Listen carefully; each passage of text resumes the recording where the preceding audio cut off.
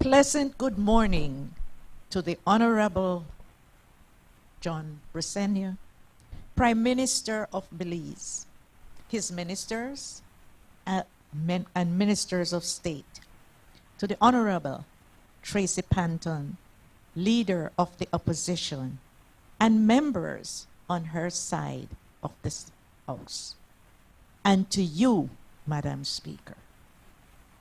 Honorable members, now let us pray. Almighty and eternal God, who through Jesus Christ has revealed your glory to all nations, please protect and preserve Belize, our beloved country. God of might, wisdom and justice, please assist our Belizean government and people with your Holy Spirit of counsel and fortitude. Let the light of your divine wisdom direct their plans and endeavors, so that with your help, we may attain our just objectives. With your guidance, may all our endeavors tend to peace, social justice, liberty, national happiness, the increase of industry, sobriety, and useful knowledge. We pray, O God of mercy, for all of us, that we may be blessed in the knowledge and sanctified in the observance of your most holy law, that we may be preserved in union and in that peace which the world itself cannot give. And after enjoying the blessings of this life, please admit us, dear Lord, to that eternal reward that you have prepared for those who love you. Amen.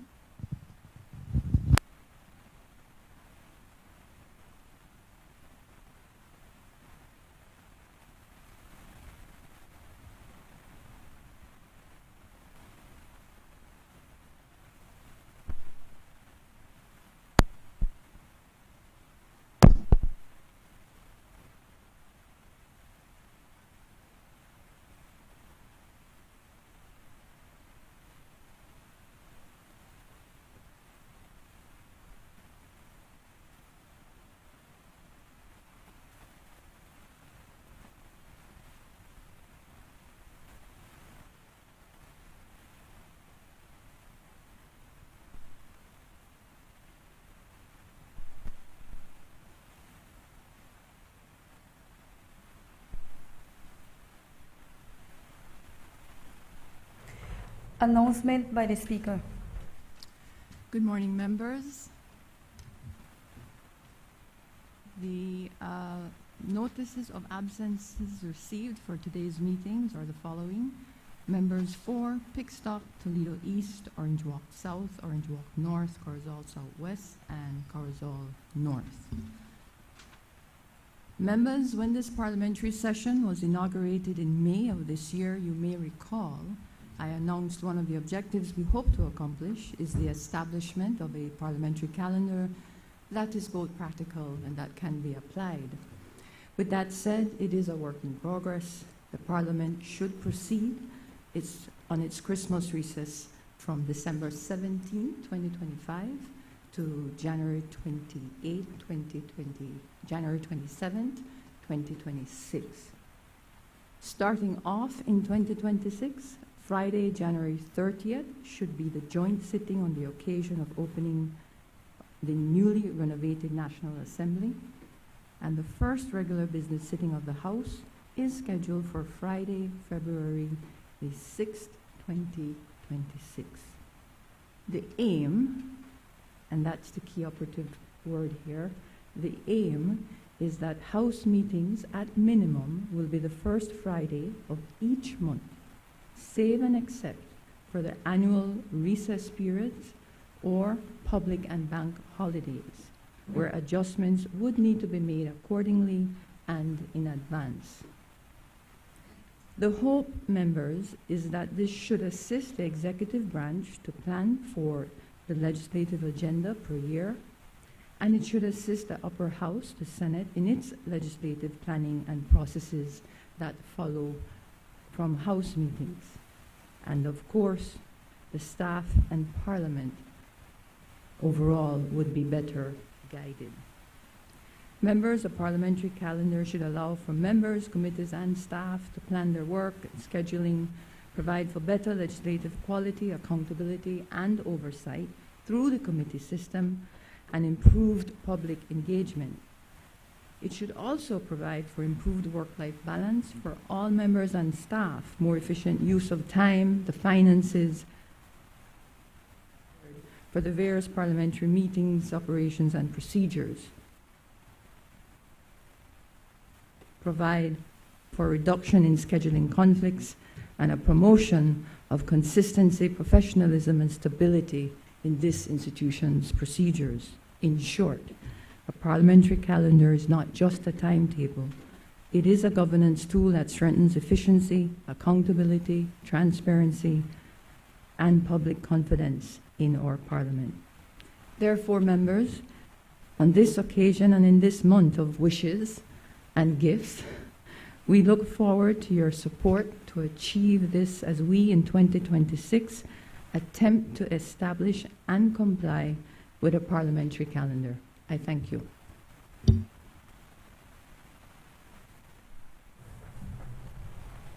Papers. I recognize the Honorable Prime Minister and Minister of Finance.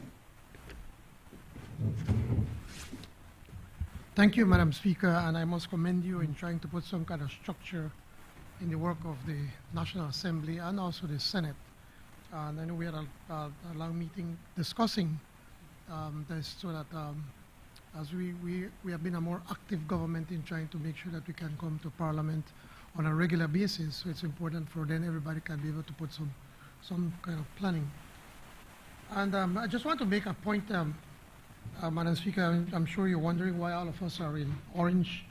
Well, we'll have the Honorable Member of the Minister for Human Development that will give a statement. But I want to make a big difference between the opposition and our side.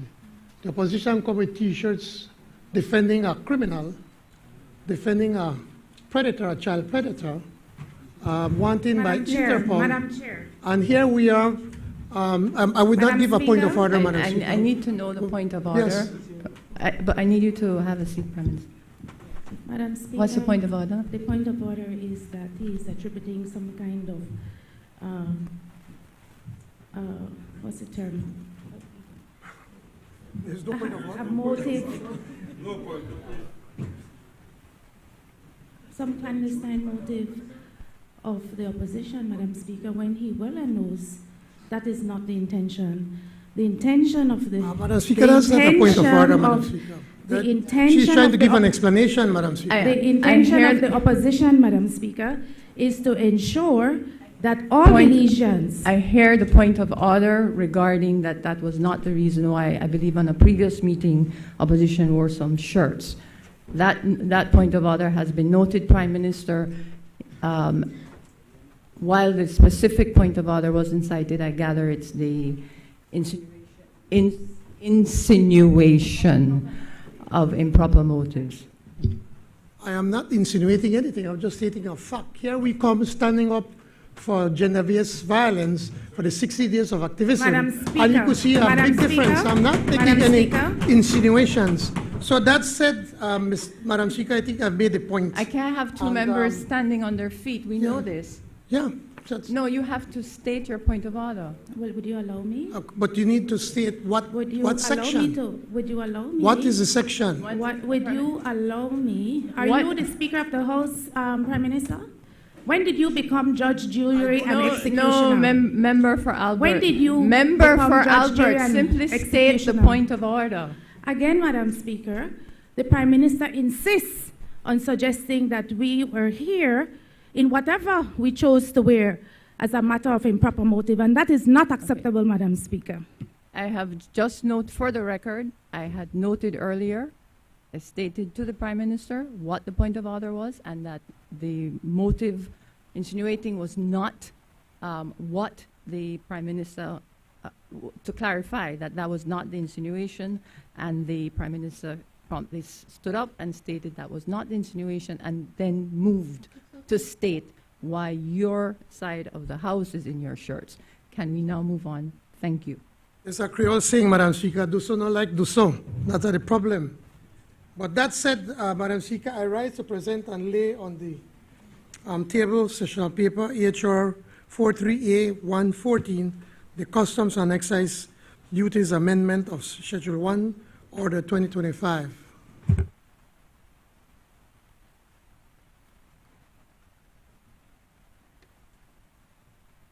Honorable members, that paper is ordered to lie on the table. I recognize the Honorable Minister of Agriculture, Food Security, and New Growth Industries.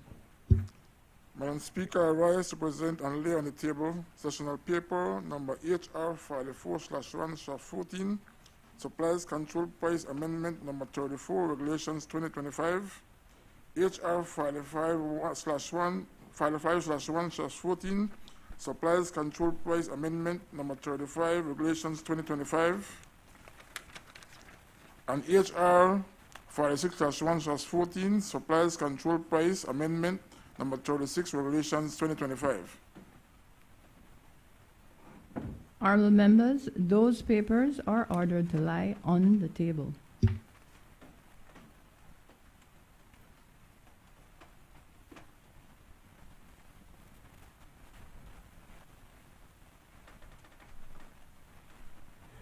Presentation of reports from select committees. I recognize the Honorable Chairperson of the Finance and Economic Development Committee.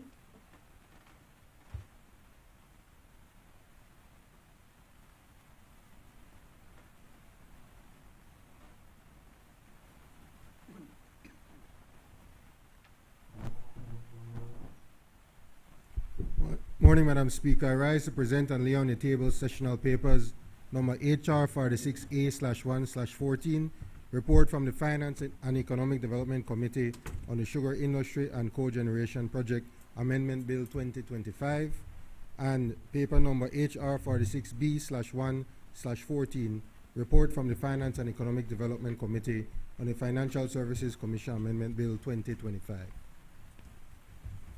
Honorable members, those reports are ordered to lie on the table. I recognize the Honorable Chairperson of the Constitution and Foreign Affairs Committee.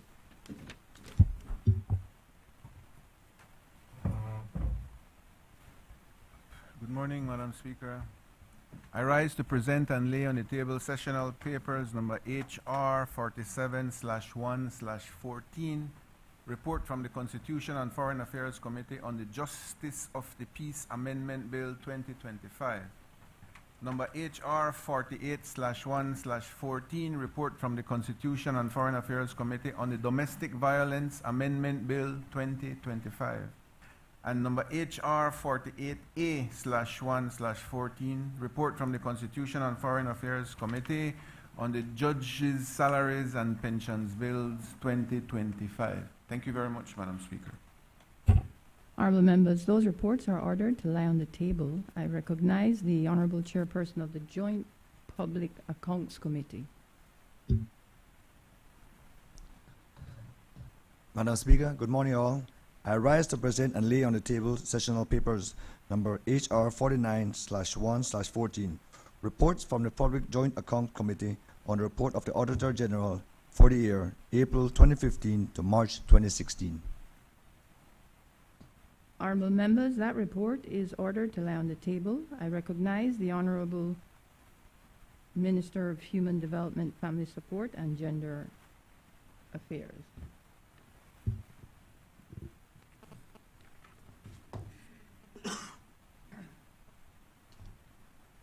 Madam Speaker, I rise to lay on the table sessional paper number HR 50/1/14, the report from the Women's Parliamentary Caucus Standing Committee for the period July 2025 to December 2025.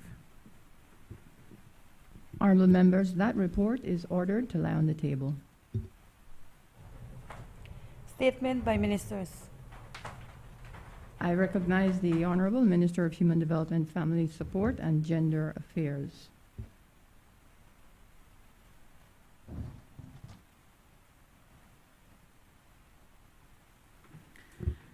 Madam Speaker, your permission to refer to my notes. Madam Speaker, honorable members of this House, today we join the international community in recognizing the 16 days of activism against gender-based violence observed annually from November 25th to December 10th. These 16 days serve as a global call to action, reminding nations and leaders everywhere that gender-based violence is not only a crime, but a fundamental violation of human rights that demand urgent, coordinated response. The color orange, which we proudly wear today, symbolizes hope for a brighter future free from violence, discrimination, and fear. It is also a commitment from each of us that we strongly condemn all forms of gender-based violence and will not remain silent. Madam Speaker, all members on this side of the chambers today are wearing orange as a unified expression of solidarity with survivors and as a public reaffirmation of the government of Belize's zero tolerance stance towards gender-based violence. And while today is symbolic, the issue before us is real and it is urgent. The latest national data show that in 2023, police recorded 1,250 domestic violence cases, and in 2024, 1,277 cases. 9 out of 10 complainants are women, most between the ages of 18 and 45 years old. And in cases of sexual violence, 99% of victims in 2023 were female, with half of those being girls aged 10 to 19. Femicide remains an emerging threat, with 1 in 10 murdered females in 2023 believed to have been killed due to gender-related motives.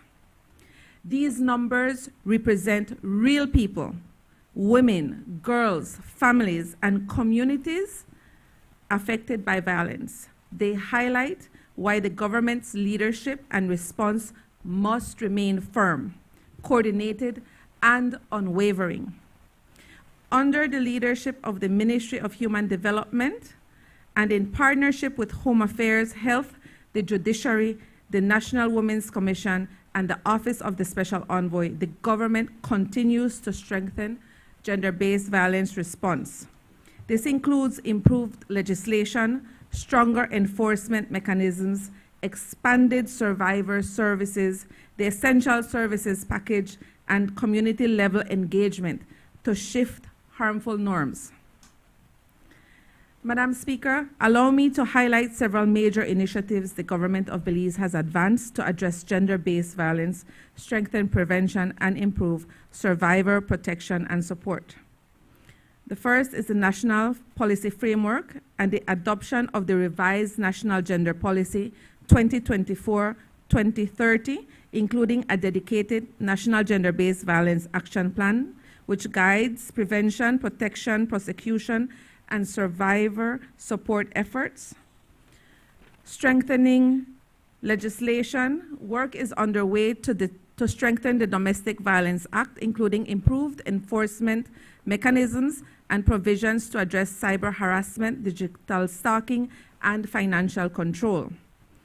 Legislative reviews include exploring the clearer classification of femicide, ensuring more accurate data, stronger penalties, and better prosecution pathways.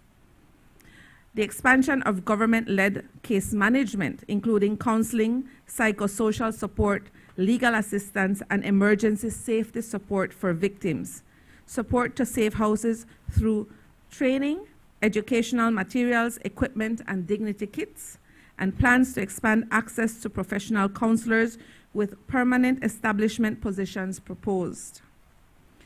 Madam Speaker, there's also implementation of the Essential Services Package, which sets national standards for police, human development officers, health professionals, and the judiciary in responding to gender-based violence, and the continuous training of police officers, DVU personnel, and emergency responders, including NEMO and CEMO, to ensure proper and trauma-informed treatment of survivors.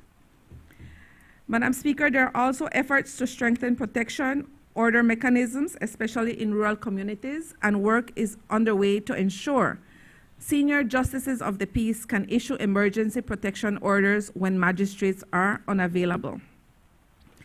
Madam Speaker, national social and behavior change campaigns to target harmful norms and stereotypes that fuel gender-based violence are also underway, as well as countrywide training and outreach, including the Men and Boys Program, Roundtable for Young Women, community sensitization sessions, and anti-sexual harassment training for institutions and businesses. The Gender-Based Violence Referral Pathway Guide, ensuring that the public knows where they can seek help. Madam Speaker, there are also government-wide gender mainstreaming efforts with gender focal points embedded in each ministry to ensure that all policies and programs integrate gender perspectives and promote gender equality.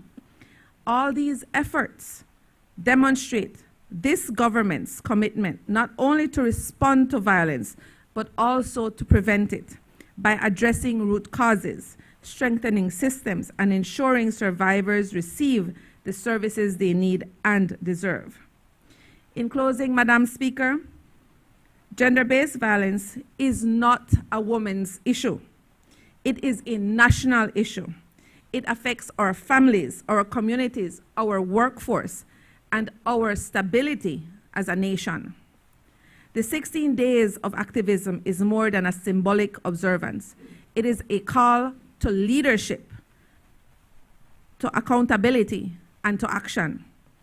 The wearing of orange today by all members on this side of the chambers serves as a public demonstration of unity and of commitment. But our actions, our policies, our reforms, and our collective will must continue throughout the year. So let us stand together not only during 16 days, but every day to build a Belize where everyone can live in dignity, where everyone can live in safety and in peace. Thank you, Madam Speaker.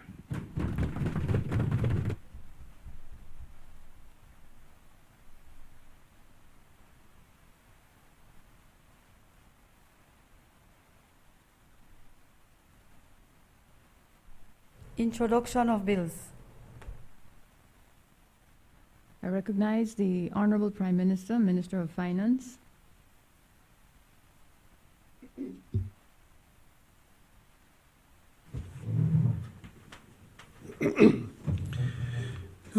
Madam Speaker, this is the Customs and Excise Duties Amendment Bill 2025. I rise to introduce a bill for an act to amend the Customs and Excise Duty Act, Chapter 48 of the Substantive Laws of Belize, Revised Edition 2020, to vary the rate of duty on soups and broth in solid or powder form, including ramen noodles and other related items in the customs tariff and trades classification, and to provide for matters connected therewith or incidental to. Madam Speaker, this is the recommendation of the Cabinet. Just very quickly, Madam Speaker, the investors of this company, we're not producing ramen in Belize, and as it is right now, they're already selling it cheaper than what was being sold. And they made an appeal to the Ministry of Investment, saying that they believe that they should be offered some sort of protection to be able to afford them to be able to continue to develop that product and other products.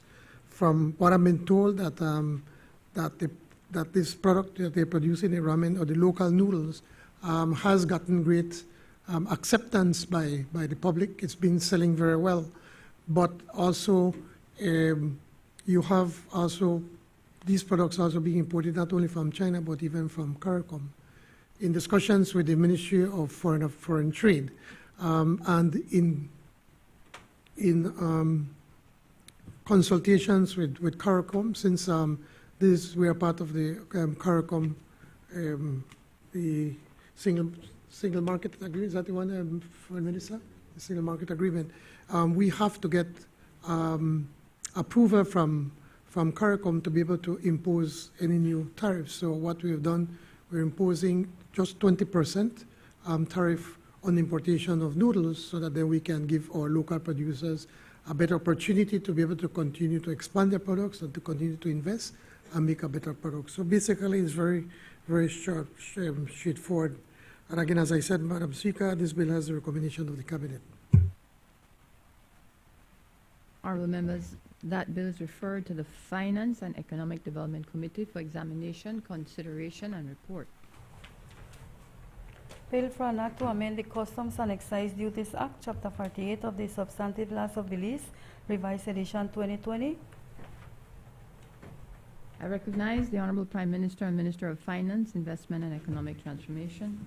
Madam Speaker, this being a straightforward, non-controversial paper, wanting to assist in accordance with Standing Order number 491, I move that the bill be taken through all its stages forthwith. Honourable members, the question is that the next stages of the bill be taken forthwith. All those in favour kindly say aye. Aye. Those against kindly say no. I think the ayes have it. I recognize the Honourable Prime Minister. Again, Madam Speaker, this is the Money Laundering and Terrorism Prevention Amendment Bill 2025. I rise to introduce a bill for an act to amend the Money Laundering and Terrorism Prevention Act, Chapter 104 of the Substantive Laws of Belize, to satisfy the requirements of the Financial Action Task Force recommendation with respect to digital assets and digital asset service providers, and for matter connected with and incidental thereto.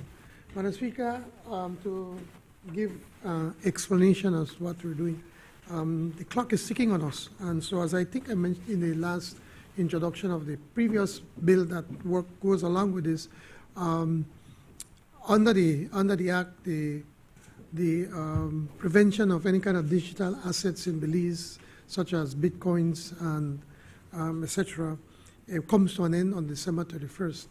And for us to be in compliance, we have to ensure that we can pass the legislation to be able to legalize it, but at the same time for the Financial Services Commission to be able to set up the regulations, and also for the FIU, Financial Intelligence Unit, then to be able to do its monitoring.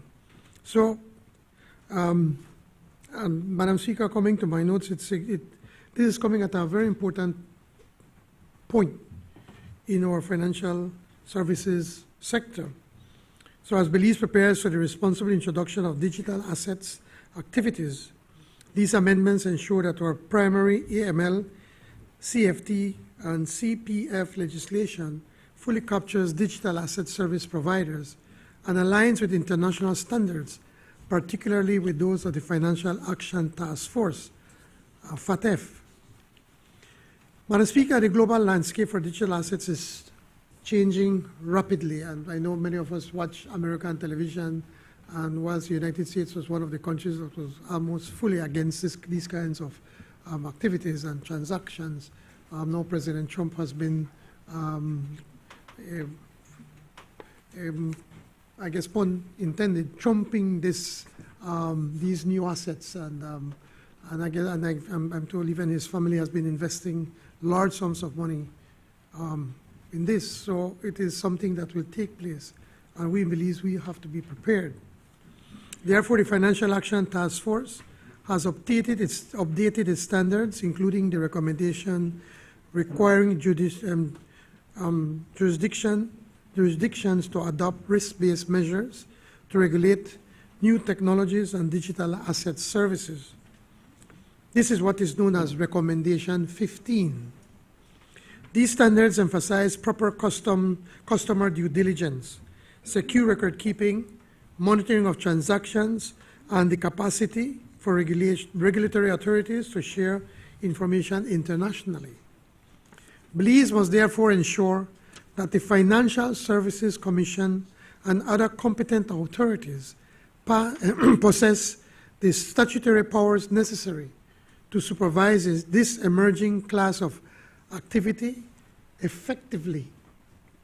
Colleagues will recall that in 2022, Belize undertook a national risk assessment which identified the need for a phased and carefully supervised approach to digital assets activities. At that time, a temporary restriction on such activities was introduced under Section 81 of the Financial Services Commission Act as a safeguard during our CFATF mutual evaluation. This prohibition expires on 31st December 2025, and without legislative action, Belize would face a regulatory gap and heightened vulnerability. In anticipation of this, the Financial Services Commission has already advanced amendments to Section 81 of the FSC Act to establish a special license regime, which we introduced at the last host meeting, a controlled, risk-based framework for the supervision of digital assets activities. However, robust licensing without corresponding AML, CFT, and CPF obligations would leave the framework incomplete. These MLTPA amendments, therefore, ensure that digital asset service providers are formally integrated as reporting entities and are subject to due diligence, record keeping, and monitoring obligations consistent with FATF requirements. Most important, these amendments are not merely supportive of the special license regime under the FSC Act. They form a critical foundation for the comprehensive digital assets legislative framework that the government will bring to the House in 2026.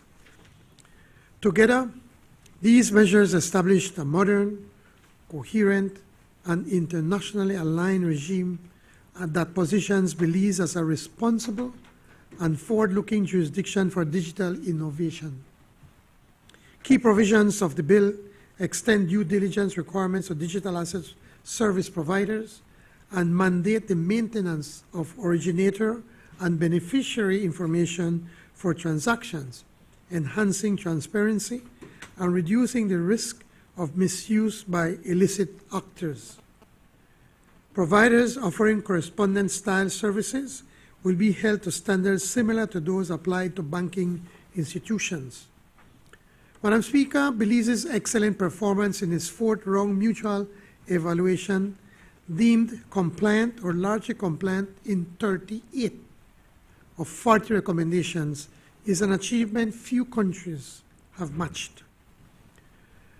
As we prepare for the Caribbean Financial Action Task Force fifth round, we must continue to update our legislative framework to reflect the evolving Financial Action Task Force methodology. These amendments are therefore essential to maintaining our strong compliance standing and safeguarding Belize's financial markets. Supporting these amendments ensures that the Commission and our financial regulations possess the tools necessary to supervise digital assets activities effectively, upholding Belize's AML, CFT, CPF framework, and protect our jurisdiction from emerging risk. It also signals that Belize is embracing innovation responsibly, balancing opportunity with the highest standards of integrity and oversight. Madam Speaker, this is a straightforward and something that we do not need to argue over. Therefore, I urge all members of this Honorable House to endorse these amendments, which enforce Belize's commitment to modern regulation, strengthen international confidence in our financial sector, and support the orderly introduction of both the special license regime and the broader digital assets framework that will be presented in the coming year. I thank you. Honorable members, that bill is referred to the Finance and Economic Development Committee for examination, consideration, and report. Bill for an act to amend the Money Laundering and Terrorism Prevention Act, Chapter 104 of the Substantive Laws of Belize, to satisfy the requirements of the Financial Action Task Force recommendation with respect to digital assets and digital asset service providers, and to provide for matters connected therewith or incidental thereto. I recognize the Honorable Prime Minister, Minister of Finance. Madam Speaker, simply because it is very time sensitive that the prevention of these assets come to an end at the end of this year, the December 31st. In accordance with Standing Order number 49-1, I move that the bill be taken through all its stages forthwith. Honorable members, the question is that the next stages of the bill be taken forthwith. All those in favor kindly say aye. Aye. Those against kindly say no. I think the ayes have it. I recognize the Honorable Minister of Rural Transformation, Community Development, and Local Government.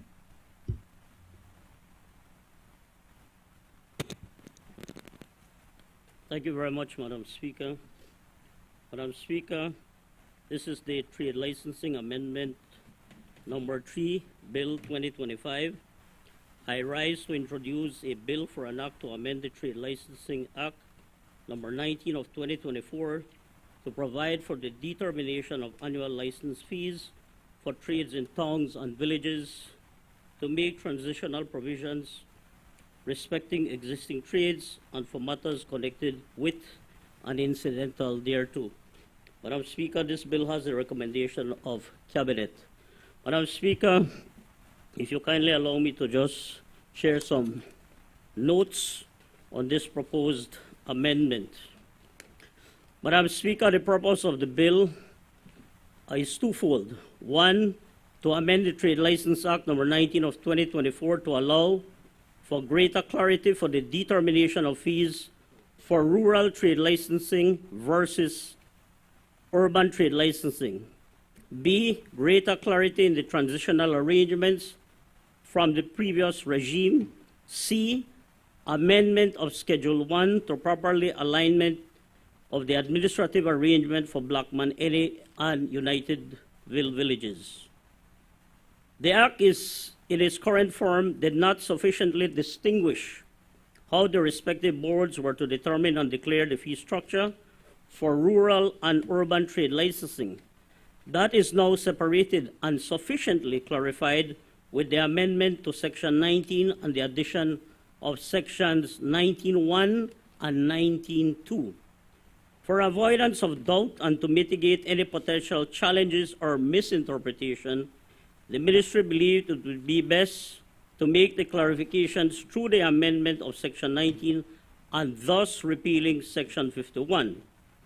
The transition from the old regime to this new one, specifically for trade licensing in towns and cities, now clearly defines the period of transition to 3 years. Who this applies to, that is existing and new applicants, and for the ceiling and flooring of the 10% on for all fees that are being determined using Section 19C and 19.5. Just some background context, Madam Speaker. As the Minister with responsibility for trade licensing, I am sufficiently pleased to announce that this new Act is ready for full rollout and implementation. The Ministry of Rural Transformation, through the Department of Local Government, and with the support of the Attorney General's Ministry, the town and city councils, the village councils, and the many other stakeholders, the Investment Policy and Compliance Unit, the Business and Companies Registry, Beltrade, the Economic Development Council, the Chamber of Commerce, the Realtors Association, civil society representatives, the Justice of the Peace Association, has committed long hours of diligence to support the effective and inclusive development, advancement, and now implementation of the much improved Trade Licensing Act. Some key principles to this Act as a way of, a reminder, Madam Speaker. It provides for greater transparency. Business applicants can use the various provisions to calculate their own trade licensing fee. All details are publicly available. Predictability. Fees for 1 year under the new regime is fixed annually for a 3-year period. No requirement for annual assessments, notwithstanding the potential changes in the business's productive space. The ease of administration. The administration of trade licensing will be done via an established digital platform referred to as Tralma, which is in its final stages of development and ready for deployment. During the government's tax amnesty program this year, many businesses that have been operating informally took advantage of the opportunity to have applied for their trade licensing. This high level of compliance now will strongly support the regulating of trade in both the rural and urban sectors, bringing greater opportunities for economic advancement, job creation, and the enhancement in municipal and rural service delivery by local authorities. For context, Madam Speaker, over the last 2 months, over 1,200 businesses in the rural sector have applied for their trade license in anticipation of the rollout of the new regime. It is in this regard that I propose that this House approve the amendment of the Act in anticipation of the smooth transition from the old regime to the new one, effective for trade licensing year 2026. Again, these amendments have the endorsement of Cabinet. I thank you, Madam Speaker.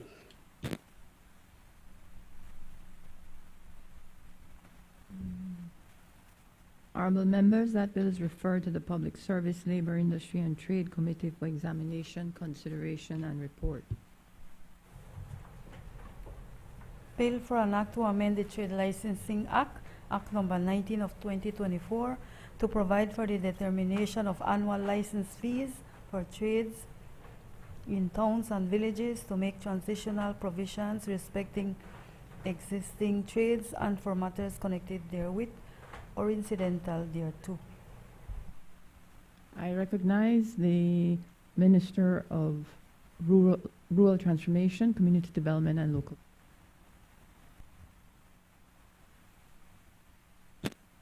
Madam Speaker, in accordance with Standing Order number 49-1, I move that the bill be taken through all its stages forthwith. Honorable members, the question is that the next stages of the bill be taken forthwith. All those in favor kindly say aye. Those against kindly say no. I think the ayes have it. Motions relating to the business or sittings of the House. I recognize the Honorable Prime Minister, Minister of Finance, Investment and Economic Transformation. Madam Speaker, in accordance with Standing Order 49-1, I move that the bill be taken, Madam Speaker, I move that at its rising today, the House adjourn to a date to be fixed by the Speaker. Honorable members, the question is that the House that is rising today adjourn to a date to be fixed by the Speaker. All those in favor kindly say aye. Those against kindly say no.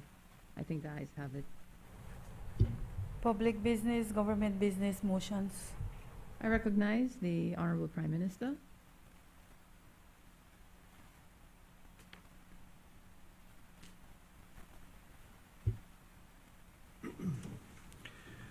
Madam Speaker, this is the resolution to adopt the parliamentary logo for the National Assembly of Belize, Motion 2025. I move whereas the National Assembly of Belize is the cornerstone of the nation's democratic system and the embodiment of the people's will, and as the legislative branch of the government of Belize, it is to be respected with the highest levels of dignity, authority, and respect.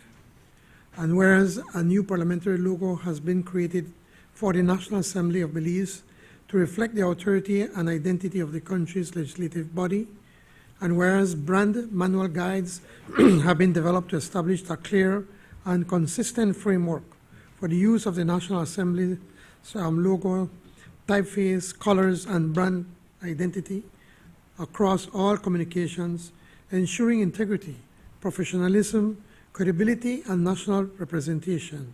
And whereas the Cabinet Secretary, His Excellency Stuart Leslie has advised the Speaker of the House of Representatives and the Chair of the National Assembly Staff Committee, Honorable Valerie Woods, of the Honorable Prime Minister's and Cabinet's approval of the new logo and their support for its formal adoption.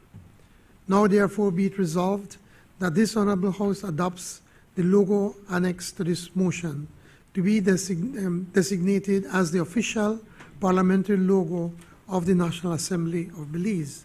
And be it therefore resolved that the Clerk of the National Assembly shall be responsible for the management, safeguarding, and authorized use of this parliamentary logo.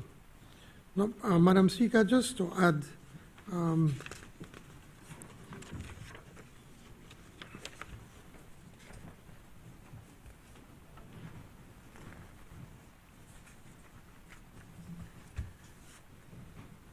I just wanted to to quickly add, Madam Speaker, that this has been gone through extensive consultations, and I must commend you and the Madam President of the Senate who have taken the initiative along with your staff, and that that we've come to this as something as there's a lot of consultations with everybody involved, both the House of Representatives and the Senate, and with both sides of the aisle. So this is a bipartisan outreach that was done by your office. And I really can't think of no reason for me to be able to have to defend this motion. It's something that's good, something that has come to. I like it's very classy what you all have worked with. And I must commend you all to come with something that's classy, is dignified, and I think it stands for what the National Assembly is all about. So with that said, Madam Speaker, I am very proud to be associated with this motion. Thank you. I recognize the Leader of Opposition, Member for Albert. Thank you, Madam Speaker. I rise to place on public record the appreciation of the members of the opposition for the work, your work, Madam Speaker, and the work of the President of the Senate, and also all members of the National Assembly Staff Committee who have been actively engaged in this process. Indeed, I think the branding or rebranding of the National Assembly is an important initiative. I hope that the rebranding will also signal that the National Assembly becomes more accessible to the public as we try to have greater engagement with our citizenry. So we thank you for your work, Madam Speaker.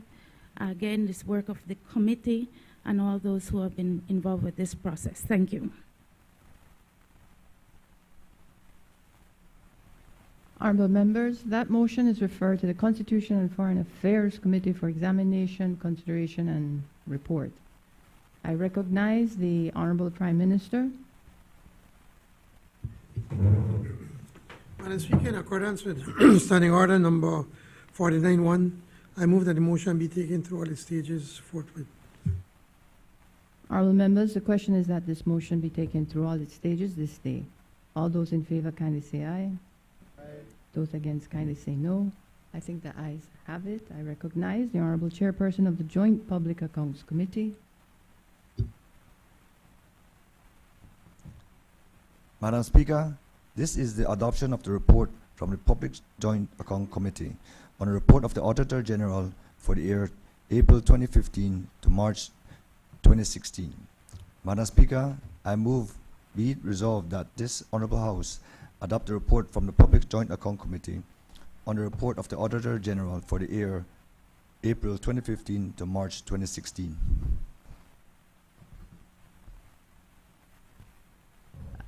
Just a minute. I recognize the member for Cayo South.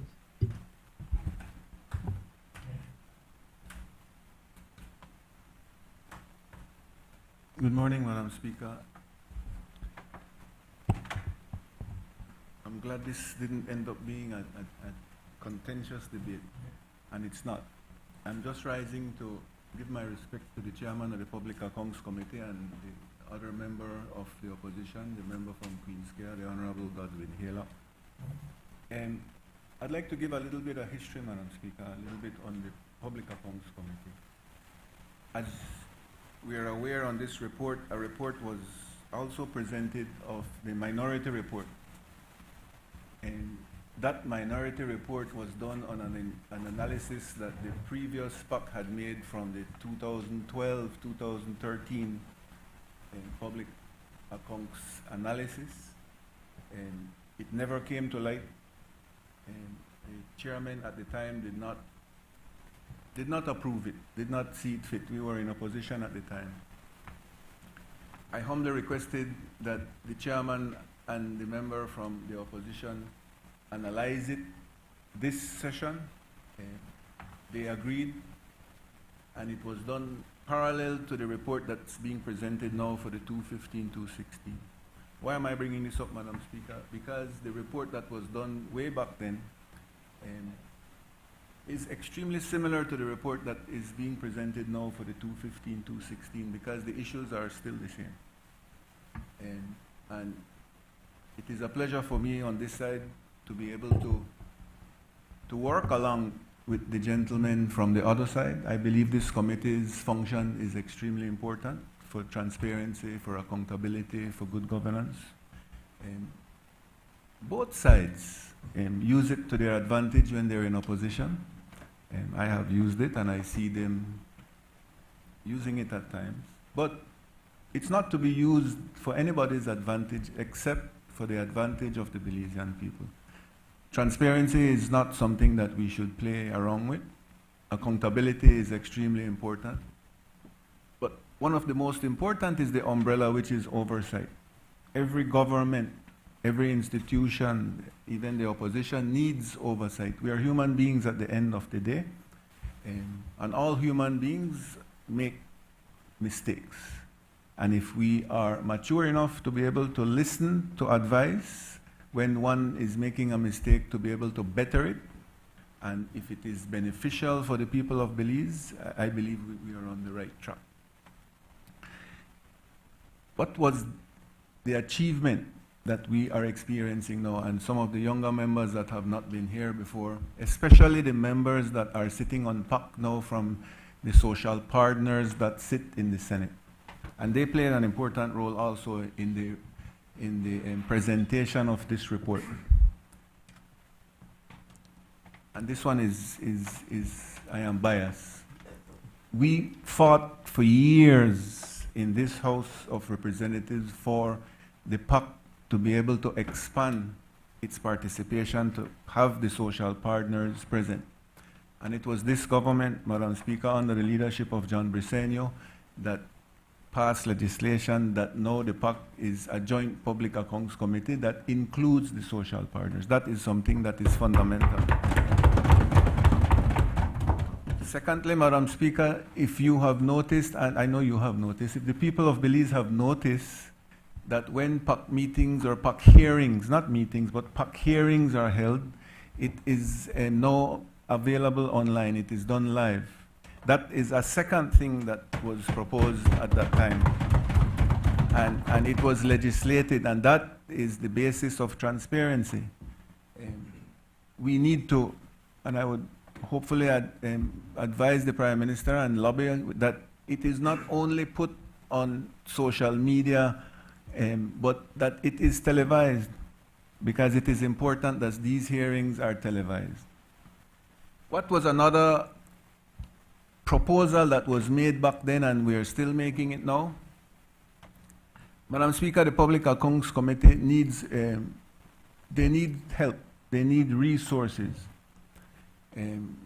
Why is it that we need resources? None of the members present and none of the members past are experts in how to handle the oversight mechanisms, and therefore from time to time the PAC will need to access professionals that can come in to work along with us to be able to better the way that we run our government. I'll give you an example, Madam Speaker, and with your permission, Chairman.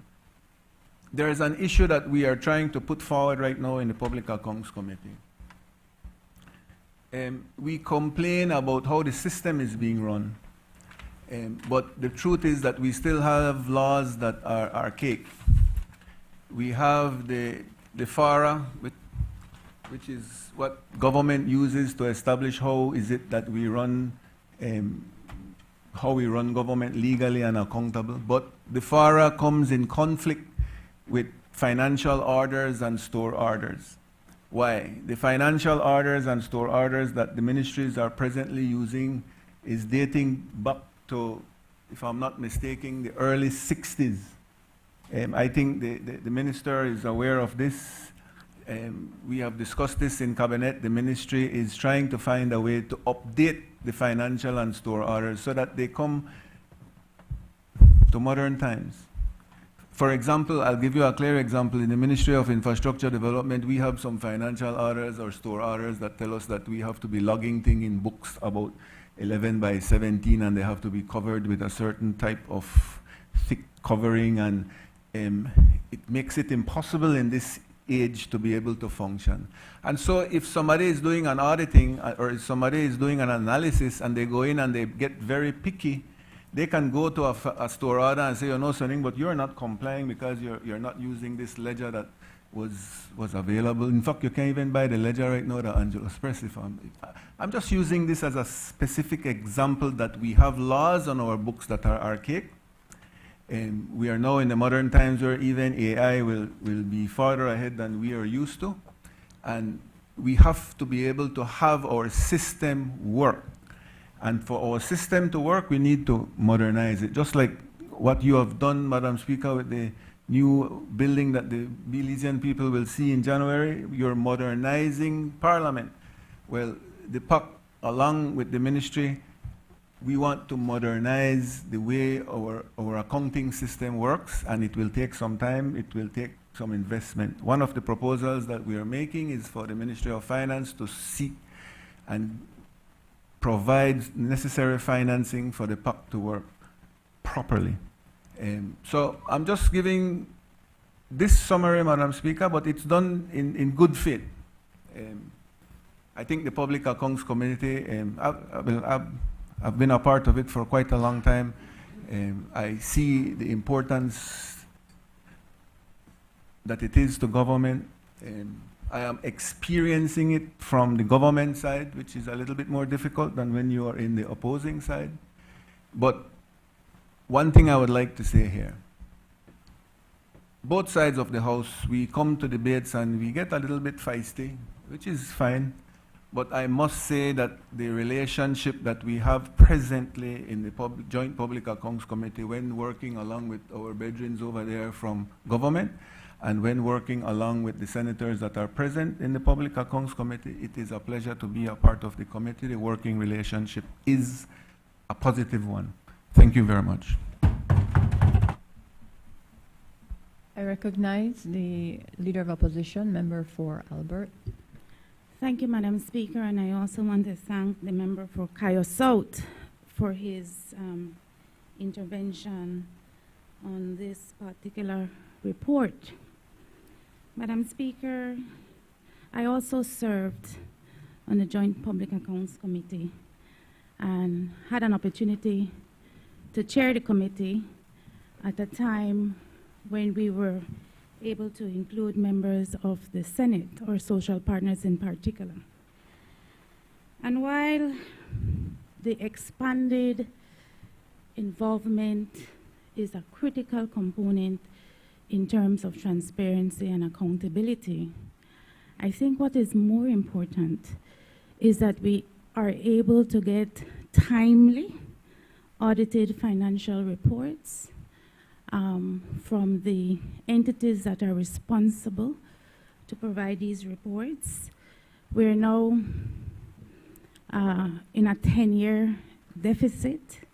There has been not a single financial statement or audited financial statement of the present administration, Madam Speaker, and I will tell you, and my colleagues on the government side can also share, that we went through an intensive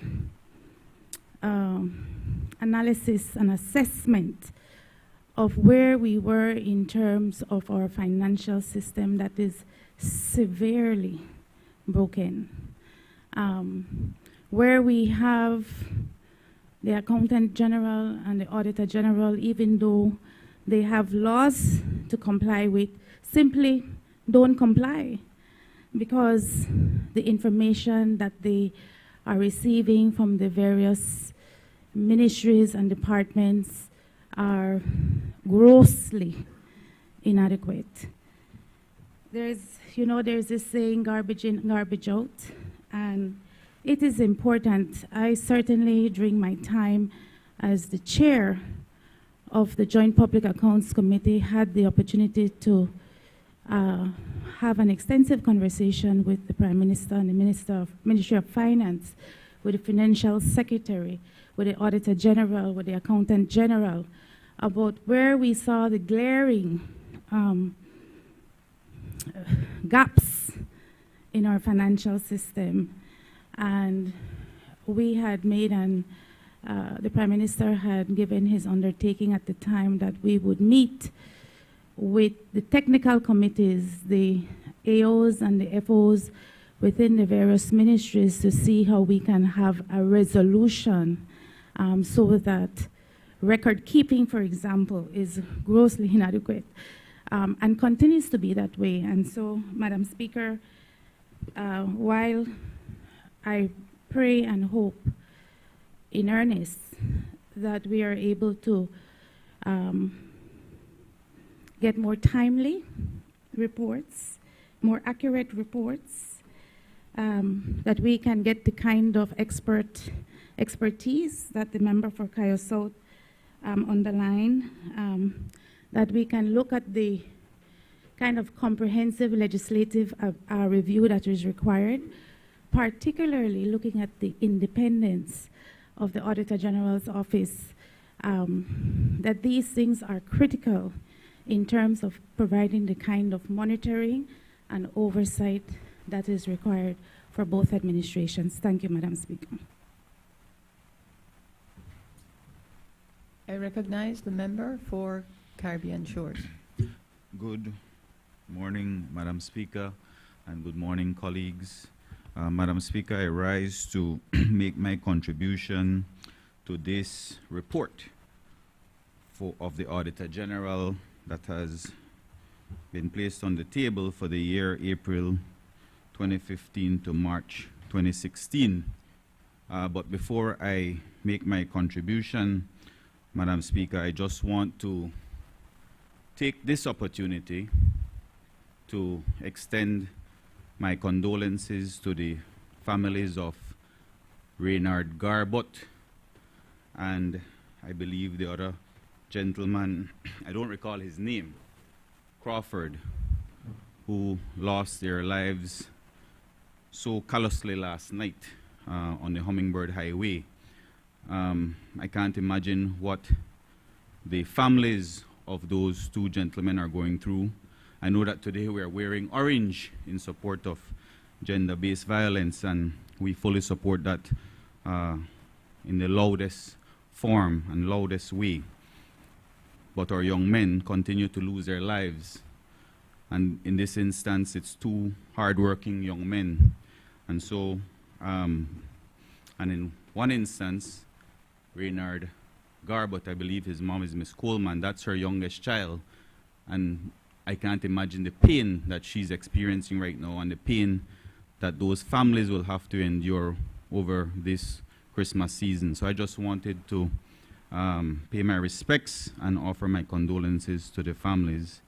Madam Speaker, like I said, I just want to make my contribution in relation to this report.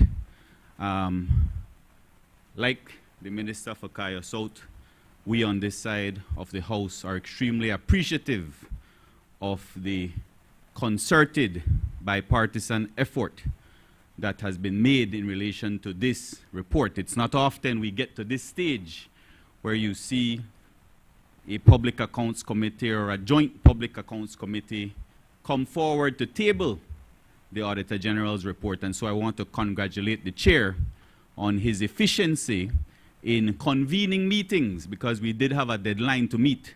And so I acknowledge your efforts, Chair, and the members on that side of the House, and also the member for Kaya South. I need to give that man his flowers, Madam Speaker, because he's been doing this since 2015.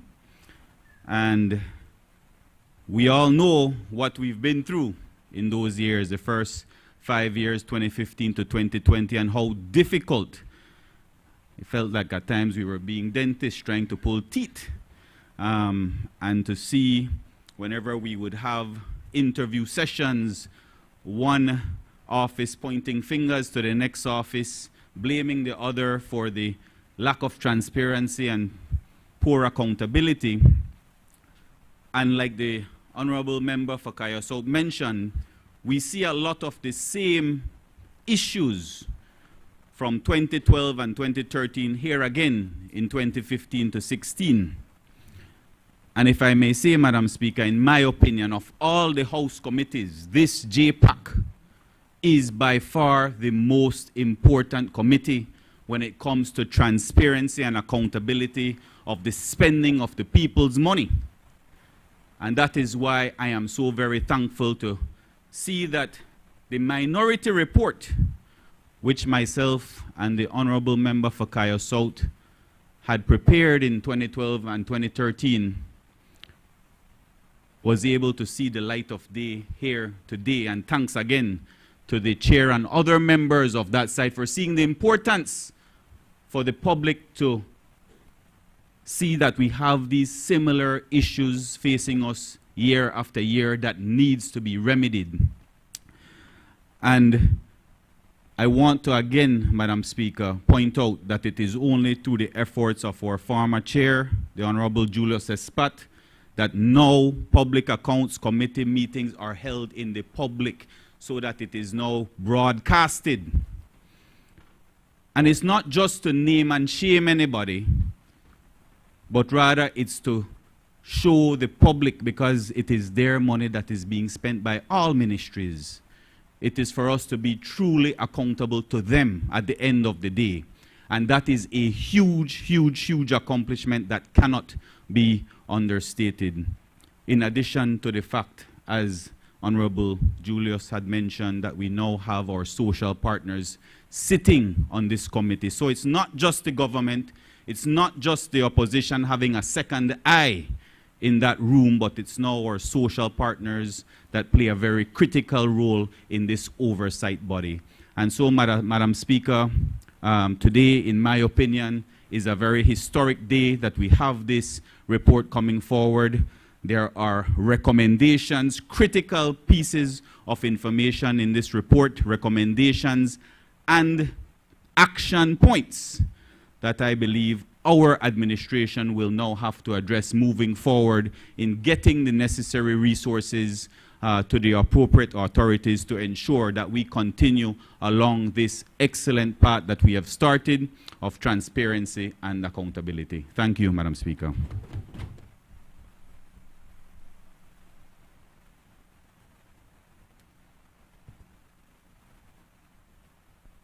You move the question.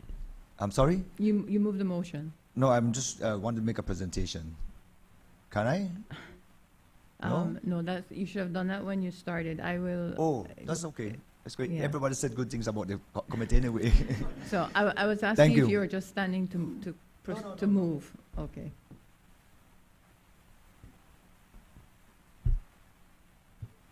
If I was asking if you wanted to move it, Honorable. No, if you, I'm asking if you'd like to move the motion, so it, and then you can do what you'd like to make those comments. You can do that there, and then I will put the question. Yeah, so I'm giving you that opportunity to do that. Yes, Madam Speaker. Yeah,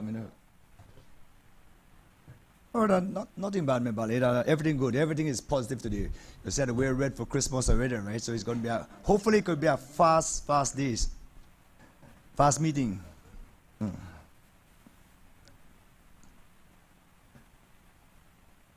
Madam Speaker, May- may I refer to my notes, please?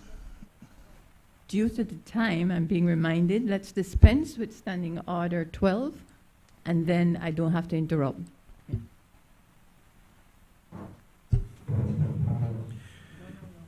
Madam Speaker, in accordance with Standing Order 12.8, I move that the proceedings on the order paper may be entered upon and proceeded with at this day's sitting at any hour though opposed.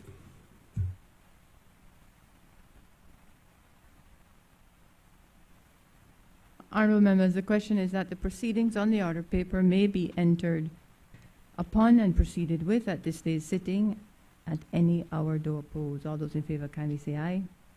Those against kindly say no. I think the ayes have it. We're back on track. Member for Mesopotamia.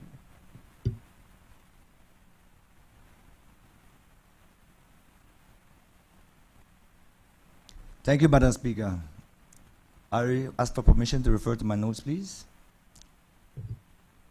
The Joint Public Accounts Committee, JPAC, plays a critical role in ensuring fiscal responsibility, maintaining public trust, and strengthening democratic governance. This committee's function is to not question or criticize policies of the administration. Our role is to help ensure that public funds are spent efficiently, transparently, in the best interest of the Belizean people, to strengthen financial accountability, and to foster public trust in the management of our resources. By highlighting the weaknesses in financial controls, shining a spotlight on irregularities and mismanagement, and supporting standards and best practices in the administration of public funds, the JPAC is a powerful instrument for the exposure of waste, inefficiency, and all forms of maladministration. The JPAC must be a testament to bipartisan commitment to financial scrutiny towards creating a culture of integrity and establishing zero tolerance for corruption. And when the committee speaks with one voice across political lines, our recommendations carry more weight and result in actions. By tracking responses and implementation, the JPAC turns the recommendations into real administrative changes. As a linchpin of oversight and accountability, the JPAC is armed with necessary power to scrutinize all bodies which monitors the use of public funds. This is essential for ensuring accountability in a modern delivery of public service. At this meeting and the public hearing, the committee can summon those people who are able to provide context, share related information, and explain inefficiencies, financial irregularities, and poor performances. By leveraging this transparent process, we can encourage and incentivize departments and agencies to take corrective actions. By ensuring transparency and addressing mismanagement, the JPAC bolsters public confidence in democratic institutions and combat corruption. The committee will work constructively, asking the necessary questions, listening carefully, and providing recommendations that make our system stronger and more transparent. We recommend and encourage the public's engagement with JPAC. The public's interest in the work of the JPAC is a powerful reminder that accountability in public finances is a shared national responsibility. The members of JPAC formally thank the Office of the Clerk and the staff of the National Assembly for their continued support as the committee secretaries, and also the entire committee, because we work so good together, so thank you guys. We acknowledge the incorporation of the Ministry of Finance and the offices of the Auditor General and Accountant General, respectively. This report provides recommendations for the consideration of the National Assembly of Belize in response to the Auditor General's Report 2015-2016 presented to the Prime Minister John Briceño on 31st July 2025 and tabled in Parliament on the 12th September 2025. The JPAC receives, reviewed, and adopted a minority report on the 2012-2013 Auditor General Report, which was submitted to the JPAC in 2018 with 6 recommendations. The JPAC have agreed to have a copy of the report annexed to the present report to highlight similarities between both reports. Thank you, Madam Speaker. I move the motion. It does take a bit to get used to acts between bills and motions, but the practice of the Parliament and the procedure is for motions, we do the debate immediately, and therefore any commentary, as would be done with a bill, you do it before the debate.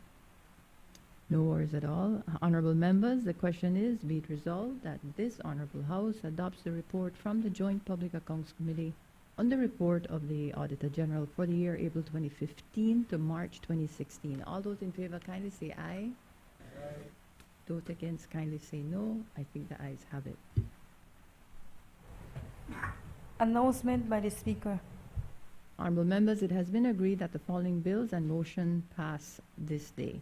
Customs and Excise Duties Amendment Number 2, Bill 2025, Money Laundering and Terrorism Prevention Amendment Bill 2025, Trade Licensing Amendment Number 3, Bill 2025, and the resolution to adopt the parliamentary logo for the National Assembly of Belize Motion 2025. As you are well aware, under Standing Order Number 74, all proposed legislation, messages, petitions, motions, and other matters relating to the subject mentioned under the title of each standing committee shall be referred by the House to such committee for examination, consideration, and report to the House. The way for this to be done, other than by suspension of standing orders, is for me to suspend the sitting to enable the Finance and Economic Development Committee, the Constitution and Foreign Affairs Committee, and the Public Service, Labor, Industry, and Trade Committee to examine, consider, and report to the House on the 3 bills and 1 motion. All those in favor kindly say aye. Those against kindly say no. I think the ayes have it. The sitting is therefore suspended until the Finance and Economic Development Committee, the Constitution and Foreign Affairs Committee, and the Public Service, Labor, Industry, and Trade Committees have concluded their business. Thank you.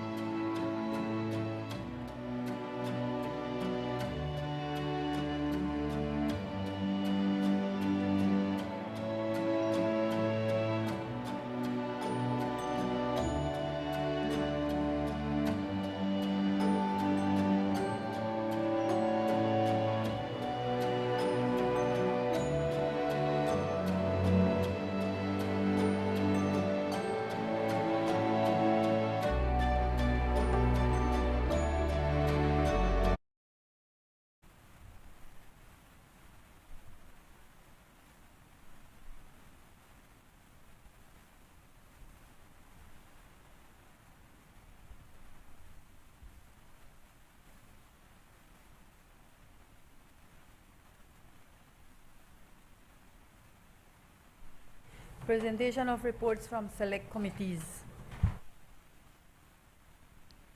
I recognize the Honorable Chairperson of the Finance and Economic Development Committee.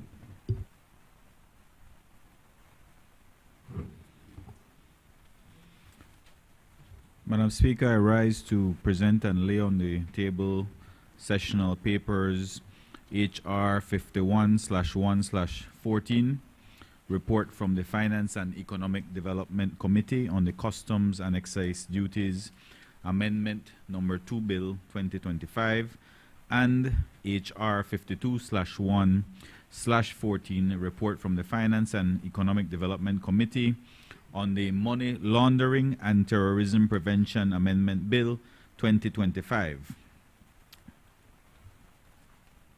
Honorable members, those reports are ordered to lie on the table. I recognize the Honorable Chairperson of the Constitution and Foreign Affairs Committee. Good afternoon, Madam Speaker. I rise to present and lay on the table sessional paper number HR 53/1/14, report from the Constitution and Foreign Affairs Committee on the resolution to adopt the parliamentary logo for the National Assembly of Belize Motion 2025. Honorable members, that report is ordered to lie on the table. I recognize the Honorable Chairperson of the Public Service, Labor, Industry and Trade Committee.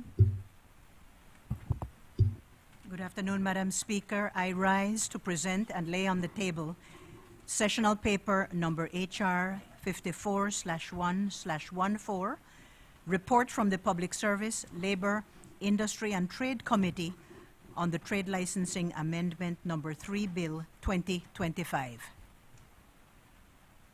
Honorable members, that report is ordered to lie on the table. Public business, government business motions. I recognize the Honorable Prime Minister, Minister of Finance.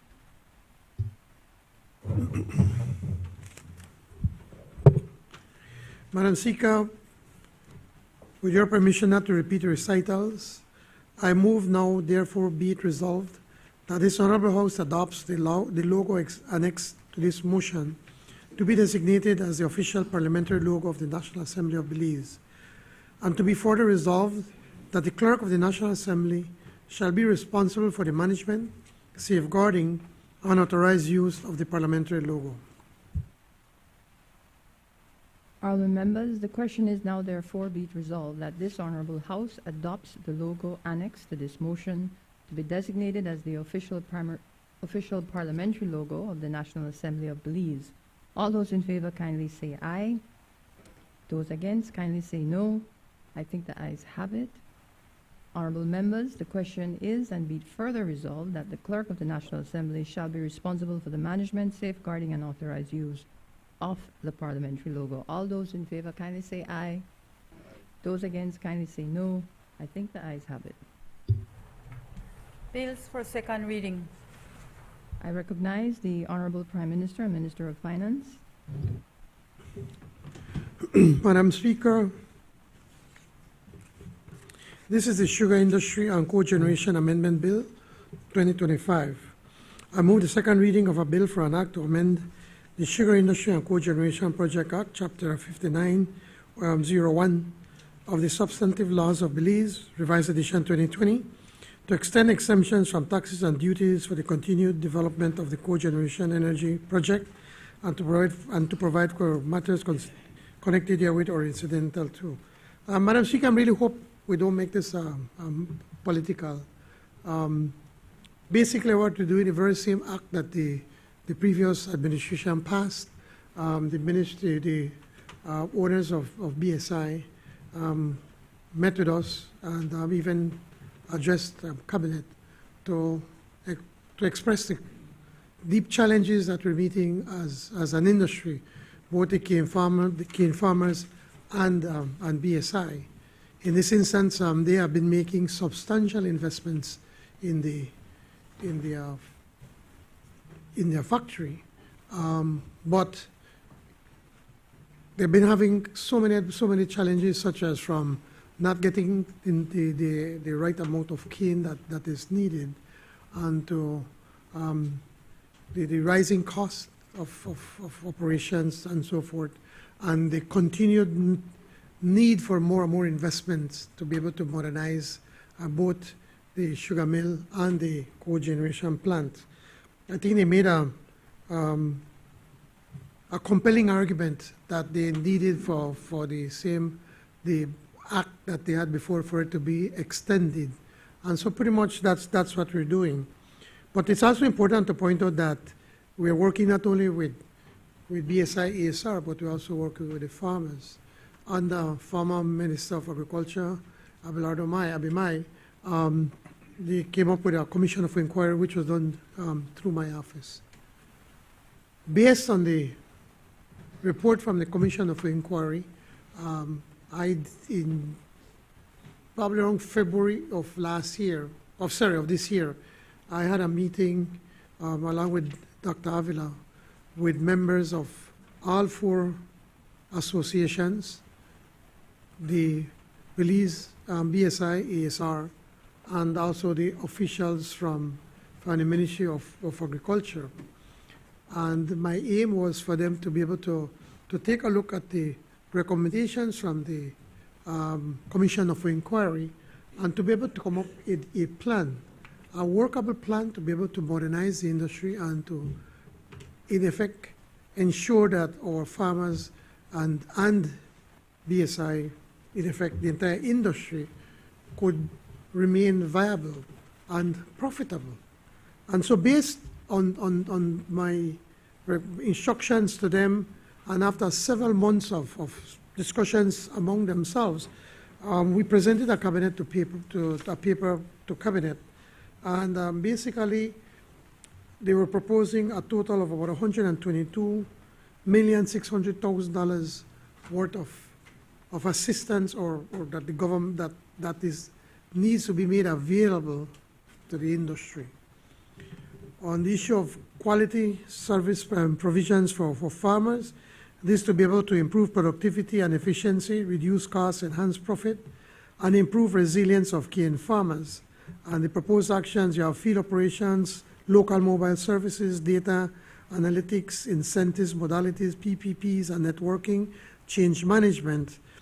There's a proposed budget of $3,800,000 for the germplasm evaluation and seed production, soil and water management. Again, this to increase yields, again, because of the challenge we are having right now with the fusarium fungus that has been decimating industries, not only in Belize. Well, in Belize, we managed to act quickly. Mexico, Brazil, all these countries, they have been devastated by this fungus. We need to find varieties that are a bit more resistant to that. So we want to increase yields, again, quality and income of farmers, with primary focus on family net income per ton of cane, in effect, to increase the amount of cane per acre. And we're looking at infrastructure development, creating of activation of varieties of different seeds. We're looking at seed production for some 5,000 acres on farm testing sites, and new plant fields, and then 50% net family income increase by farmers with a timely production for at least another 20,000 acres of cane from insect and pest invaders. Here we're proposing to invest $12 million. Looking at the efficient harvest and delivery system, that is one of the most expensive part of the cane industry, that the harvesting and the delivery, the cost has gone up considerably. Again, we're looking at investing for about 100 working groups or harvesting groups. We're looking to invest, the proposed budget is $2,400,000. Road infrastructure and improvement. One of the biggest problems is with the road system, because almost all of it is not paved. So the plan is for long term to be able to invest $80 million in paving most of these streets, roads. What we have done is they're looking at the most important arteries that the farmers use, for instance, from Progreso to San Esteban, then to Orange Rock Town, or the roundabout on to the mill. We're looking at San Carlos to San Felipe, because from there it's already paved. Looking at the road that connects the old Libertad sugar mill that comes from Libertad onto Buena Vista. Those are some of the most important road networks that if we could pave it, then it would make it easier for them to be able to take out not only for sugar cane, but even for people in agriculture and tourism. So the proposed budget is $80 million. Extension and training, having workshops, demos, capacity building, preparation of good practices, briefs, and so forth. We're looking at $4,400,000. Financing and financial services for farmers. Now, this is a big challenge for our farmers. Our farmers are pretty much, I'm just giving out short-term loans, one-year loans. And the interest is excessive at about 12%. So basically, farmers, they live to pay the bank every year. And that has been going on forever. We are coming up with a plan how we can break that cycle and looking at raising $20 million and place it at the DFC so that the farmers that are serious about the sugar industry and that they want to be there for the long term, they will be able to go to DFC, present a plan so that they could pay off the bank and then could get extra money to replant or to plant more fields so that they could increase production. And the idea is then to be able to reduce the interest rate, so maybe around 6 to 7%, and then giving them maybe as much as 5 years to be able to pay back this loan. That is some of the steps that we want to take to go towards sustainability. A lot of this money is not necessarily just for the taxpayers that we're giving them monies. For instance, when you put the road network, it is going to be used by everybody. The $20 million, we're looking at loans. And one of the things that we have done through the CRESAP project, we have already secured $4 million to strengthen CIRDI. We have, and this is something that has not been said enough, Madam Speaker, through the 5 Cs, we have secured $25 million in grant funding that will be able to help to support building a resilient sugar industry. Looking at, under the Commission of Inquiry, one of the things we're looking at that the Sugar Act is antiquated. So based on the recommendations, what we're looking, instead of trying to come up with something totally new, to be able to quickly get this done, we're looking at the Act and trying to repeal and replace certain areas of the Act so that then we can modernize the Act to have a thriving sugar industry. So, Madam Speaker, basically what we're doing again, working, as I've always said, it's a tripartite relationship, the industry. You have the government, you have the manufacturers, and then you have, which are the millers, and then you have the farmers. And so from our end, one leg of this tripartite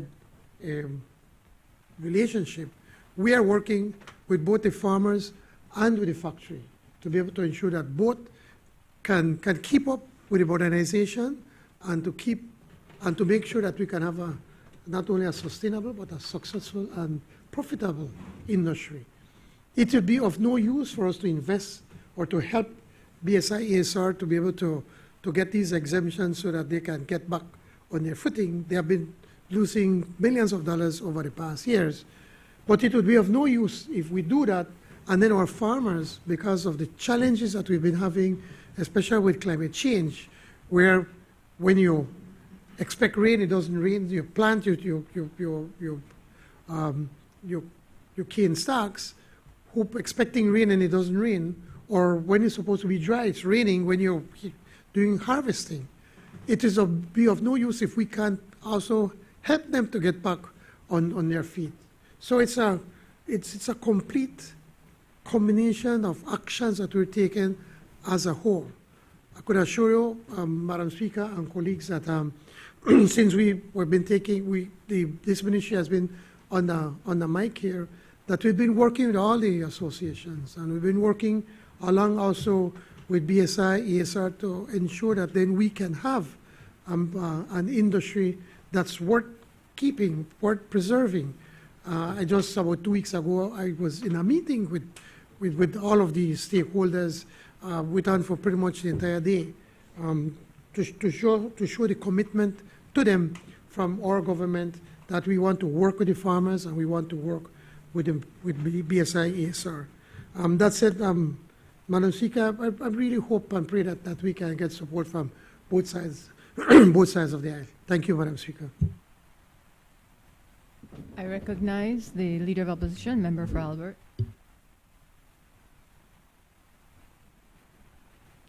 Thank you, Madam Speaker, and I ask for permission to refer to my notes. I remember a time, Madam Speaker, when the government was the opposition, when they used to have a hissy fit in this National Assembly whenever legislation requested incentives or benefits to be provided retroactively. It was the Honorable Prime Minister who used to lead the charge when Belcogen got its first incentive approved by the then Barrow administration, Madam Speaker. It is also, Madam Speaker, the word on the street that the reasons the member from Corozal Southwest and the member from Orange Walk North are not in this house today, it is because they're registering their protests on this Belcogen bill. Perhaps Corozal North. Perhaps you may be right, member for Caribbean Shores. But Madam Speaker, I rise to contribute to the debate on the bill that seeks to extend sweeping tax holidays and duty exemptions to BSI and Belcogen for another 2 years. What is ironic, Madam Speaker, is that even with these incentives and tax breaks, there is a proposal before the PUC as we speak for an increase in energy costs to the consumer of almost 14%. I want to be clear. The sugar industry is vital to Belize. It is vital to Belize's economy.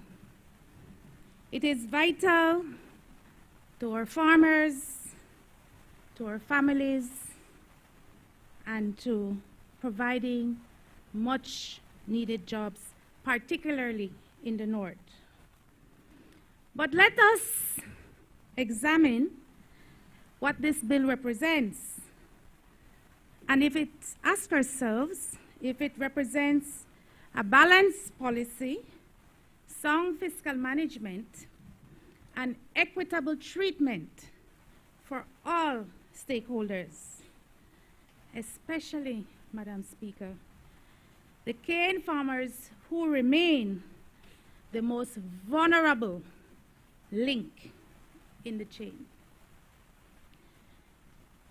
For the listening public, it is important that they understand that the bill, what the bill represents. No business taxes on BSI and Belcogen. No withholding tax on interest, dividends, and payments for technical services. No customs and excise duties. no stamp duties, and retroactive application from the 1st of October 2025. Madam Speaker, where is the corresponding benefits for the farmers? Promises, promises, empty promises, Madam Speaker, is what the farmers continue to receive. We just heard the Prime Minister offer a number of initiatives that this administration is working on, but not delivering on for the farmers. If the government is giving a decade-long tax holiday to large private entities, where is the matching relief, Madam Speaker, for the cane farmers who are struggling, as the Prime Minister knows very well, with the cost of production, with low prices, Madam Speaker, and unpredictable climate conditions? Are we creating a system where the industry giants enjoys guaranteed fiscal protection while the farmers who feed that industry continue to remain exposed? The bill, Madam Speaker, provides no fiscal note, no cost analysis, no indication of how much revenue Belize will forego annually for the next 10 years. Madam Speaker, we cannot continue to legislate multi-million-dollar tax giveaways without disclosing the national impact, especially at a time where there is reduced social spending, where there is rising public debt, and where there are austerity measures for ordinary Belizeans. Madam Speaker, the Prime Minister spoke about the partnership between GOB, the millers, and the farmers. But let us not forget the fourth leg in that, in that configuration, Madam Speaker, and that is the people. There has been clear indication, Madam Speaker, that the cost of sugar will go up, just like the cost of electricity, Madam Speaker. The act, as is presented, is deemed to have come into force on the 1st of October 2025. Why come to the House now? Don't we have monthly meetings of this National Assembly? What benefits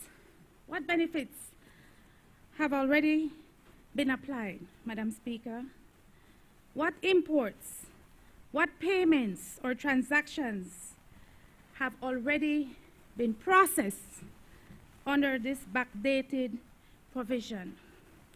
And yet, Madam Speaker, the Prime Minister comes to this House and talk about transparency and accountability, when that certainly is not what is being provided for. Madam Speaker, investment incentives must be strategic and not automatic giveaways. What conditions have been attached to these exemptions? Will there be any more local jobs? Will there be any mandatory investment? Will there be price stability for farmers? How about the social contributions to cane communities? None of these, Madam Speaker, appear in the bill. Exemptions should be tied to outputs, employment, renewable energy targets, or community benefits. Instead, the bill provides unconditional relief, no reporting obligations, no monitoring, no performance targets.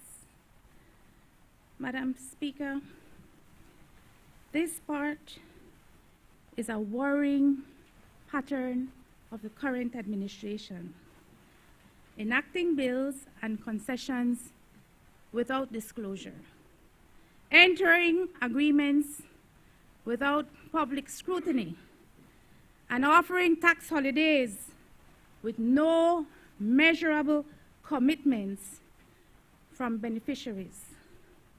That, Madam Speaker, is simply not good governance. That, Madam Speaker, is not fiscal responsibility. And this is certainly not the transparency, the gold standard that was promised by this administration that the Belizean people were promised. Government must table the revenue impact of these exemptions. Madam Speaker, I remember when I served as Minister of State in the Ministry of Economic Development, investment proposals, incentives proposals came before a committee, and there was a clear cost-benefit analysis provided by the technocrats for us to consider before exemptions were provided. It was not a blank check, as we see being proposed here. If major corporations receive tax holidays, cane farmers must receive production support, price stabilization, and technological investments. Not a promise, Madam Speaker. Not an empty promise that these things are coming somewhere down the road. And Belizeans, the consuming public, who bear the burden of these incentives, must see reduced costs for electricity in their homes. It seems to me that that should be the primary consideration. Madam Speaker, the opposition, need I be misquoted, as the Prime Minister has a habit to do, supports sustainable development in the sugar industry and the advancement of renewable energy. But we cannot support legislation, Madam Speaker, that totally disregards a key player in this supply chain, Madam Speaker. Belize deserves fairness, transparency, and balanced growth, not lopsided concessions, Madam Speaker, that leave farmers behind and continue to burden the public purse. I thank you, Madam Speaker.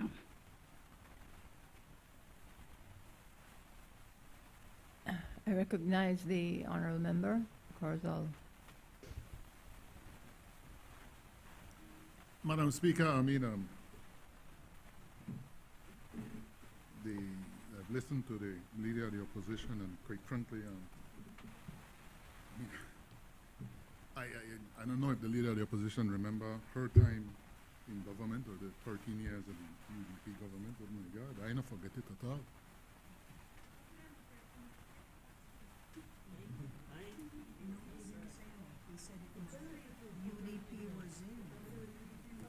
It was the UDP government, Madam Speaker, and I remember that within the first year of the UDP government, they faced a protest by the farmers that sadly We up north lost a colleague. We, the farmers from up north, lost a colleague in that, Mr. Anastasio Gutierrez, may he rest in peace. And I clearly remember the action of the then government. And all the UDPs at that time was like, well, so be it, that occurred. No support for the family. The farmers were in protest within the first year of the UDP government. They asked to meet with the then Prime Minister, the Barrow government. I don't think up until his last day they got to meet with him and at least discuss the issues with him. Madam Speaker, so I know they understand where she's... No, we come to that PM, we're not done yet. No, we're not finished yet. Thank you, right?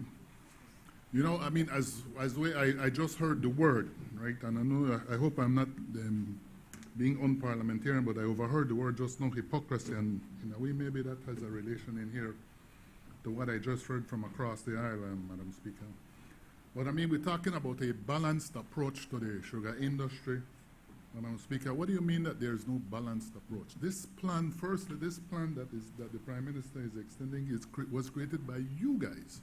So I don't know how you all are not supporting it.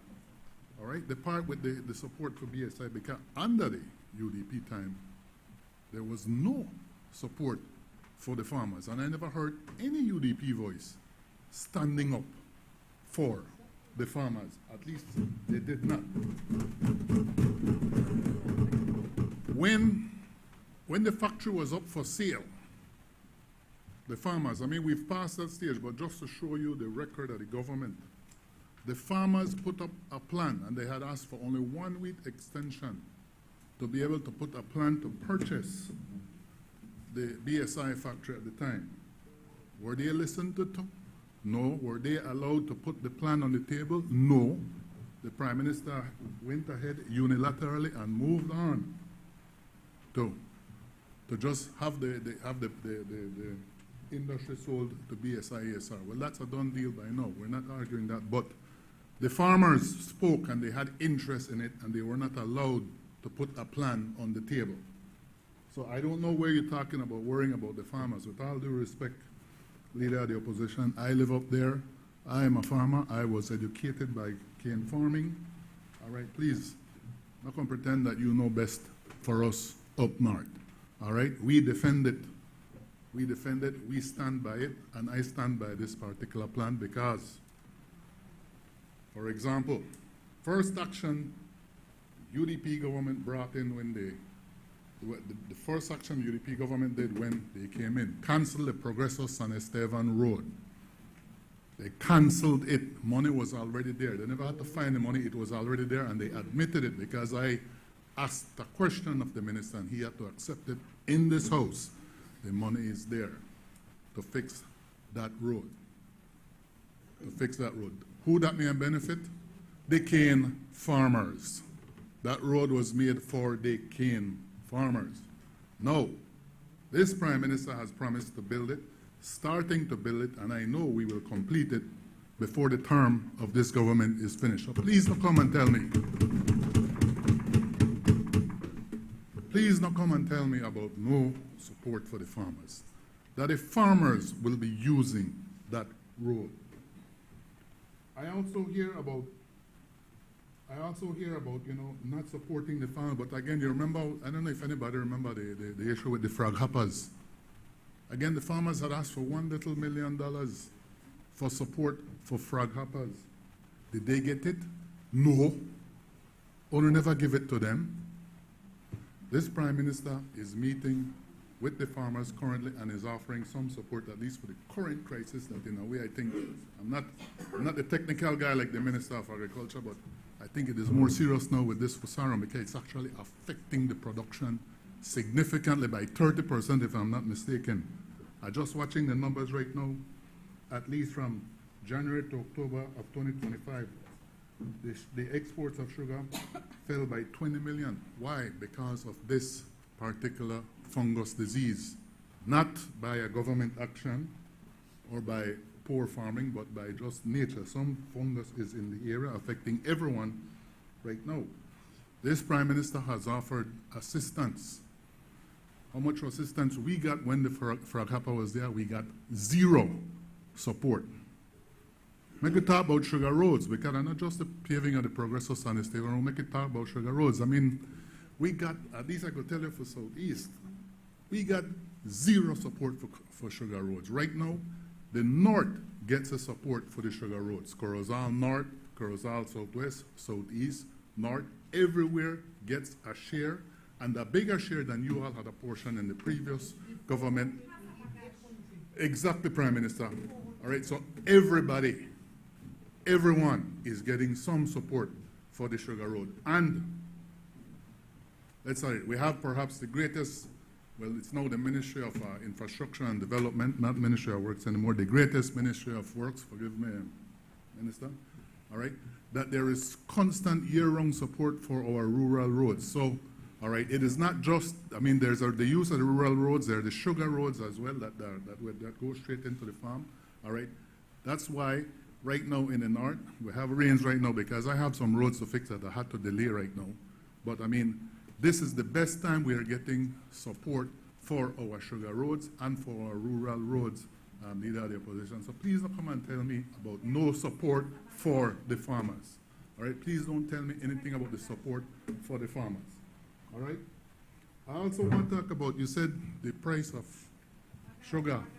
Price of sugar. I'm making my presentation. I never interrupt you, man. Work with me. All right.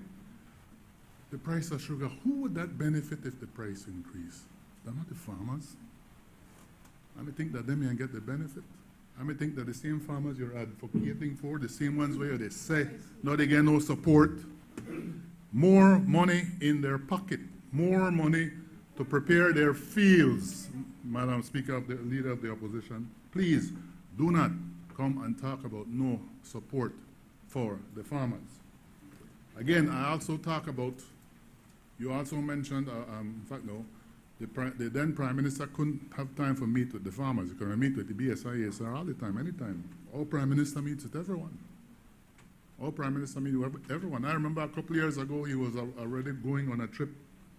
When he came back, he canceled the trip or postponed his trip and returned to meet with the farmers and addressed the issue head on. Never run away from it. He may go and visit the Pope. But he came back. He came back, sat down in the meeting. We were there.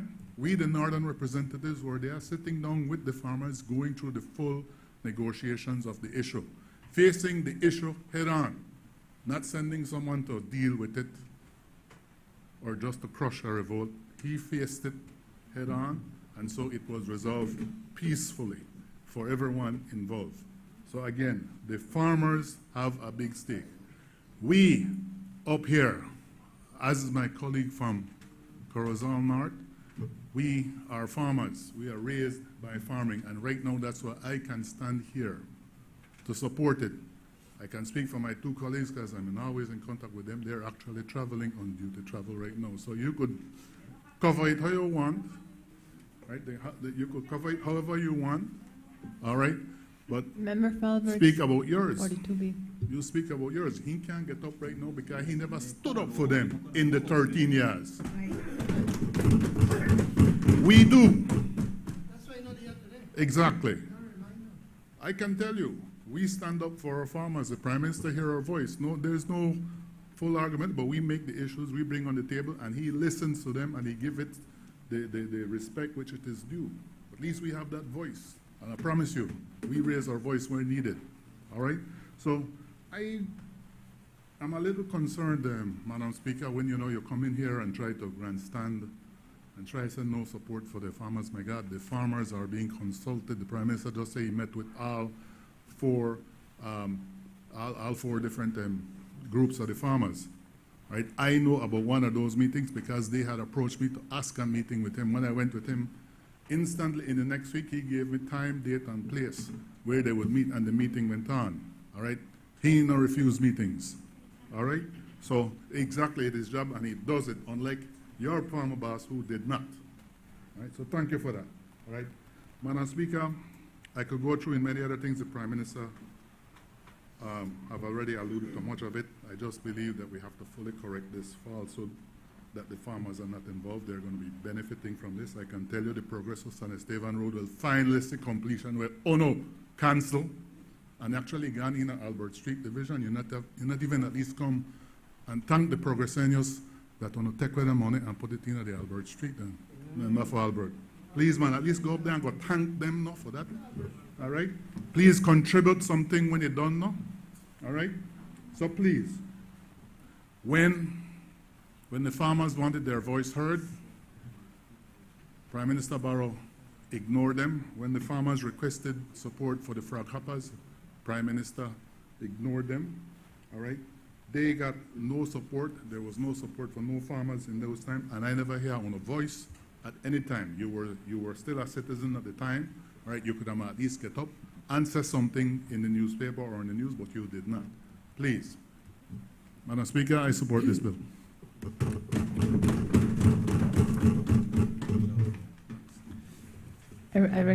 Forgive me, I did not correctly refer to the member previously. It's Corozal Southeast. I said Corozal, so for the record, Southeast. I recognize the member for Queen Square. Madam Speaker, I rise to contribute to this debate.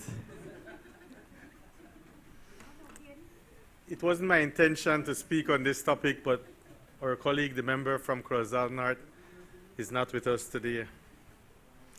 One thing I will say, Madam Speaker, we're not grandstanding on this situation. The cane farmers are in dire, dire distress. Our cane farmers are on their knees. They are sinking in debt. Their fields are ravaged by disease, and their pleas for help fall on deaf ears. This is not just a crisis of agriculture, Madam Speaker. This is a crisis of conscience.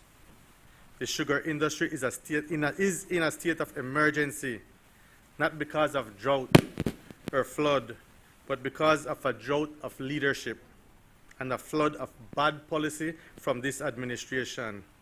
Let me be clear. We on this side, we're not against investment. We welcome fair partnership. But the deal before this House, the Sugar Industry and Cogeneration Project Amendment Bill, is not a fair partnership. It is a surrender. It is a betrayal of the Belizean farmer. And it is a threat to the very soul of our nation. For 10 more years, this government wants to give away the store to ESR and BSI. 10 more years of stamp duty exemptions. And what do our farmers get in return? They get the same old empty promises. They get the same old run around on the issue of fair payment of bagash, an issue that has been a thorn in the side of this industry for over a decade.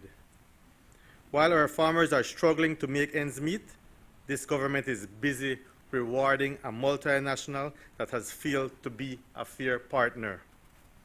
And what about the sugar roads? The sugar roads are a national disgrace at this time. They are roads to ruin, delaying the harvest, damaging equipment, and draining the pockets of our farmers. This government can find millions in tax breaks for a foreign company, but it cannot find the will or the resource to pave the roads that lead to our nation's prosperity. They pave the way for foreign profits while our farmers travel a road to ruin. Madam Speaker, this government is in disarray. We saw the former Minister of Agriculture, a man who at least pretended to champion the rights of the sugarcane farmers, resign from his post. And who steps in? A Minister of State who is promptly whisked away to Florida, not to meet the struggling farmers, but to tour refineries with the Vice President. On a point of order, Madam Speaker, please. What's the point of order? Madam Speaker, standing orders require that when we are debating a bill, that we debate to the bill. I am very disappointed in the Lord Counsel that he's actually reading from a paper as opposed to debating the bill. And in fact, he should have sought leave from you before reading the paper that he's reading. Thank you, Madam Speaker.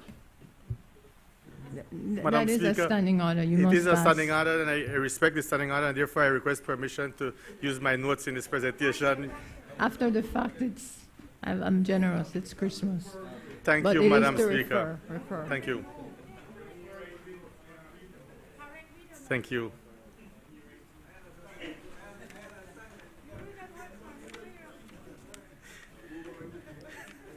Yeah, right.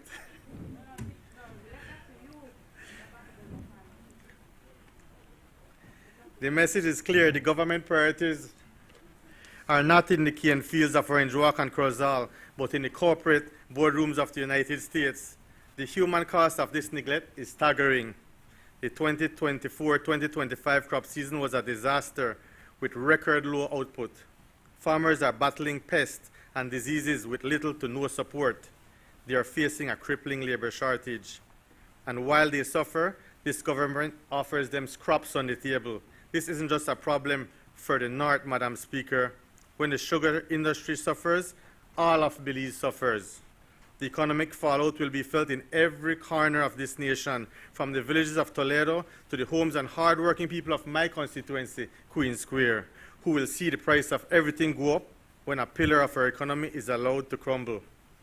We on this side say it is enough. We will not stand by while this government sells out our nation. We demand clear, enforceable commitments.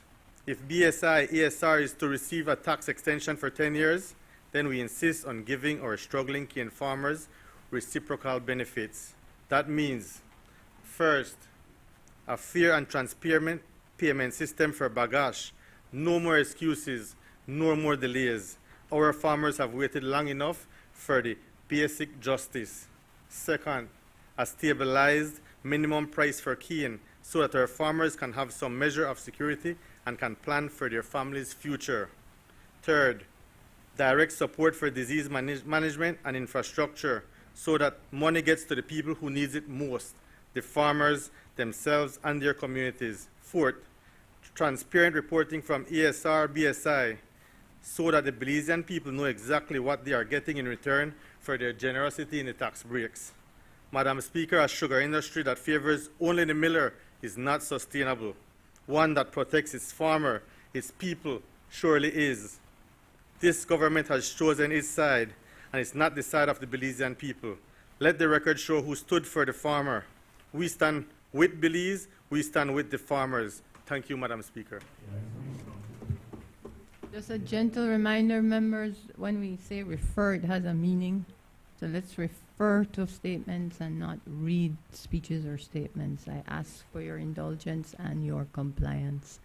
I recognize the member for Orange Walk East. Thank you, Madam Speaker. I had no intention to speak on this bill, but may I remind the Honorable House, and especially our members from the opposition bench, that if it was not for a PUP government, we would not have had a sugar industry in this country.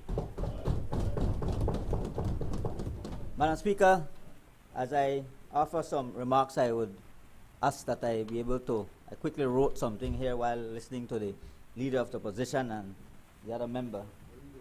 I want to say that I support this motion, this bill for the Sugar Industry and Cogeneration Project Amendment Bill 2025, not only as a member of cabinet or government, Madam Speaker, but as a representative who have cane farmers within my constituency that is home to many hard-working cane farmers and families who also depend directly and indirectly on the sugar industry.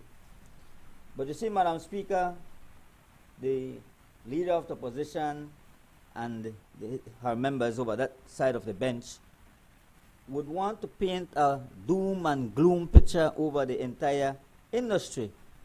Let me also remind the members that it is this PUP government who have invested millions and millions of dollars of support to the sugarcane farmers, to the industry, so that we could keep the industry surviving. Madam Speaker, for us in Orange Walk East, sugar is not an abstract policy issue. It is a way of life. from our people in Tower Hill to Santa Marta and surrounding areas. Our farmers rise up every morning very early, work long hours, and depend on a system that must be efficient, reliable, and fair. And so what this bill does, Madam Speaker, it provides the legislative certainty needed to sustain and strengthen the system, particularly by the support of cogeneration and improving overall productivity within the industry. You see, Madam Speaker, as I said, what the leader of the opposition fails to have said is that this bill extends beyond production. Improve efficiency in the sugar industry must go hand in hand with improved infrastructure, as the Prime Minister rightly highlighted in his presentation. And so the rehabilitation of these key sugar roads, these key outlets, and I would also want to plug in there the Santa Marta Road. These are critical parts, and it's very important for our farmers who transport their cane and their crop, but it's also important for our residents, for businesses and service users who also rely on safe and reliable access. Madam Speaker, when we improve the infrastructure of these sugar roads, this means reduced delays in delivery, lower costs for the farmers, and more timely delivery of sugar cane, which ultimately strengthens the entire sugar value chain. Madam Speaker, So, Madam Speaker, this bill... on a point of order. The relevance, point of order. The relevance, Madam Speaker, we're talking about an incentive to BSI Belcogen. The member for Orange Walk East is speaking about some proposal for sugar roads that is not before this National Assembly, Madam Speaker. I think the leader of opposition, Madam Speaker, is being very, very... I don't want to say what I want to say in the House, maybe. Because the Prime Minister was clear. He highlighted the various areas that the bill will propose, the investment that will come, not only in the industry, but the infrastructure is part of this as well. Madam Speaker, so I don't know where Madam the Speaker, Speaker... Madam Speaker. I'm not going to yield, Madam Speaker. Yes, there is a point of order. Madam Speaker, the bill before us is the cogeneration incentive bill. It has nothing to do with broken promises that this administration hopes to deliver on to the Belizean farmers. Heard the point of order. I've also heard contributions, the 3 contributions so far on this debate, and there was reference to sugar roads. There was also reference, I believe, that sugar roads are in a deplorable state. That was one comment. Member is reacting to those contributions. Continue, member. Thank you, Madam Speaker. I think they're not going to throw me off because I don't know easy body to throw up. So, Madam Speaker, what I was also saying is that this bill supports our farmers. Because I heard the leader of the opposition said, oh, we're not supporting the farmers. This bill will support our farmers, our workers in the industry, the transporters, and the communities who benefit from this industry. Therefore, what this bill is doing, Madam Speaker, is reinforcing the government's commitment to rural development, economic stability, and ensuring that traditional industries like sugar industry continue to modernize and remain competitive. That is what we are doing. That is what the bill and the incentive program is about, to ensure that the industry can continue to survive, to ensure that we could continue to ensure that our farmers are able to deliver their sugar cane crop with timely delivery, improved infrastructure, and better quality. Thank you, Madam Speaker. I recognize the member for Dangula. Sorry, Madam member for Speaker, Stan Creek. I was recently appointed the minister responsible for agriculture. And I see when an investment has been made, initial investment, they will always require an incentive, because you don't know exactly what will be the plans as you proceed. And after a period of time, then you will say, okay, I'm now making a profit. I'm prepared to pay all the taxes due to the country of Belize for the benefit of the Belizean people. While I'm new to the Ministry of Agriculture, I work in the agriculture industry for 23 years before coming to politics. I know exactly what the strain the people in agriculture are going through, and a responsible government, if you want to secure for the people of Belize, will have to give incentives for them to survive until they be able to make a profit margin. And I want to also thank the Prime Minister to recognize the effort, the issue in the citrus industry. And they have agreed that they will give also an incentive, also assistance every year to make sure the citrus industry come back to its original state. By doing that, we will create activities for our people. So as the minister responsible, I want to say I support it 100%.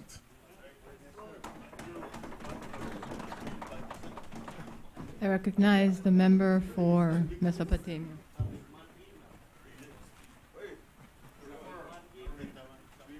Thank you, Madam Speaker. I couldn't resist, my buddy. I really couldn't resist. You know, Madam Speaker, I am no expert in farming at all. So, what I do last night, when I get the supplementary papers in after 4, between 4 to about 8 o'clock so, apart from my busy schedule, I make some phone calls to some of my friends from the north who work in the area. No bias, not he.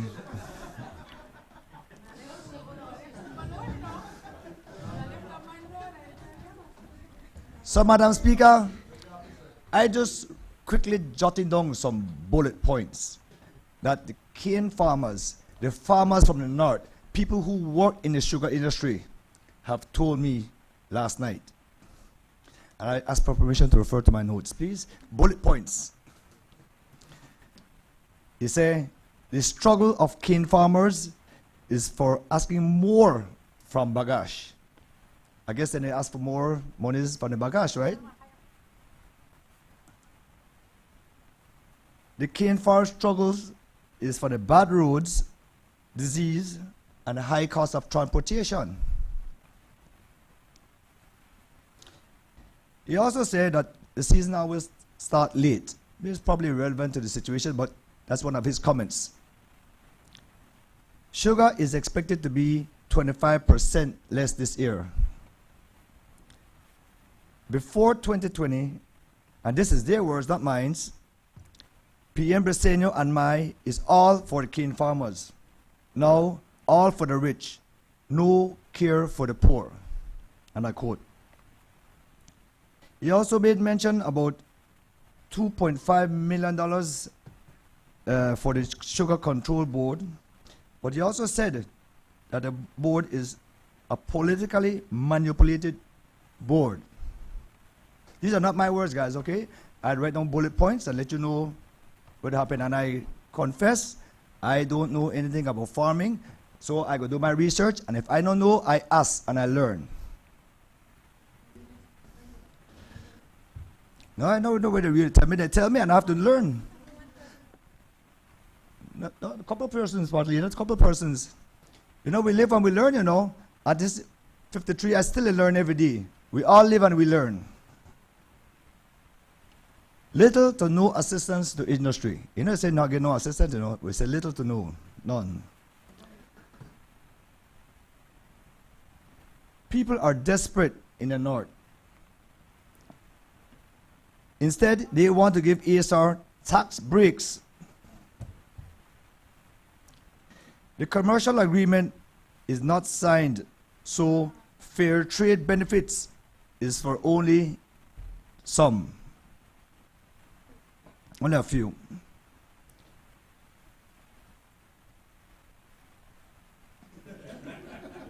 Yes, you know more than me? You know more than me. Members, please let's allow the member to. No, my file is not less than nothing, you know. My file is not less than nothing. These bullet points here is from true people that lives up north, Mr. Speaker. True people, right? Real people. Good. No, I never call on either, because he's not a cane farmer. He's not a farmer. Member, please proceed with your statement. He's not a farmer.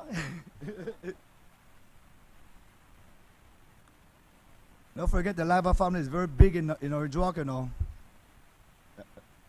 Yeah, the Lava family is very big in Orange Walk. Mr. PM, I am not saying anything about winning or losing.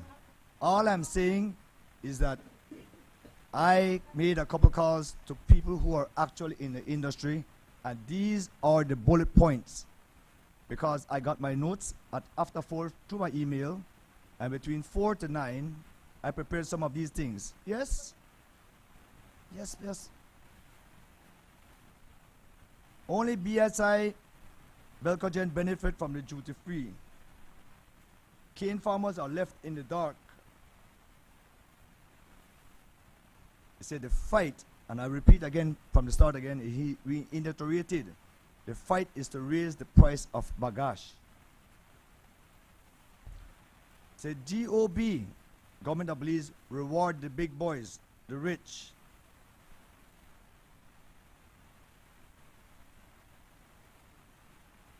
The prices for is not looking good for the sugarcane industry, and expect a short crop season. Mr. Speaker, these are bullet points. I'm always very respectful, and I admit when I'm wrong, and I'm not always wrong. Sometimes I'm right, and when I give the hard facts, the other side just come, yeah, they dance on the issue, they throw out 2 insults. That's okay, it's all part of the game. It's not okay, okay, it's not okay. But guys, there is a lot of people in the north, Orange Walk and Corozal, where I have consulted last night, and they said that majority of people are not happy with this bill. Thank you, Mr. Speaker. I recognize the Honorable Prime Minister. Mr. Speaker, I was really hoping we don't have to make this political, but the other side really can't help themselves. I mean, just, you know what gets to me, Mr. Speaker? Just hypocrisy, man. The hypocrisy of these people. My brother from Queen Square, I don't read about things we don't know about. I love you, you're a really cool guy, but no man could go but set you up, make him go and read it. Because he know better. Because he was in cabinet for 13 years under the UDP. And my brother from Mesopotamia, that people are not happy. Can I remind this House, Mr. Speaker, that on March what? Or what day in March? March the 12th, the people in the North voted overwhelmingly for the People's United Party. Whatever we believe it, you know, Mr. Speaker, we won by huge margins that were historic. I know you will come and tell me about how they're not happy. Of course you have 1 or 2 people that are not happy, and that's understandable. Even in your own family, you don't have everybody that happy. But I can tell you that it is one government that has been working hand in hand with the cane farmers of this country. But why the hypocrisy, Mr. Speaker? When there was a drought, 2018-2019, that hit the North, probably one of the worst droughts in recent history, that farmers literally lost millions of dollars because of the dry. It was the same member from Corozal North, and the then Prime Minister of the North said, the then Prime Minister, Honorable Dean Barrow, said that they were going to help the cane farmers of the North. That's what they said. Leader of the opposition, do you know how much your government gave them? They gave them 0, not a single dollar to help them. And then you come here like a hypocrite to talk about we not doing anything? Look at the Petro-Caribbean money. Mr. Speaker. Mr. Speaker, I am not yielding. On a point What's the of point of order, order? Mr. Speaker. What is the point of order? On a What point is of section? order. Honorable, what is the point of order? Parliamentary language, Mr. Speaker. Hypocrisy is not on parliamentary language. Parliamentary language. You're not going to refer to me as a hypocrite in this But house, if you are, Mr. you Speaker. are. I am not. Well, let the record speak. I am not. And it shouldn't be allowed, Mr. Speaker, and I'm asking it for it to be struck off this house. Member from Albert, your point is noted. Thank you, Mr. Speaker. I'm just trying to make the point, Mr. Speaker. You see, when you use this kind of word, it's when you start to talk about accusing, when you don't look at yourself in the mirror. The previous government did nothing to help the cane farmers. On a Petro-Caribbean, well, it was about $500+ million from Petro-Caribbean. What monies did they do to help the cane farmers? Nothing. And then you come and accuse us? Let me point out something, and that is why, Mr. Speaker, I was begging them, let's do the right thing for one time. Don't make we fight over everything. Let me point out, Mr. Speaker, as it speaks right now, not promises, we already have $4 million from the CRESA project for the cane farmers, for CIRDI, Tree Cane Farmers Association. We have another $8 million that we're getting for Fusarium. We don't get $2 million already. And because of that action that we took, member from Mesopotamia, this crop is going to be way better than I was expected. Because we took immediate action. When I went to Cabinet, I said, you know, we really need to help immediately. Even though things money tight, we found $2 million and gave it and went and sprayed thousands and thousands of cane fields. That shows true leadership and understanding to the plight of the cane farmers. We negotiated, I think it was with GCF, a grant, $50 million. We've already started to implement. That $50 million is going to be used with the cane farmers. And then you come and tell we do nothing? We're wrong, we do not. That when you say these things, that you all look bad when you, I know you want to try to score political points. But when you come and say untruths in this house, that is when you look bad. $50 million has been administrated by the 5 Cs. And if you don't believe me, leader of the opposition, go and speak to them. Go and speak to Dr. Young, who worked under the UDP administration, but we work very well with him. Go and ask him. That is not a promise that $50 million.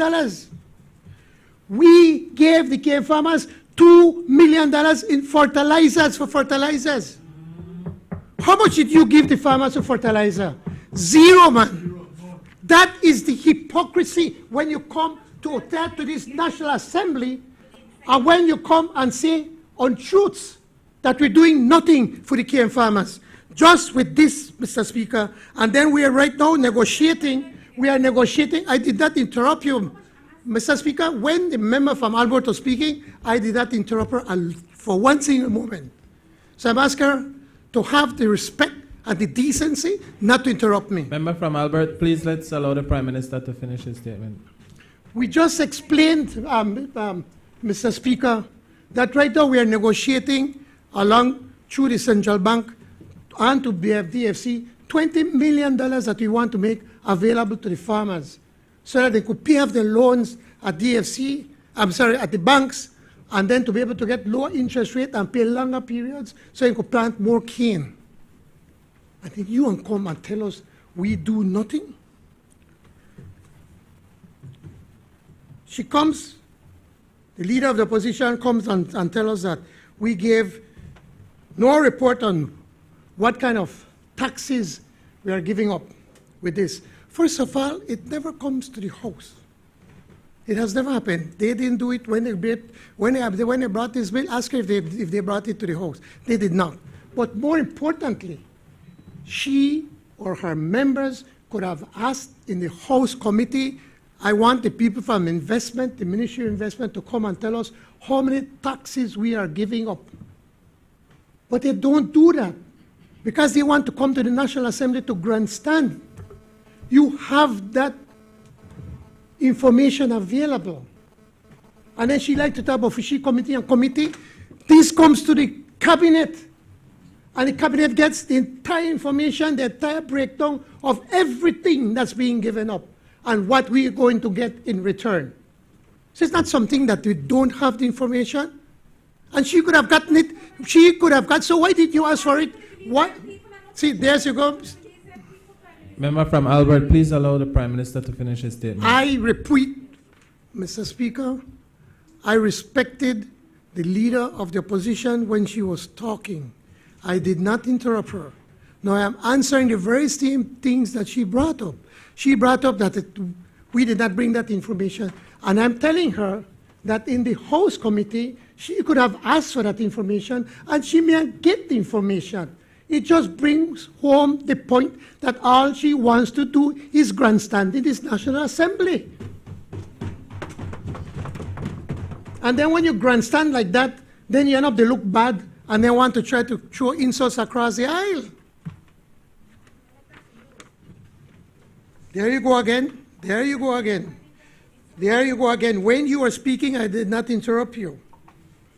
Then she wants to talk about the social contributions.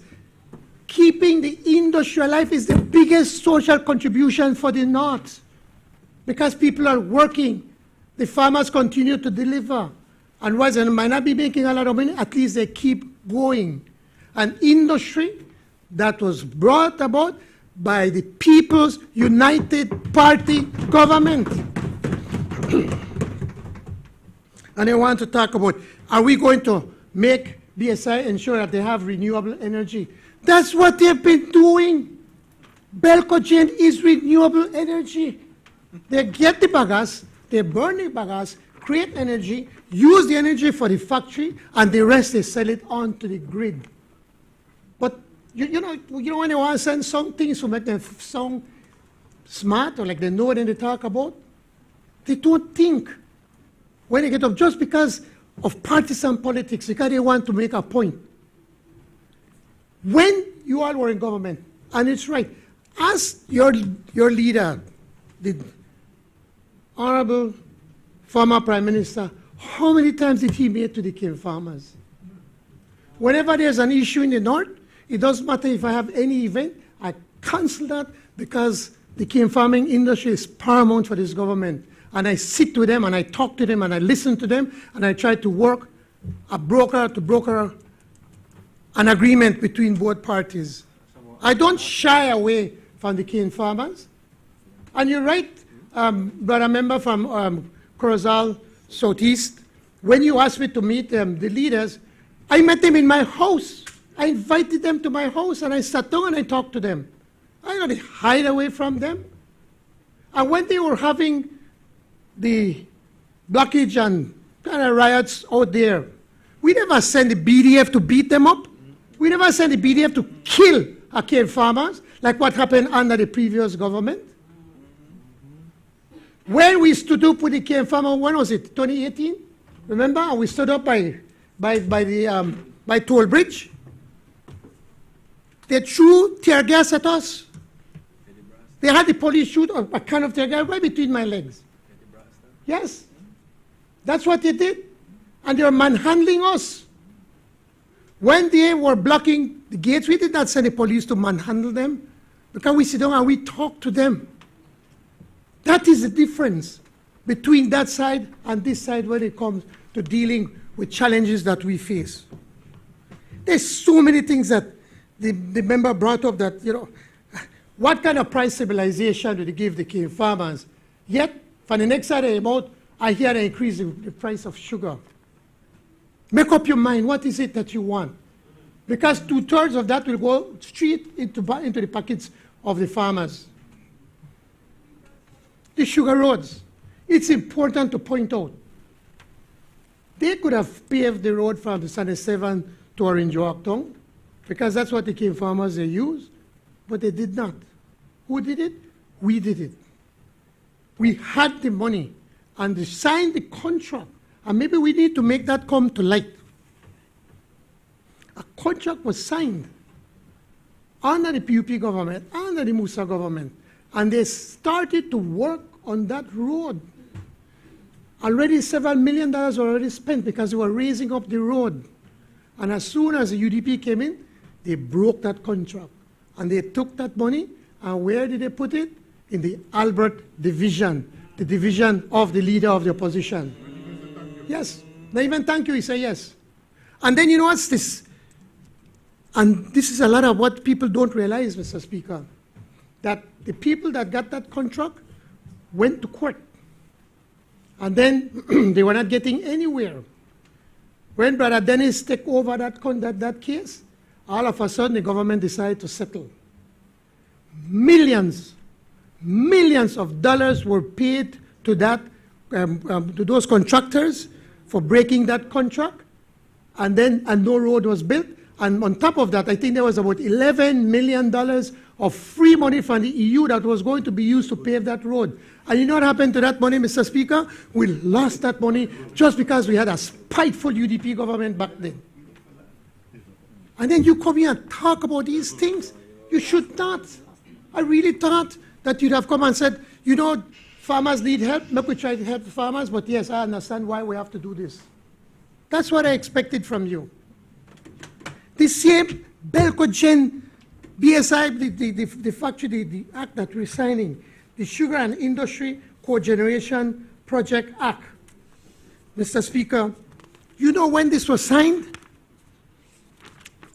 This was put into act the 1st of October of 2012. Who was in government? It was our government. All we are doing is amending the act, the very act that the UDP passed, that the UDP supported, so that we can be able to help and to work with BSI to ensure that they can be sustainable. Because if they continue having losses, what do? You shut down, you close down, and that's something we cannot afford.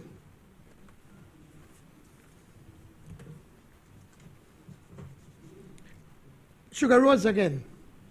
We've said we're going to be paving some of these important arteries. But I need to remind this honorable House, when you were in government, also member from Albert, you all were giving $400,000 for sugar roads. Our government every year, we put at least $800,000 for sugar roads, double of what they talk about. And then you all come here and try to criticize us, man. But look, we work on some things that are good from time to time, and not everything you have to be so cantankerous about and gravelicious. What? Sorry? Yes, more than yeah. Oh, sorry. The Minister of Infrastructure Development is telling me it's more than $1 million we spend on sugar roads. More than $1 million. I really thought. And look, I think camp. Remind me, Mr. Speaker. The scorpion want to cross the river to the other side, and they tell the toad, "Give me a ride across." The toad say, "I can't give you I can't because you want sting me." He said, "No man, carry me across." And when they're halfway, the scorpion sting the poor frog. And when the frog is dead, he tell the scorpion, "Say, man, why you do this?" He said, "Look, no, the two away and drowned it." The scorpion said, "I can't help myself." That's exactly what the other side would be right now. I thought that they would have been something and to come and to help us. This is something good for the industry, Mr. Speaker. And we are working for the cane farmers. And my brother from Mesopotamia, there are 5,000 cane farmers. And I'm sure you could find 10 of them. I'm sure you could find 50 of them. You could find 200 of them that are not happy. How many members do you have in your family? 10, 20, 50, extended family. I am sure that if I call one or two of your members and say, "Boy, I mean not like he because he never give me a leave the other day." In my family, it happens too. So obviously you call, maybe your father-in-law tell you to call. And I know your father-in-law very well from I'm a little boy. rabid UDP, but we good. We're rabid UDP. So maybe you call the wrong persons. Mr. Speaker, I was hoping we were going to finish early, but let me mention again about the issue of the bagasse. All of a sudden they talk about bagasse. As if now they are experts in the bagasse. The bagasse is a private transaction between the farmers and the millers. The government can't get involved between these two when it's a private transaction. We could encourage, but we can't force them because it is a private transaction. A commercial agreement is a private transaction between the farmers and the millers. We can't force any side to sign anything unless they both want to sign. It is a private transaction. We support, we help, we encourage for it to be able to have fair and to be a balanced agreement. And when you come and then talk about fair trade, I say because BSCFA have not signed the commercial agreement and don't get a fair trade, they are the two separate issues. I have met with BSCFA many times, encouraging them, sign the agreement for for fair trade because then your farmers are the ones who pay the price. The other three have signed on. The very same agreement that the three have signed was given to them. And as much as I encouraged them, they felt that they would not sign it. And that is why they not paid, because they did not sign the fair trade agreement. You know, we could have talked this privately, and I could have made school, and leave it. I am a cane farmer too, you know. I am a cane farmer. I am still a cane farmer. I am still a cane farmer. Proud cane farmer. I used to drive tractor, not anymore. I used to deliver cane. I used to harocho. They back the cane when the trailer stuck in the mud. We have to go up there, grab beat bunch by bunch and walk through the mud. No, that's hard work. That's why I know they say that school. When I'm in that Ford farm, I had a big man, and I want to come home from school to go work here in the field. And my brother said, "Are you crazy? The best decision is stay at school." That's why I encourage everybody, stay in school. So I know the plights of the farmers. We live with the farmers. So we would never do anything to hurt the farmers, but more to help them. But it is a partnership. And I really wish that the other side, Mr. Speaker, today, you know, at Christmas time, make we have the Christmas spirit and come here and support us. That said, Mr. Speaker, I urge both sides of the House to support these amendments. Thank you, Mr. Speaker.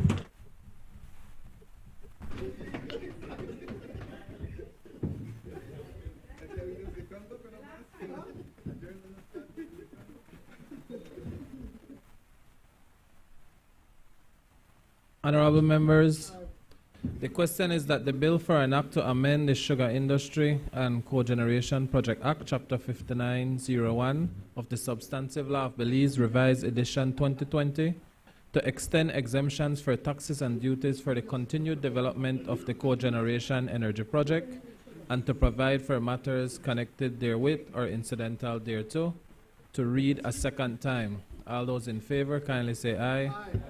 Those against, kindly say no. I think the ayes have it. Bill for an act to amend the Sugar Industry and Cogeneration Project Act, Chapter 5901 of the Substantive Laws of Belize, Revised Edition 2020, to extend exemptions from taxes and duties for the continued development of cogeneration energy project and to provide for matters connected therewith or incidental thereto. I recognize the Honorable Prime Minister and Minister of Finance.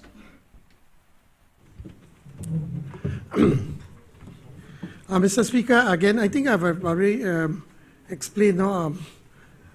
This is the Customs and Excise Duty Amendment Number 2, Bill 2025. I move the second reading of the bill for an act to amend the Customs and Excise Duties Act, Chapter 48 of the Substantive Laws of Belize, Revised Edition 2020, to vary the rate of duty on soups and broths in solid or powder form, including ramen noodles and other related items in the Customs Tariff and Trade Classification. and to provide for matters connected therewith or incidental to. Again, I gave a brief explanation, Mr. Speaker. Basically, we're producing our own, and we need to support our own producers. And as it is right now, they have reduced the price of ramen than what the importers were charging. And by giving this 20% added protection, I think would help them. We have permission from COTED.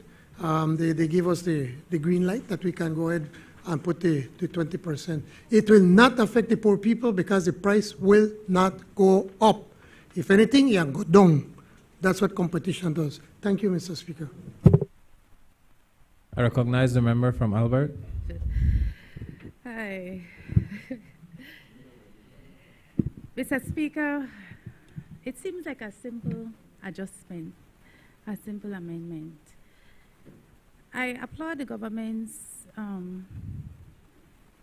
indicative, if you will, to help local processors to create some space to allow local food processors to grow.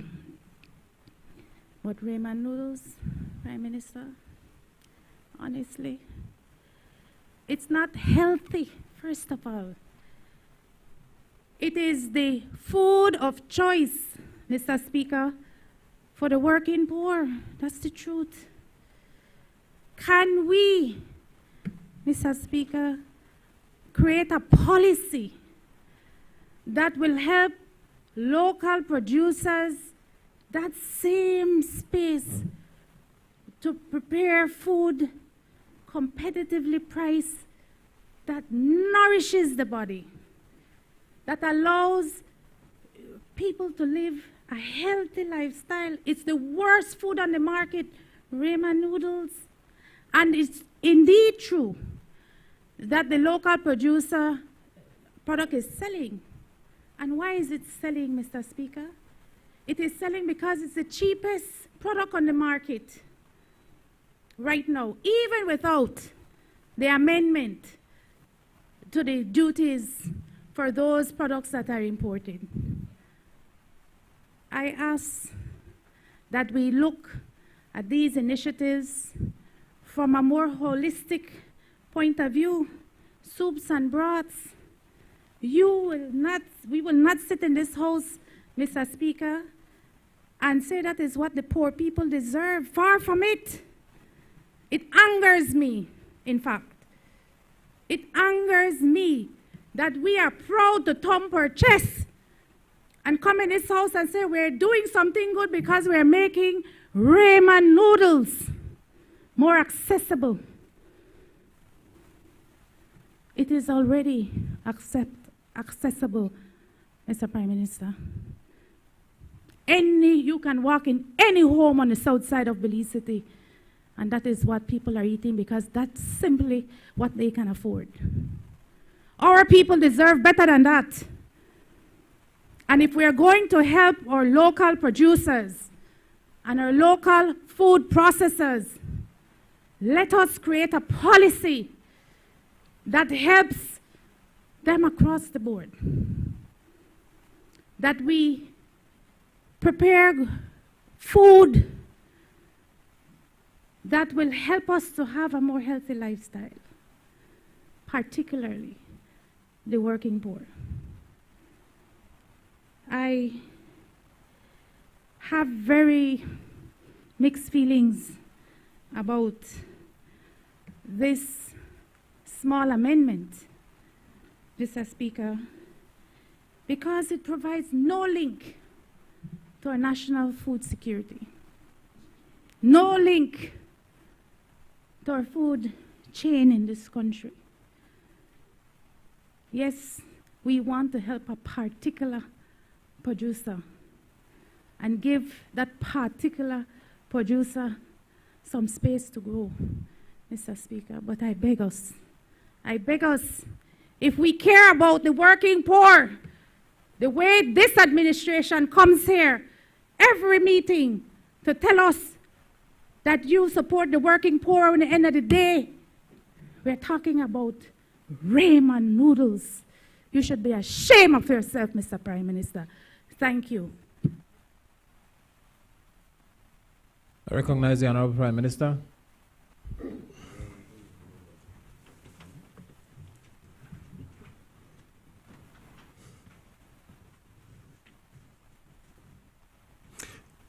I'll be kind to the leader of the opposition. I will not answer the points that she has made because they're nonsensical.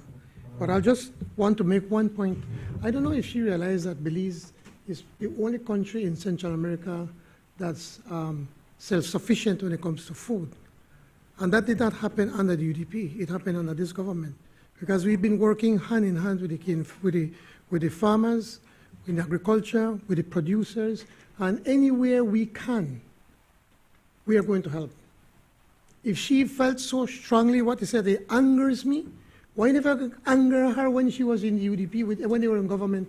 Where was the policy? Yes, where was the policy? You had no such policy. You could have gone, and then back in your days, you could have banned the importation of noodles and ramen. You could have raised the taxes on noodles and ramen. But see, they don't look at the mirror. That's my point. Now, if the honorable member from Albert would have come here and speak logically and not shrill, they raise the pressure and say, you know what, Prime Minister, maybe it's time for us to sit down and try to come up with some kind of policy which we have and we're working on. You know, you could get a lot more. There's another saying that you could get more out of honey than vinegar. But all the members for Albert, they dish out here vinegar. And when you dish out vinegar, what do you expect? When you taste vinegar, member from Queen's Square, what do you do? Ouch! You spit it out, right? That's exactly what's happening today. Yes, and yes, thank you for reminding me, member from Freetown. It is the very same company that the member of Albert, she was in cabinet, that approved a concession to do beer. You remember that? You remember that, member from Albert? The same company that they you will support for get beer. Yes, and there was a whole scandal of what was happening at the beginning, because a certain member in cabinet made a dish out gifts around. And then the then Prime Minister said, no, he stopped it initially. But eventually they went to produce.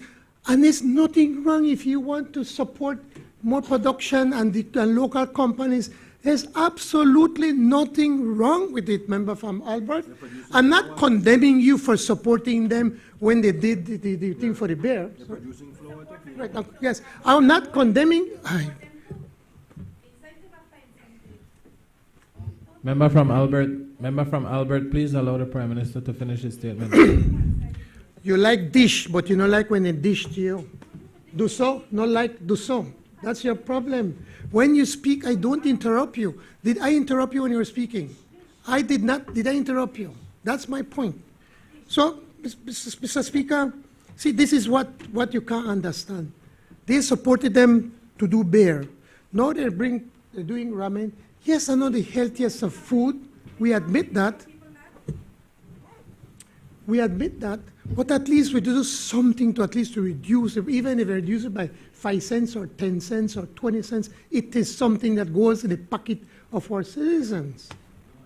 And then this group not stop there, Mr. Speaker.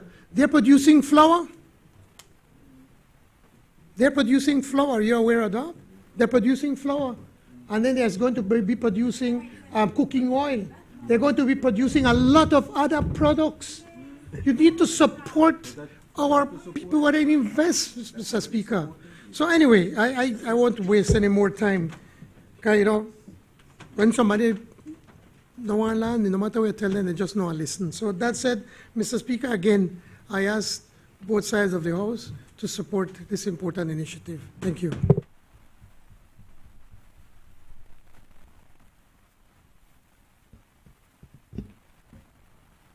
Honorable members, the question is that the bill for an act to amend the Customs and Excise Duties Act, Chapter 48 of the Laws of Belize, Revised Edition 2020, to vary the rates of duties on soups and broths in solid or powder form, including robin noodles and other related items in the custom tariff and trade classification, and to provide for matters connected therewith or incidental thereto, be read a second time. All those in favor, kindly say aye. Those against, kindly say no. I think the ayes have it.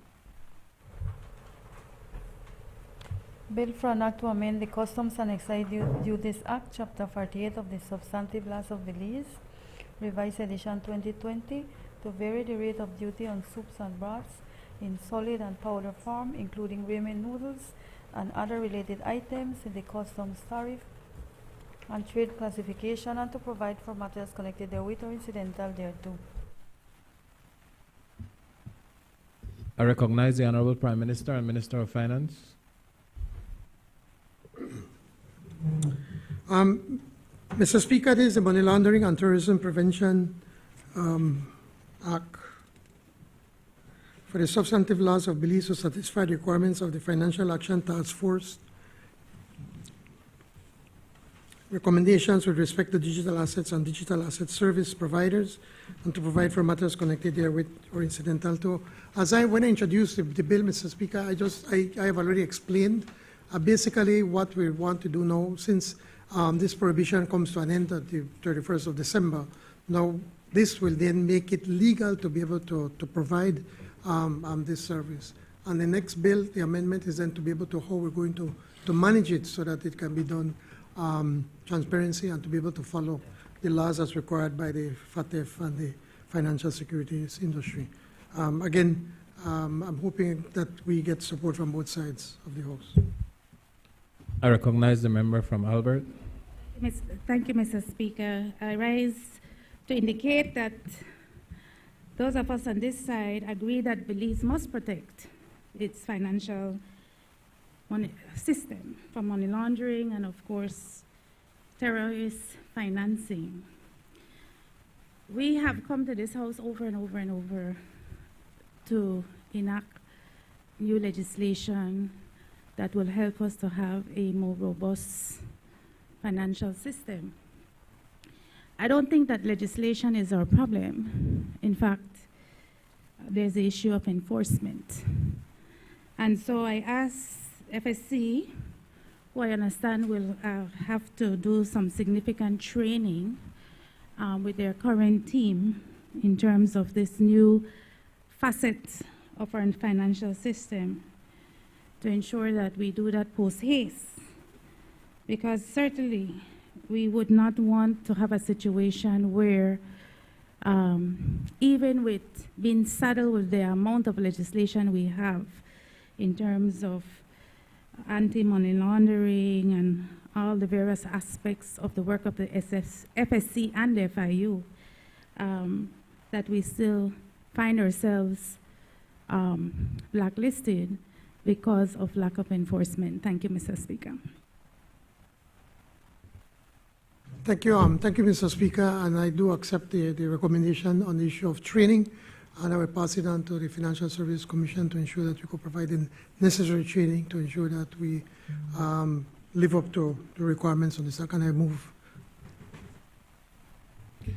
Honorable members, the question is that the bill for an act to amend the Money Laundering and Terrorism Prevention Act, Chapter 104 of the Substantive Law of Belize, to satisfy the requirements of the Financial Action Task Force recommendation with respect to digital assets and digital asset service providers, and to provide for matters connected therewith or incidental thereto, be read a second time. All those in favor, kindly say aye. Aye. Those against, kindly say no. I think the ayes have it.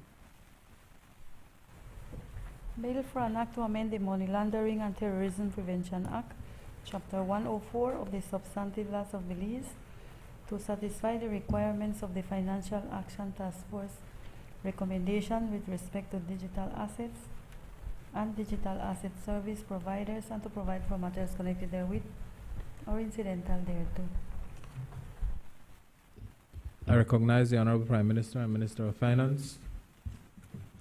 Mr. Speaker, this is Financial Services Commission Amendment Bill 2025.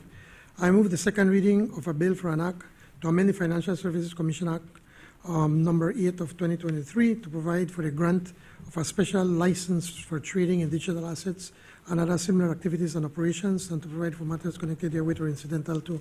Again, Mr. Speaker, we introduced this a few weeks ago at the previous House meeting.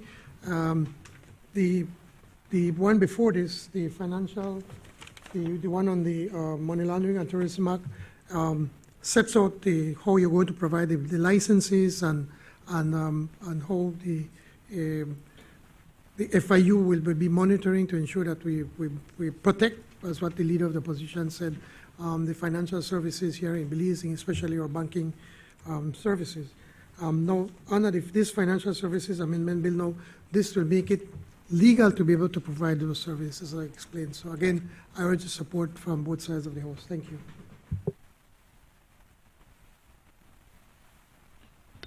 Honorable, I move. Honorable members, the question is that the bill for an act to amend the Financial Services Commission Act, Act number 8 of 2023, to provide for the grant of a special license for trading in digital assets and other similar activities and operations, and to provide for matters connected therewith and incidental thereto, to be read a second time. All those in favor, kindly say aye. Aye. Those against, kindly say no. I think the ayes have it.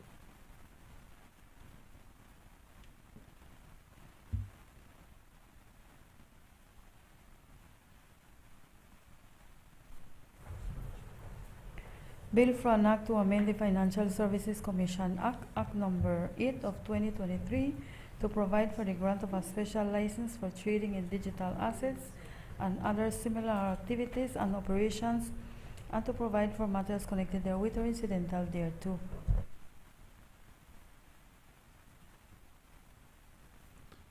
I recognize the Honorable Minister of Foreign Affairs, Foreign Trade, Education, Culture, Science and Technology.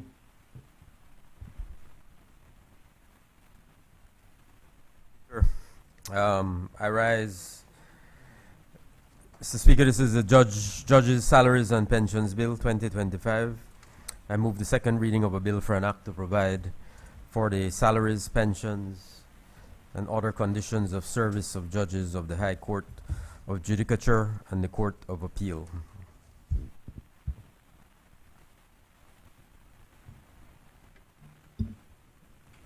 I recognize the member for Queen Square.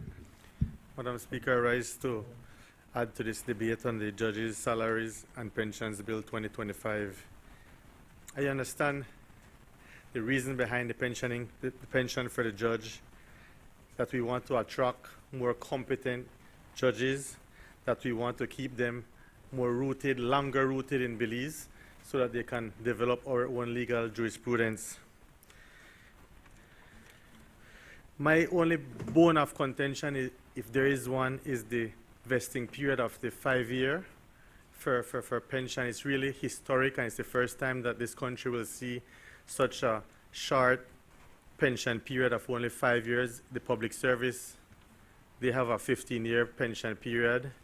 I think Parliament has 2 consecutive terms, or at least 8 years, so 5 years is a first for Belize. And we had the opportunity in the House Committee meeting to actually talk with the technocrat, and it was said that similar jurisdiction like St. Kitts and Nevis, St. Vincent, they were of the opinion that that's an attractive pension scheme to bring judges from abroad. The concern with the 5-year period that we have on this side of the House is that when you look at St. Kitts and Nevis, for example, these are small, tiny islands that's all in the middle of the Caribbean. I don't think Belize has to do all that to attract judges. We are a jewel. We have many different things to offer. In fact, the judges' salary have been raised. I think the benefits have been raised. I think we have a robust package as is.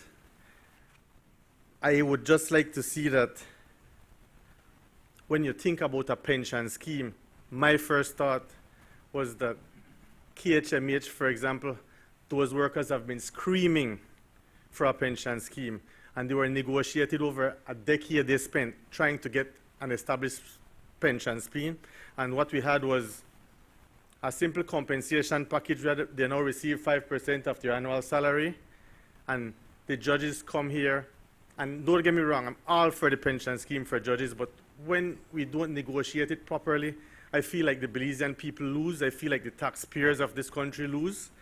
And in the end, I feel that we don't have the real crunching of the figures when the bill reaches the House, for the fact that there's not a cost schedule that shows exactly how we reach to these numbers. We don't know what we are losing in giving out this type of pension as compared to just maybe raising the judge's salary a little more.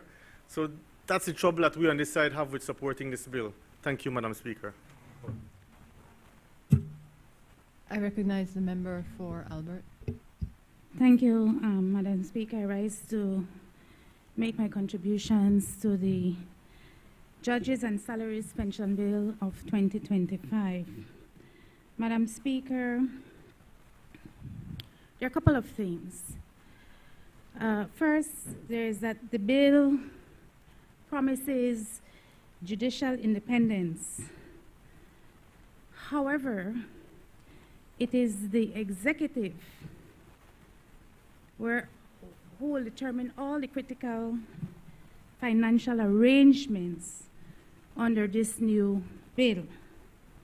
Salaries, allowances, contribution rates, pension levels, spousal pensions, they're not in the bill. That will be determined entirely by regulations made by the executive. So that is an area of concern. The second area of concern, Madam Speaker, is the vesting period of 5 years. The Pension Act in this country, for members of Parliament, for members of the executive, say that you're pensionable after 10 years. In the public service, minimum of 8 years. Thank you for the correction. In the public service, the vesting period is 15 years. I believe, Madam Speaker, and we believe that there should be some equity in the system. As it is right now, judges are in the highest salary bracket in the country. Judges have tenureship in the country. Do they deserve a pension? Certainly. I'm not against a pension arrangement, but one that is in line with what the Pension Act of this country provides. The other concern, Madam Speaker, is this mandatory contribution scheme. It's unclear, it's unequal, and it could be potentially punitive. Because as it is now, this act seeks to provide pension for judges in the High Court, but there is no consideration under this provision for judges in the lower court, in the magistrates, etc., etc. So how are we going to have that matter addressed for those itinerant judges, as it is described in the Act, that is not subject to this provision? There's also the issue, Madam Speaker, of what I can only refer to as a double dipping within the public purse. Judges are on contract. They receive a gratuity at the end of their contract period. But now, with that gratuity, they'll also receive a pension. It is my understanding from speaking with the, being a part of the committee that considered these amendments, that the contracts will be terminated once this bill takes effect. There are legal implications if you have a contractual agreement with another party. And so it is really unclear to me how that component will be negotiated, Madam Speaker, in terms of how we settle this idea of double dipping. The Attorney General conceded in his note to the committee that this matter has not been resolved. It's still pending, it's still up in the air. And if that is the case, Madam Speaker, then the bill is not ready for passage. These issues have to be clear to the Belizean people who ultimately pay the bill. Taxpayers pay the bill. Now we'll have two classes of judges, those who are pensionable and those who aren't. I think, Madam Speaker, the issue of equity is one that is a major concern, as well as the issue of judicial independence. The executive, in our view, must not have control over the economic and personal security of judges. The way the bill is presented, Madam Speaker, the bill will terminate contracts of judges. The bill will place salaries and other under regulations controlled by the Ministry of Finance. The bill will make pensions dependent on regulations controlled by the executive. The bill will allow for retrospective regulations, Madam Speaker, and the bill will create obligations for the people of Belize with no fiscal roadmap. The Attorney General also made the case to the House Committee, Madam Speaker, that there are other jurisdictions, St. Vincent and the Grenadines. He also cited St. Kitts and Nevis as jurisdictions that have a similar pension scheme. There's one caveat.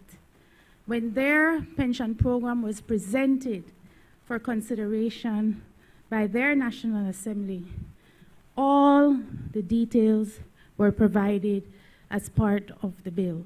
The bill and the regulations were presented together, and so there was a clear understanding of what the commitment would be by the government to judges and what would be the price tag on the Belizean people. So I raise those as serious concerns and ask for the government's consideration. Thank you, Madam Speaker. I recognize the member for Freetown. Thank you. Thank you, Madam Speaker. I thank both members for their contributions, their interventions, and for raising issues of importance. I'll try to address them very quickly. You know, judicial independence is critically important in any democracy, in any country. So this is really a historic, progressive bill that seeks to advance the rule of law, seeks to advance judicial independence. It's something that we in Belize have struggled with for decades. You know, we can recall some very, very dark days under the UDP administration, very dark days for the rule of law, very dark days for the independence of the judiciary. They were very, very comfortable in the UDP with having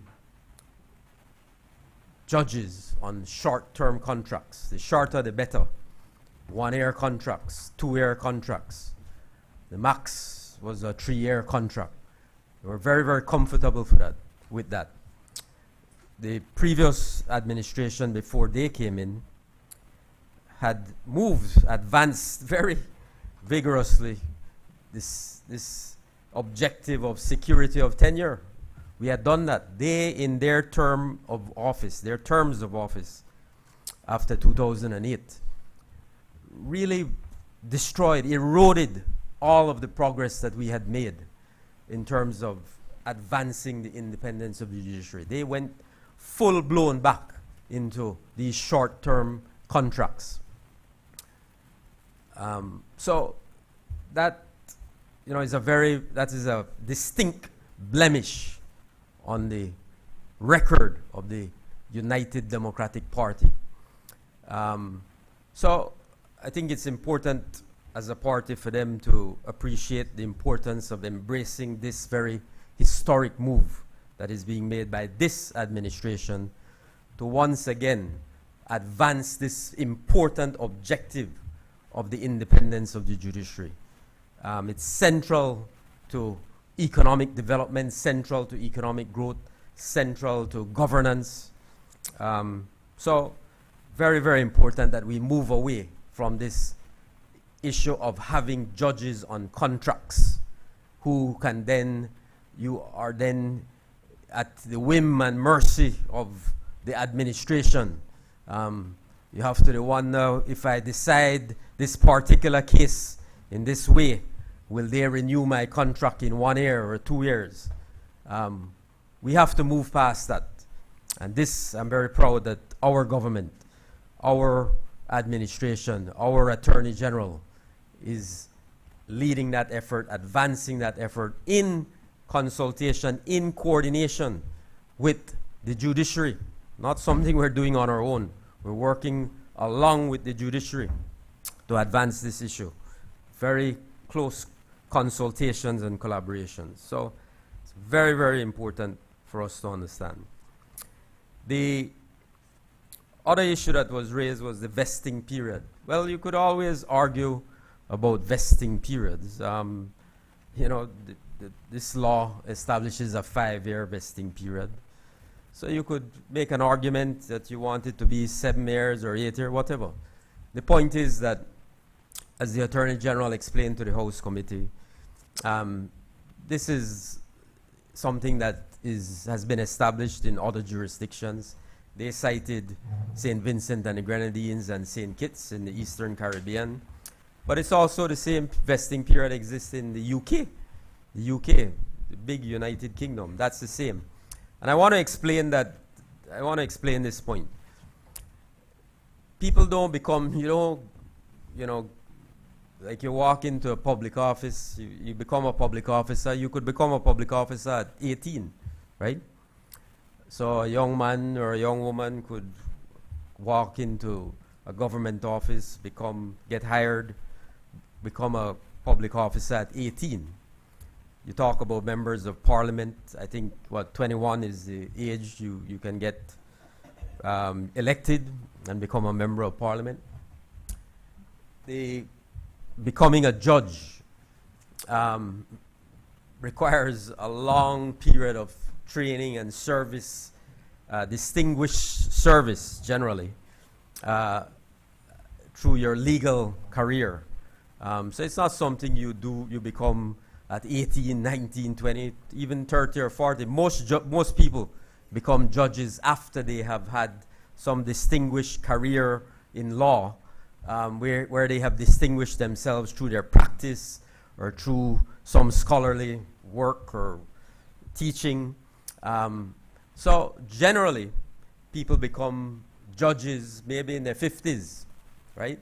So you can't apply the same principle and say, 15 years before you get your pension. Can't be the case. So that is the unique status of a judge that we have to appreciate and understand. So that's the reason for a shorter 5-year vesting period, which makes absolute sense when you understand and think about the nature of a judge, becoming a judge. Then the final point is this regulations. You talked about regulations and I want to be very clear about the regulations. Yes, ideally, I agree Madam Leader, you want everything presented and packaged. But the regulations will be, there are three parties to determining the regulations, not just some minister sitting in an office and say, oh, these are the regulations. The regulations will be signed by the Governor General on the advice of the Judicial and Legal Services Commission.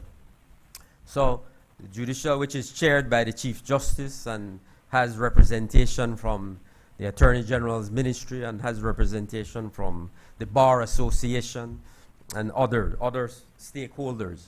So, and then the Minister as well has to provide concurrence. So the GG acting on the advice of the Judicial and Legal Services Commission with the concurrence of the Minister. So you have all the necessary, all the relevant parties at the table designing and determining what these regulations will be. So it's not just an arbitrary thing where, you know, I don't want the Belizean people to misunderstand when you suggest that somehow it can be just the minister to sit down, they decide what these regulations and what the terms and conditions will be and what the pension will be. No, no, no, no, not at all. It will be, as I said, all of these parties involved. And then you also, I think, Madam Leader mentioned the issue of, I think you labeled it as inequity or inequality, inequity. That, oh, well, we give the judges pension, but we're not giving the magistrates or the itinerant judges pension. The reality is you have to start somewhere. You have to start somewhere. So we're starting with the senior judges. It has to be a phased approach. There are, as you will appreciate, financial implications with every decision you make. When you're putting in place a pension scheme, there are very serious financial implications and consequences. So you have to do it in a responsible way. And so while we, of course, would want to do it for everybody, it has to be done in a phased approach. So you start with the senior judges, and hopefully, you know, over the next years and so, it can be extended to everyone in the judiciary.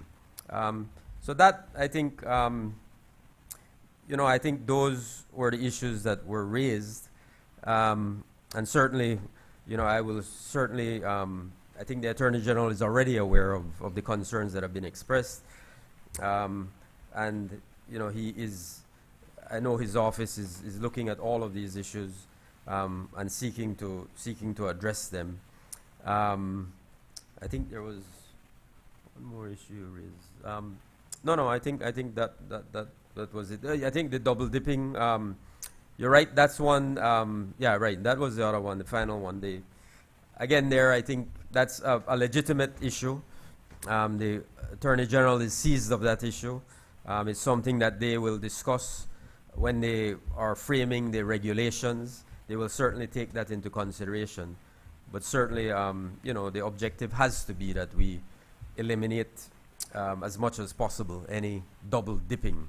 So I can assure you, Madam Leader, that that is an issue that is being looked at seriously and being addressed. So I would move with that, Madam Speaker, I would move the second reading of the bill. Honorable members, the question is that the bill for an act to provide for the salaries, pensions, and other conditions of service of judges of the High Court of Judicature and the Court of Appeal be read a second time. All those in favor kindly say aye. Aye. Those against kindly say no. I think the ayes have it. Bill for an act to provide for the salaries, pensions, and other conditions of service of judges of the High Court of Judicature and the Court of Appeal. I recognize the Minister for Rural Transformation, Community Development, and Local Government. Madam Speaker, this is the Trade Licensing Amendment Number 3 Bill 2025. I move the second reading of a bill for an act to amend the Trade Licensing Act number 19 of 2024 to provide for the determination of annual license fees for trades in towns and villages, to make transitional provisions respecting existing trades, and to provide for matters connected therewith or incidental thereto. Madam Speaker, I ask the support of the House on this bill. Thank you.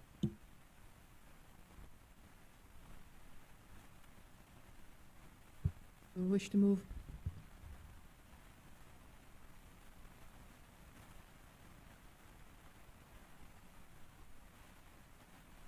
Madam Speaker, I now move the bill and ask you to kindly put the question. Thank you.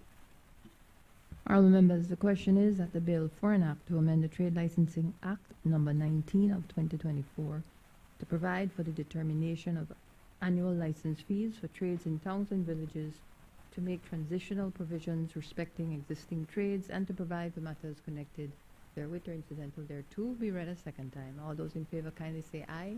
Aye. Those against kindly say no. I think the ayes have it.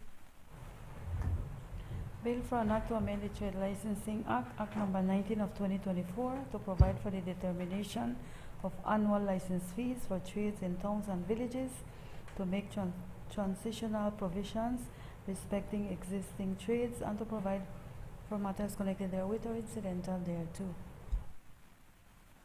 I recognize the Minister of Human Development, Family Support, and Gender Affairs.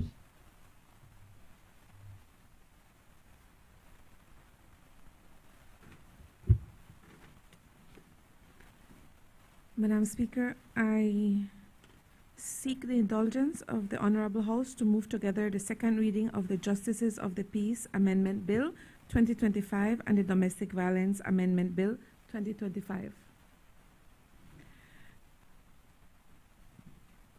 Honorable members, the question is that the second I just have to put the question first.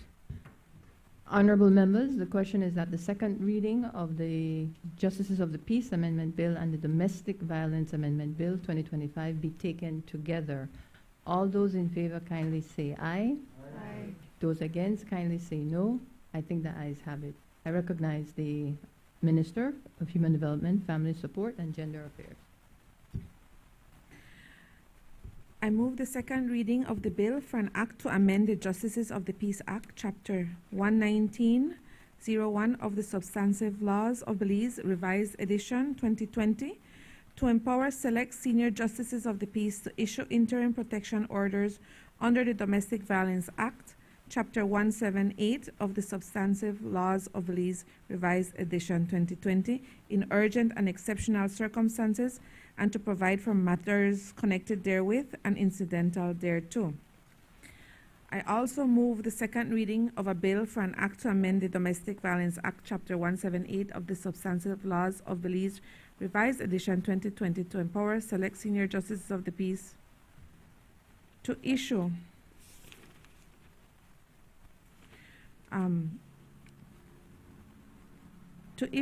interim protection orders under the Act in urgent and exceptional circumstances, and to provide for matters connected therewith or incidental thereto.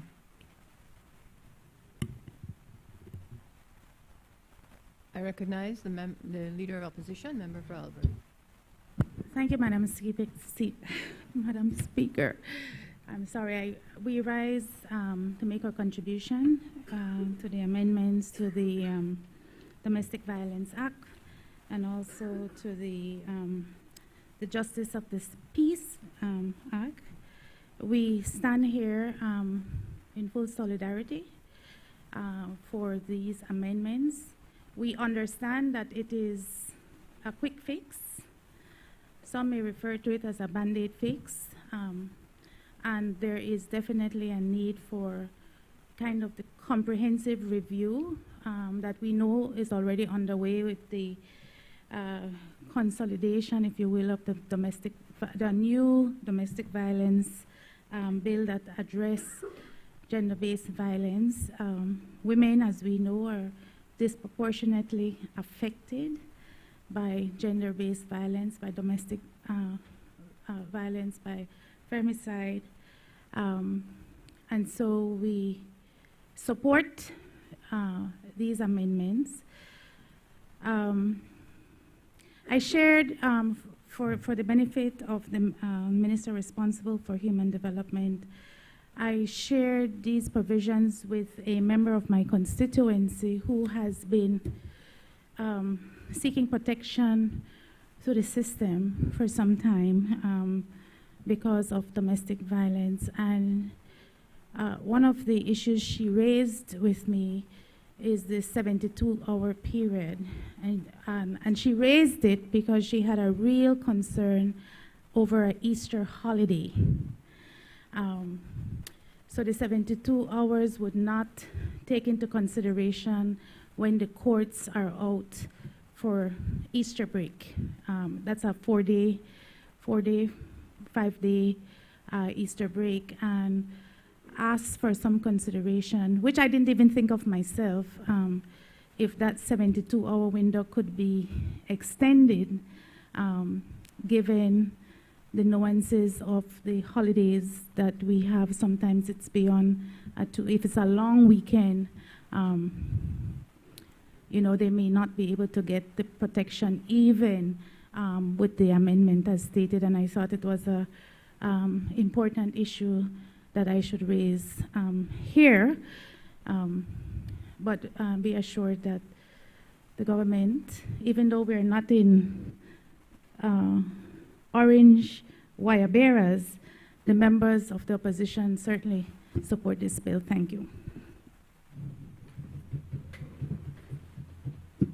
Recognize the member for Belize Rural Central.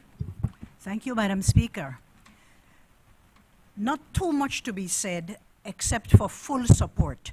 And Madam Leader and Member for Albert, we thank you and your side of the House for this important support.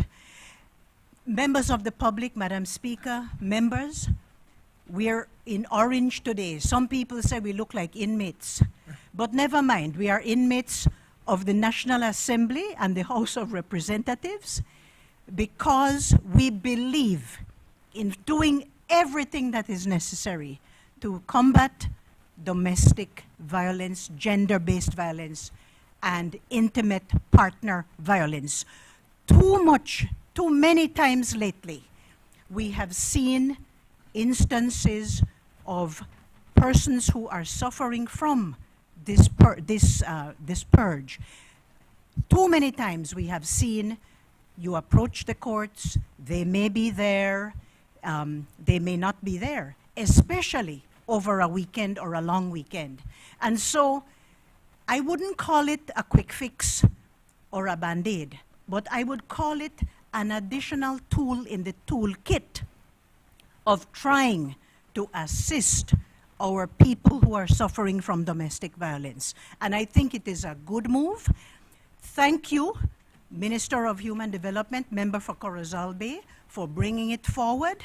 And thank you very, very much again for the support. If you would allow me, I would just like to mention that in our Women Parliamentary Caucus, I have said it to the media, and I want to say it here, in our Women Parliamentary Caucus, which has taken full cognizance of this issue, when we go to the Women's Parliamentary Caucus, we leave our party politics at the door.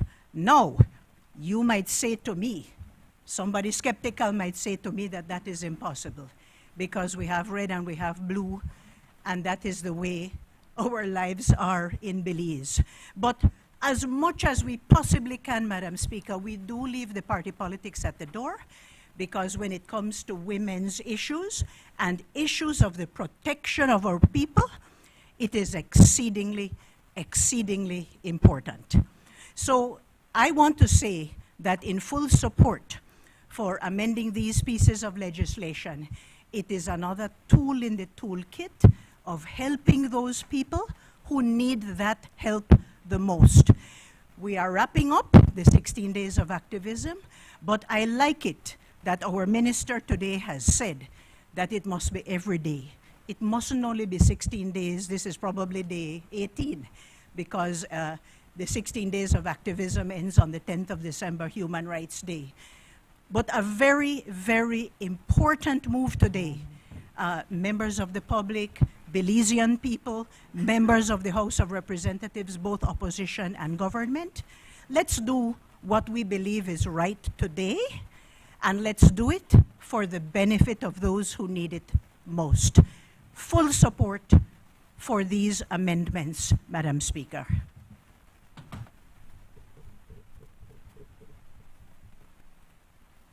I recognize the Minister.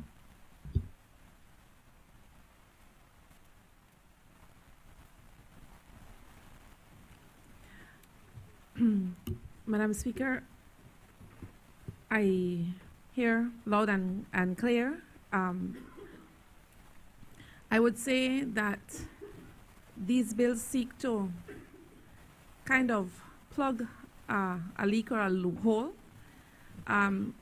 There are too many women that are far away from a magistrate. Magistrates are not always available, or gender-based violence really has no time period in which it's active and it turns off. And more often than not, it happens on weekends when people are out celebrating.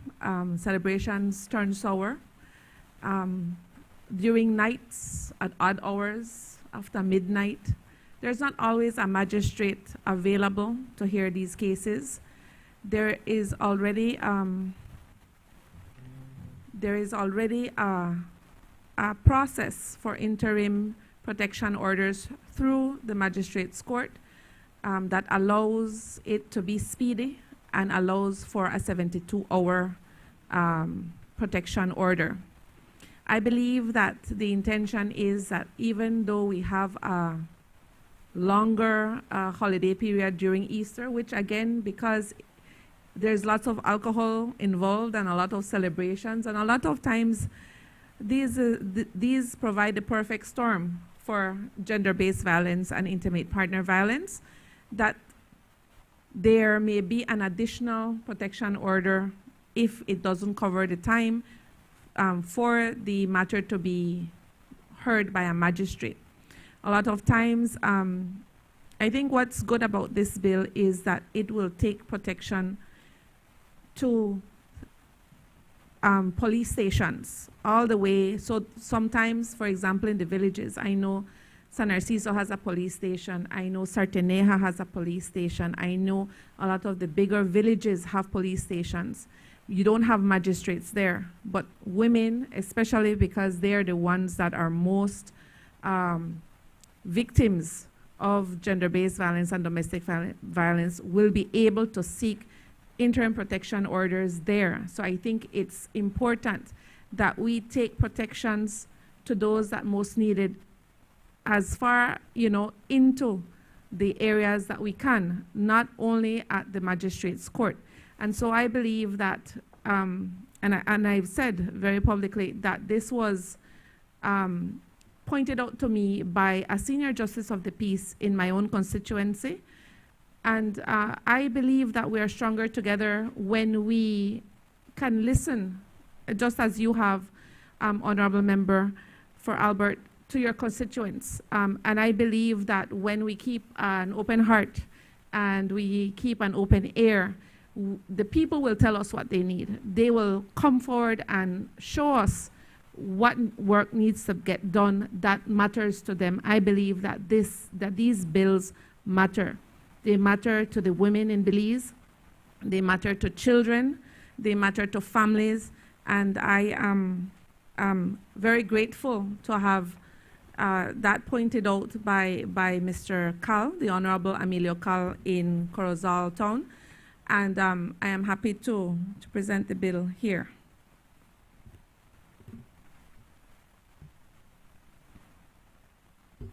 Honorable members, the question is that the bill for an act to amend the Justices of the Peace Act, Chapter 11901 of the Substantive Laws of Belize, Revised Edition 2020, to empower select senior justices of the peace to issue interim protection orders under the Domestic Violence Act, Chapter 178 of the Substantive Laws of Belize, Revised Edition 2020, in urgent and exceptional circumstances. and to provide for matters connected therewith or incidental thereto be read a second time. All those in favor kindly say aye. Those against kindly say no. I think the ayes have it.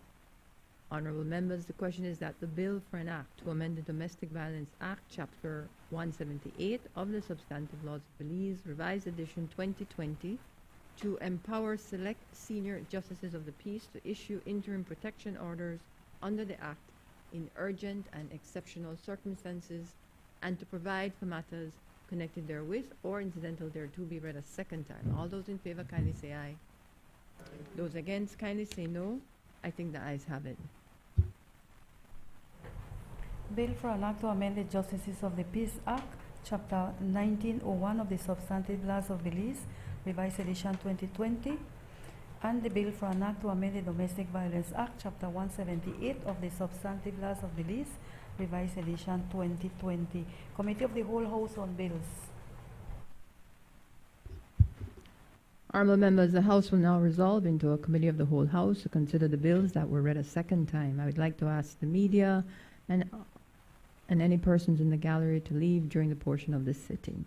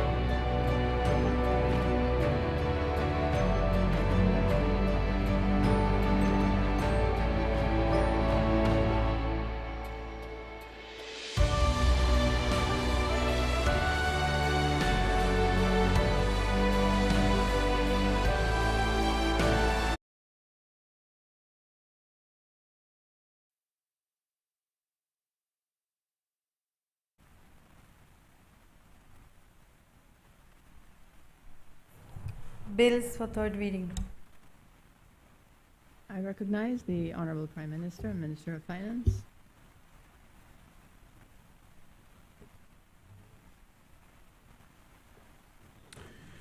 Madam Speaker, I rise to report that the Committee of the Whole House has considered the customs and Madam Speaker, I rise to report that the Committee of the Whole House has considered the Sugar Industry and Cogeneration Project Amendment Bill 2025 and passed it without amendment. I now move the third reading of that bill. Madam Speaker, standing order for the same one, I'd like to request a division, please. Clerk, a division has been requested.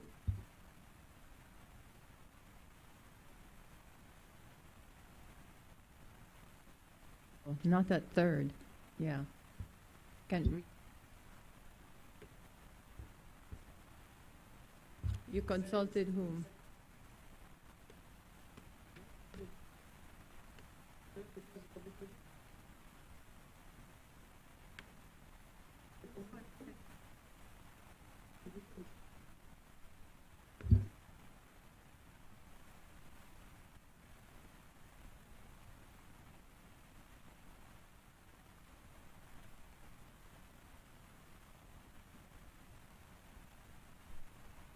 Member for Mesopotamia, I need to get clarity on whom from the office you asked, but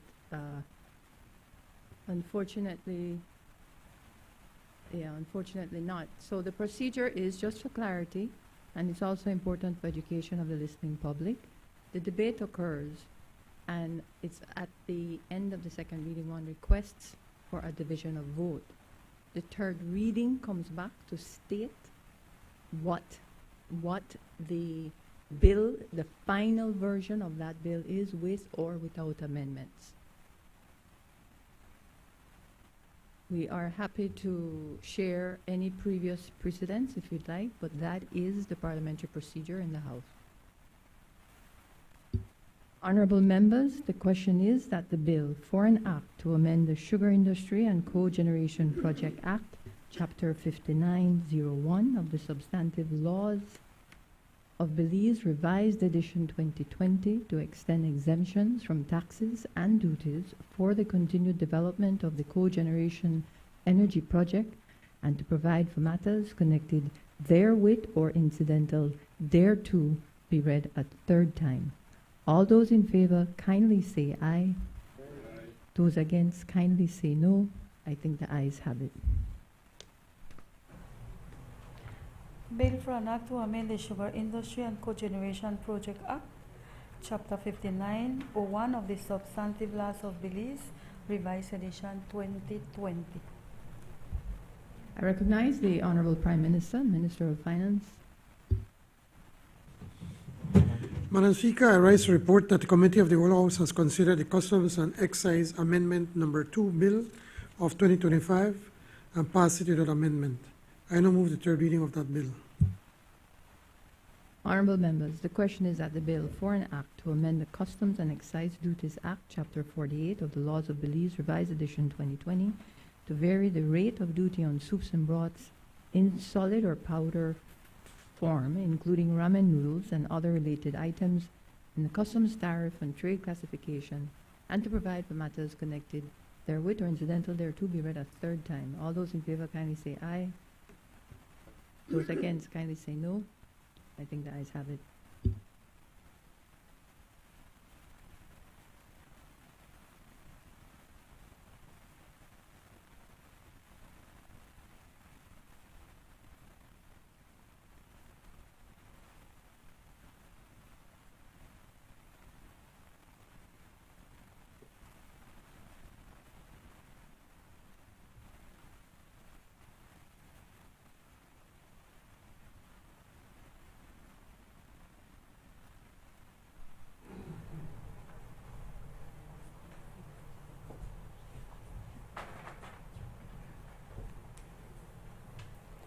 Bill for an act to amend the Customs and Excise Duties Act, Chapter 48 of the Laws of Belize, Revised Edition 2020. I recognize the Honorable Prime Minister and Minister of Finance. Madam Speaker, I rise to report that the Committee of the Whole House has considered the Money Laundering and Terrorism Prevention Amendment Bill 2025 and passed it without amendment. Honorable members, the question is that the bill for an act to amend the Money Laundering and Terrorism Prevention Act, Chapter 104 of the Substantive Laws of Belize, to satisfy the requirements of the Financial Action Task Force recommendation with respect to digital assets and digital asset service providers, and to provide for matters connected therewith or incidental thereto be read a third time. All those in favor kindly say aye. Aye. Those against kindly say no. I think the ayes have it. Bill for an act to amend the Money Laundering and Terrorism Prevention Act, Chapter 104 of the Substantive Laws of Belize.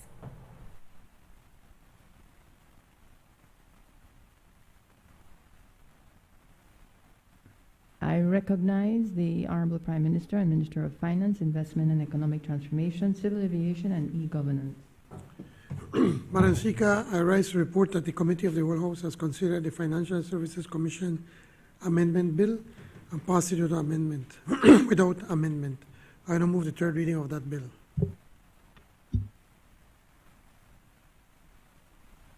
Honorable members, the question is that the bill for an act to amend the Financial Services Commission Act, Act Number 8 of 2023, to provide for the grant of a special license for trading in digital assets and other similar activities and operations, and to provide for matters connected therewith or incidental thereto be read a third time. All those in favor kindly say aye. Those against kindly say no. I think the ayes have it. Bill for an act to amend the Financial Services Commission Act, Act Number 8 of 2023. I recognize the Honorable Minister of Foreign Affairs and Foreign Trade. Madam Speaker, I rise to report that the Committee of the Whole House has considered the Judges' Salaries and Pensions Bill 2025 and passed it without amendments. I now move the third reading of that bill. Honorable members, the question is that the bill for an act to provide for the salaries, pensions, and other conditions of service of judges of the High Court of Judicature and the Court of Appeal be read a third time. All those in favor kindly say aye. Aye. Those against kindly say no. I think the ayes have it. Bill for an act to provide for the salaries, pensions, and other conditions of service of judges of the High Court of Judicature and the Court of Appeal. I recognize the Honorable Minister of Rural Transformation, Community Development, and Local Government. Madam Speaker, I rise to report that the Committee of the Whole House has considered the Trade Licensing Amendment Number 3 Bill 2025 and passed it without amendment. I now move the third reading of that bill. Honorable members, the question is that the bill for an act to amend the Trade Licensing Act Number 19 of 2024 to provide for the determination of annual license fees for trades in towns and villages, to make transitional provisions respecting existing trades, and to provide for matters connected therewith or incidental thereto be read a third time. All those in favor kindly say aye. Those against kindly say no. I think the ayes have it. Bill for an act to amend the Trade Licensing Act, Act Number 19 of 2024. I recognize the Honorable Minister of Human Development, Family Support, and Gender Affairs.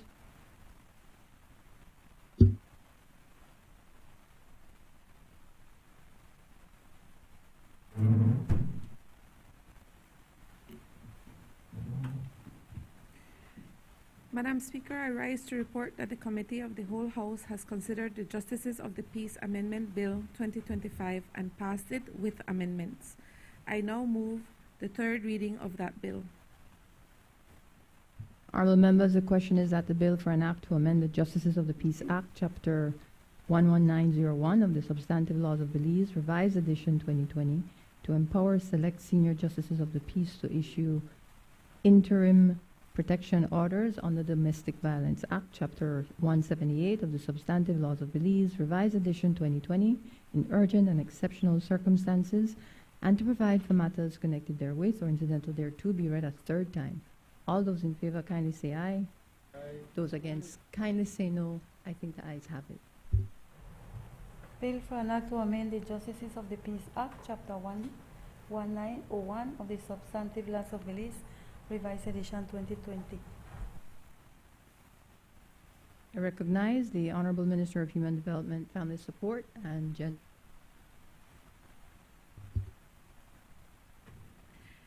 Madam Speaker, I rise to report that the Committee of the Whole House has considered the Domestic Violence Amendment Bill 2025 and passed it without amendment. I now move the third reading of that bill. Honorable members, the question is that the bill for an act to amend the Domestic Violence Act, Chapter 178 of the Substantive Laws of Belize, Revised Edition 2020, to empower select senior justices of the peace to issue interim protection orders under the Act in urgent and exceptional circumstances and to provide for matters connected therewith or incidental thereto be read a third time. All those in favor kindly say aye. Aye. Those against kindly say no. I think the ayes have it. Bill for an act to amend the Domestic Violence Act, Chapter 178 of the Substantive Laws of Belize, Revised Edition 2020. Before I call on the Prime Minister on adjournment, it would be remiss of me not to be very accurate on the matter that occurred earlier regarding division of votes, especially because we do have the listening public and for the record.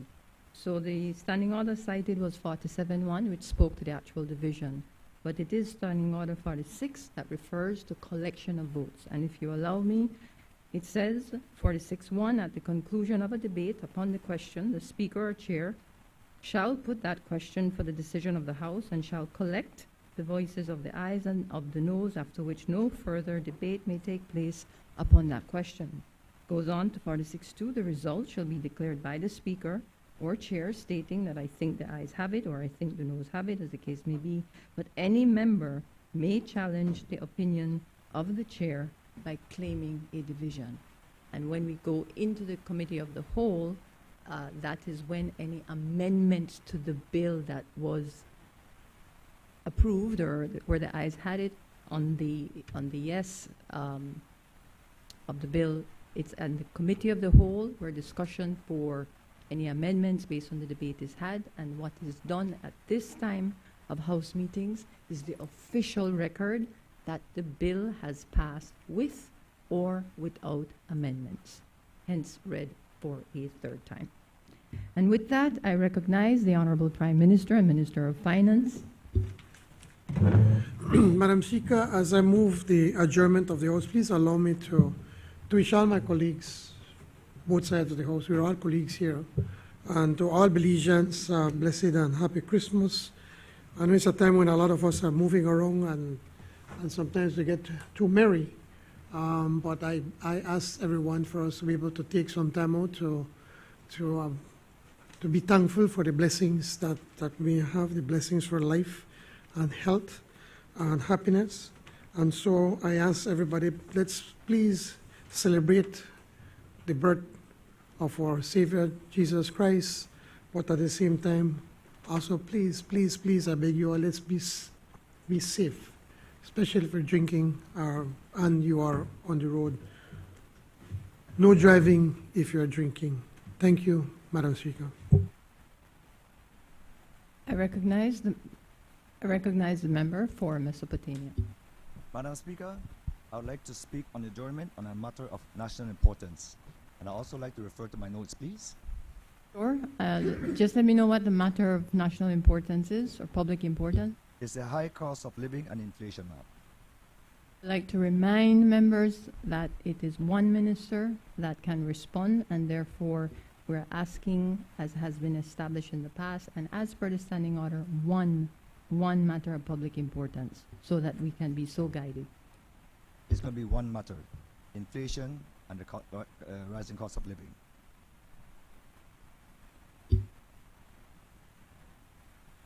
Lord, man, if I could talk Creole, you could understand. If I talk English, you could understand. Madam Speaker, I rise today to talk about something that every family in this country is feeling. It's a pressure building in the homes of all the people that we represent, especially in my constituency of Mesop. The hard truth is that things are getting more and more expensive. I'm talking about inflation and the high cost of living. Madam Speaker, when this government was in opposition, they promised they could fix the high cost of living. Their slogan was, "Everybody for win." The now Prime Minister was on the streets opposing high fuel prices. He understood the problem then, but now that he is in power, the promises have been forgotten. The problems are still here, Madam Speaker. In fact, they are worse. And I'll give you some example with the government's numbers from the SIB. Let's start with the bills that every family have to pay. BWS has raised its rates 13.5%. They say they need the money, but their chairman say that they could operate without the increase. So where is the money going? Their debt has almost doubled from 58 million in 2020 to 107 million 2025. And while they're asking us to pay more, their spending in travels have increased by 72%. Their donations have went up by 800%. Yes, and I could document that, Madam Speaker. I have the right here in my phone if we need documentation to fact check me. They hired more managers and more staff, costing millions more. That doesn't sound like a company that is short on cash. It sounds like a company that is short on discipline. And now we hear BEL wants to raise rates by almost 14% starting January 1st. Happy New Year, guys. That's our New Year's gift. Another bill is going up.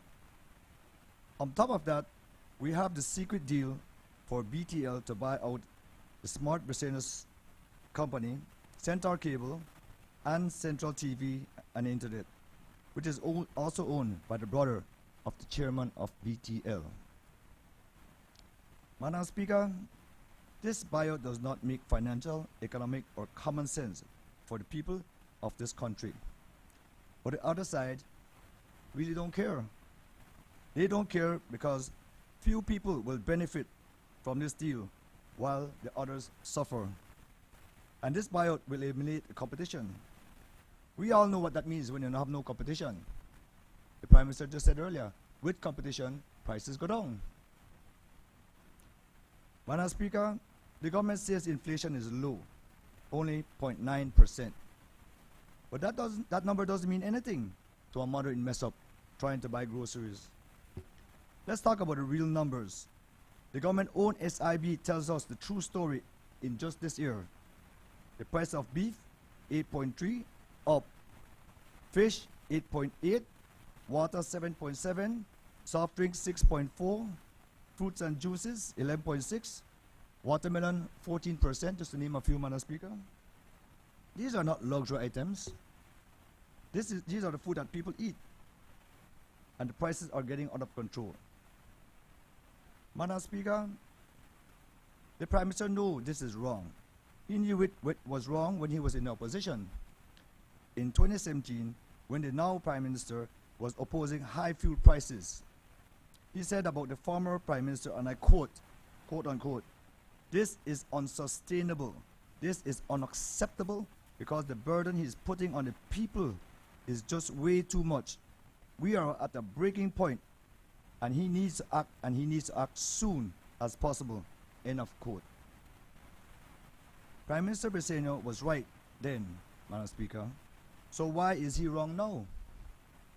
The burden is heavier. The breaking point is closer, and the man who demands action then gives us only excuses now. I'm not just here to criticize, Madam Speaker. I always try to be more balanced. I'm here to offer solutions, common sense solutions that could actually help the people. One, expand local support for local production, increase investment in local agriculture through small farmer grants, affordable financing to all, not only a select few, and access to modern equipment, if strengthening domestic production to reduce resilience on import, stabilizing supply, and help lower prices across the board, especially for vegetables, poultry, and grains. Implement fuel stabilization mechanism, introduce a cap on flexible levy system on fuel that adjusts to global oil prices. Because stabilizing the fuel costs and transportation, expenses across the country will lower, which lower food prices, community costing, and utility expense, providing immediate relief to households across the board. Create real jobs. Let's invest in local training and small business and support, especially for the young people in Mesopotamia and other marginalized areas. Let's give them the tools they need to build a future for themselves. Madam Speaker, as I close, let me end with this reality that every Belizean is living with. Inflation is climbing. The cost of living is squeezing families. The price people are feeling the pressure every single day at the supermarkets, at the pump, in all our utilities, and some that are coming after the new year, Madam Speaker. Madam Speaker, the government will have the last word at this debate, but the people of Belize will have their last word on the country's future. The government can argue with me, but they cannot argue with the numbers from SIB. They cannot argue with the reality of the Belizean people. They cannot argue with the words of their own leader, which once understood the people's pain. I say to my friends on the other side, let's not deflect. Let's not stray away from the problems. Let's fix it together. Fix it for the people of Mesopotamia. Fix it for the people of Belize. Madam Speaker, as we wrap up today's meeting, I'm done, okay guys? I would like to wish everyone a Merry Christmas, and may the Happy New Year's renew our shared commitment, service, and unity and progress. Madam Speaker, a special word of appreciation for your leadership and guidance throughout the years. Throughout the year, not the years, year. Merry Christmas and Happy New Year. And to the wonderful people of Mesopotamia, thank you for your trust and support. I am proud to serve you and grateful for the confidence you continue to place in me. May you have a safe, joyful holiday seasons. Merry Christmas and all the best. All the best, guys. Merry Christmas. Happy New Year's. I recognize the Honorable Prime Minister. Member for the mic. Just because it does provide an issue for the folks in the control room. Prime Minister. Thank you, Madam Speaker. And again, the honourable member from Mesopotamia was all over the place, so I'll try to answer as best as I possibly can everything. Well, we on this side do recognize that the cost of living is still affecting Belizeans, as much as we try to do everything possible to be able to help. But I've said it many times and I'll repeat it again. Most of the inflation that we have, it is imported because we import a lot of our goods. And even the food that we produce, for instance, like fertilizer, that has gone up by more than 100%. We do not produce fertilizer. The insecticide, all of these inputs that we use to produce have gone up considerably, and we do not have control over it. We have not raised taxes on any of these issues. But to be able to assist, we have been doing a lot of stuff, from education, we provide more scholarships, providing more help to UB, minutes from health, with the National Health Insurance that has coverage. We have over 22,000 Belizeans going to the health insurance clinics, where you pay next to nothing. All of these things bring down the cost of living for people. We're trying to find where we can help. Where we can help, we do so. When we raise the minimum wage, that increased. It helped thousands of Belizeans that are working, and by doing that, it raised the salaries of other Belizeans that were earning $5. Their salaries had to go up. And we promised that we're going to raise it to $6, and we will. We're just trying to look when would be the best time possible to be able to raise that. We've been doing with the with the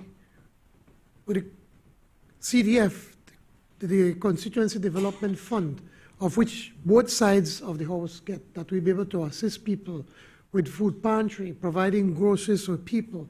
There are so many things that we've been doing to be able to help this country, or citizens. And when it comes now to help our small businesses, we have been doing, there's no government that has the record of what we're doing for them.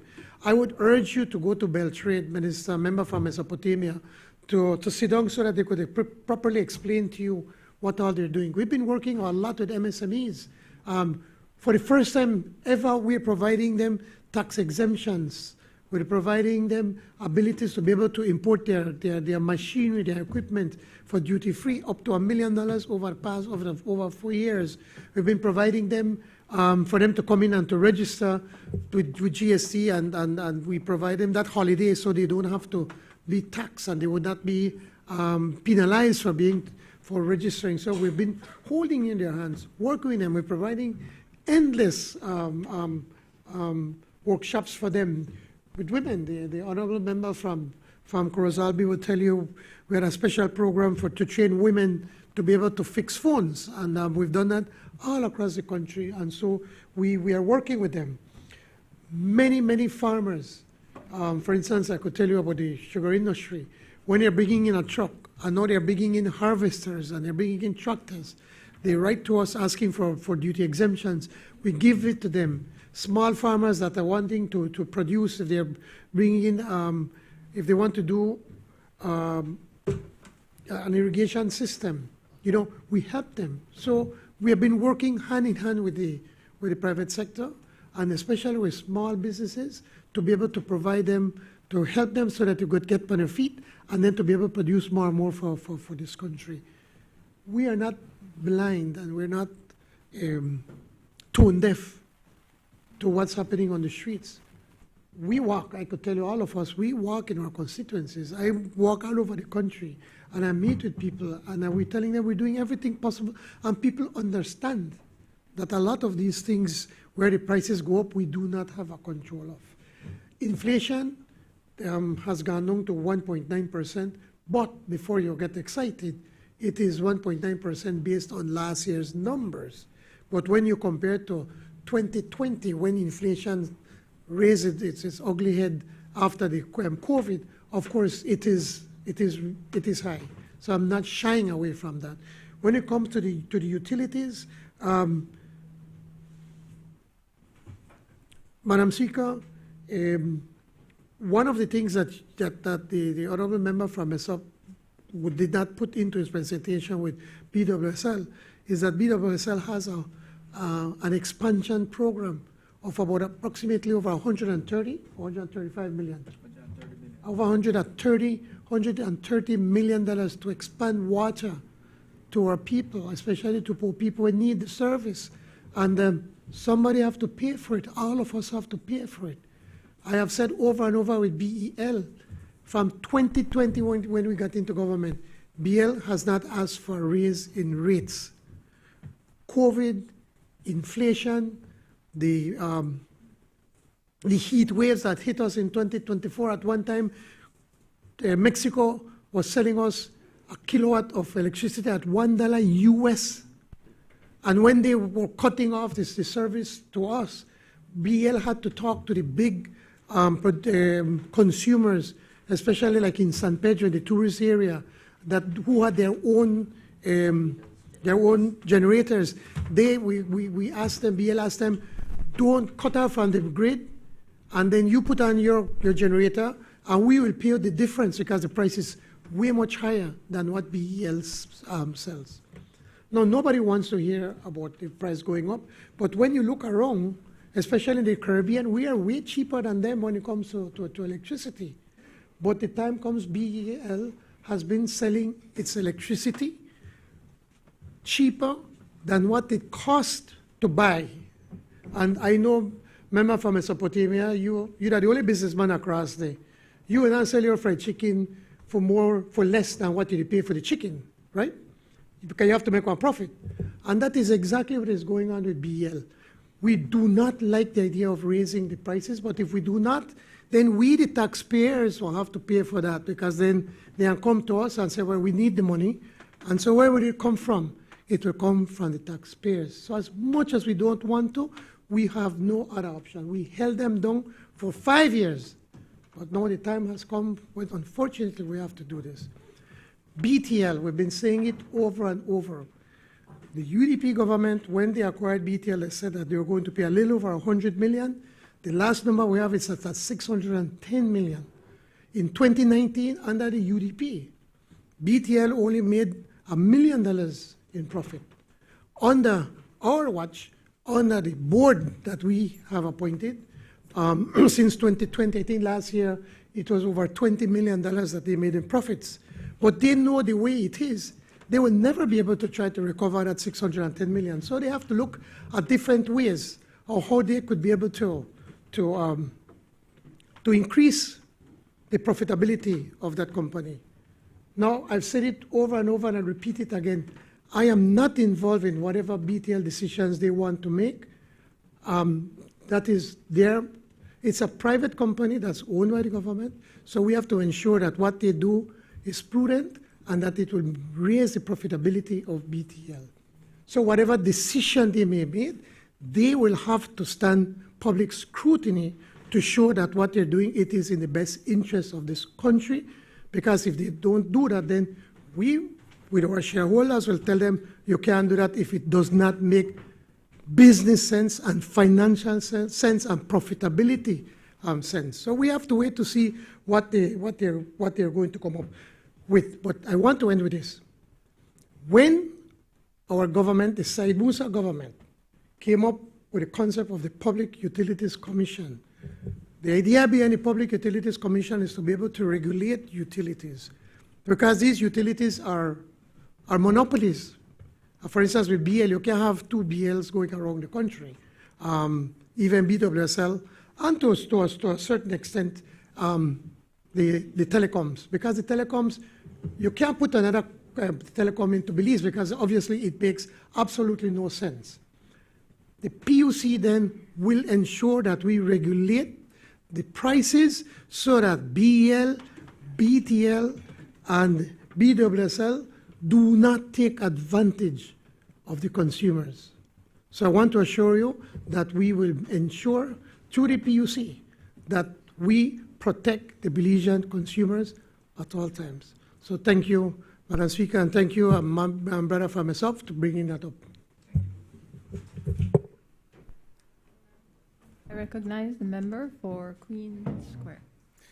Madam Speaker, on a matter of public concern, I would like to speak on the issue of road traffic fatalities.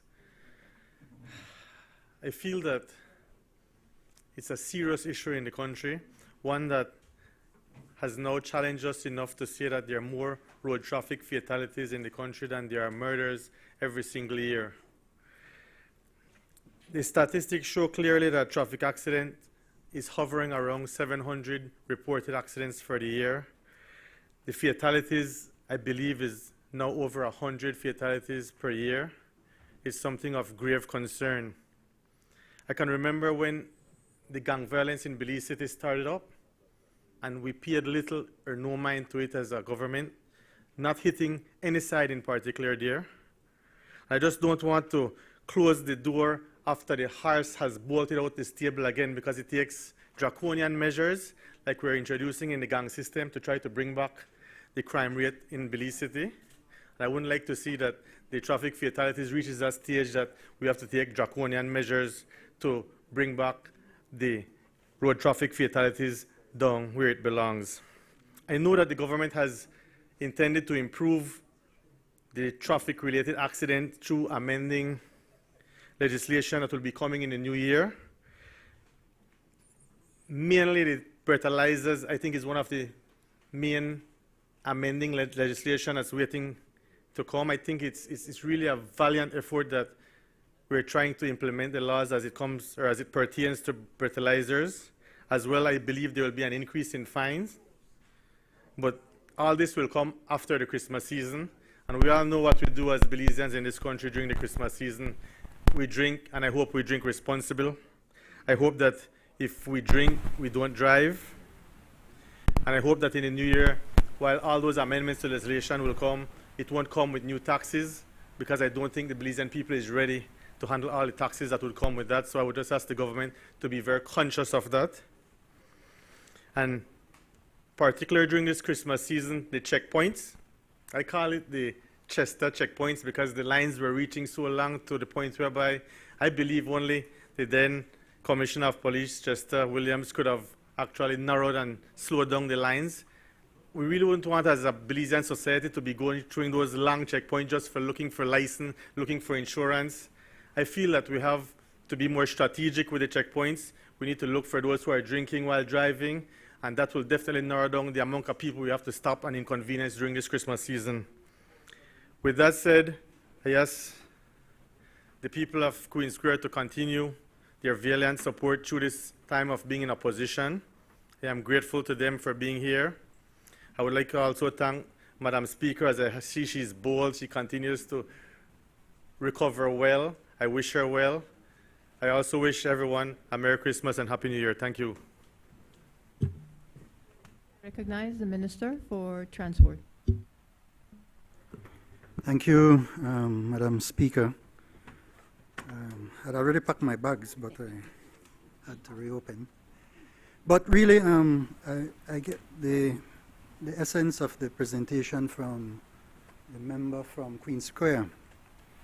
I think recognizes, as we all do, that we have a serious issue with traffic across our country. And what we have determined to do on our side is to find the best solutions that would address the problems, and not to sit by and allow these situations to fester and to become worse. So I think in essence the member from Queen Square has raised a number of issues, and I think in good faith that we want to work together to be able to find solutions. And I want to respond in that spirit. In the case of motorcycles, let's start there. Last year, in 2024, sadly we had 62 fatalities related to motorcycles. Now this year, we're already at 43. And it is really sad to see, especially the large number of them are young people. You may have heard over the weekend that we had two under 16 teenagers who were involved in accidents. One of them 14 and one of them 16. And it requires that we as a government together address these grave matters, because when these young people or anybody get into these accidents, we must recognize the serious impact that it has on their families. In the worst case scenario where you have fatalities, families may lose a bread earner for the home, and so we must do something. With the motorcycle training, what we have been doing is listening across the board and getting in good suggestions. We have clearly motorcycle riders who are very responsible, and we recognize that from day one, and we reached out to them to get their inputs and their ideas. And what did we hear from them? Many of them who have been careful over their lives in terms of how they carry themselves on the highways are in fact ashamed that you have a lot of inexperienced riders on the road who give them a bad name. And you see that every day on the highways. You see it in the streets of the municipalities, where these irresponsible motorcycle riders maneuvering themselves dangerously through traffic create serious problems. I know the last time we had a house meeting here, we had one of the members from that side had an incident right here in Balmapan with a motorcycle. So it cannot be that we just let it continue. We have to find ways. So the initial suggestion of having training with a cost of $300 was not by itself the all of the idea on how we will address this matter. That was a part of it.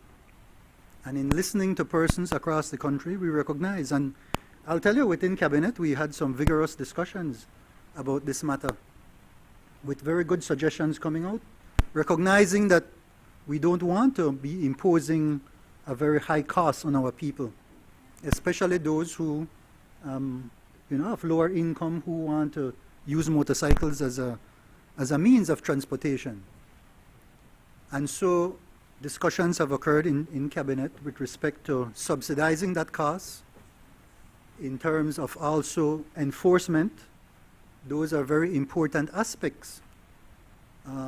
Cabinet recognizes that the Ministry of Transport is very understaffed when it comes to enforcement across the whole country. We only have 42 traffic officers. And as you know, we have partnered with the police department for training, a very, very important partnership, where now our transport officers, not just from National Transport, but from all the municipalities, have been engaged in training. 3 weeks training at the police training school, where they come. They come and stay full-time for that 3 weeks, and they get that kind of training, where they look at the laws of the country, they look at how they handle difficult situations on the road, a whole host of things that strengthen them when they're out there in difficult situations, which they face every day. And so these are the kinds of things that we're working on right now. The breathalyzers, that's something that we find in many other countries. It's not anything new. It's for us to be able to utilize them properly with enforcement so that those people who are driving under the influence would be caught without any doubt using technology. There's also, as the member from Queen Square mentioned, yes, increases in fines. I am pleased that when the matter was taken to the committee, that we had suggested an increase for that to $1,000, and in the committee it was increased to $3,000. So these are the kinds of things that that are necessary so that we can address both the side of enforcement, the side of deterrence because of the fines for things like drinking and driving. And with the checkpoints, something that the public has, we've had a very firm reaction, strong reaction from the public recently. It so happens that on that particular day, there was also construction work being done, right? Somewhere there between by the airport and the bridge. And that aggravated a situation. So good management, good leadership recognizes that, you know, we have to alleviate those things. We have, along with the police department, given instructions to our people that during busy hours that those checkpoints will be taken off. However, there is still a need for checkpoints. So it's for us to do it in a way that is sensible, in a way that will achieve the objectives that we want to achieve. For example, if there's a escape of prisoners or something of that effect, we'll have to have checkpoints.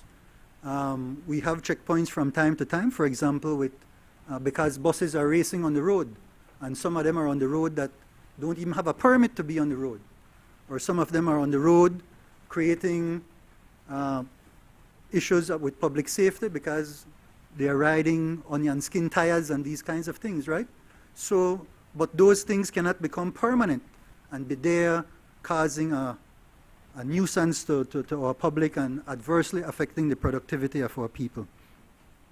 So I want to assure the member from Queen Square and everybody in here that we have been listening, we have been taking into account the suggestions and the contributions of our Belizean people. That is the nature of how we operate on this side, and that is informing us so that we can put together the best possible legislation that will serve our country. Thank you very much, Madam Speaker.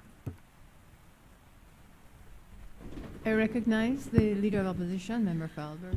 Thank you, Madam Speaker, and I will be very brief. I stand to join the Prime Minister in extending happy holiday season to all Belizeans through the length and breadth of this country.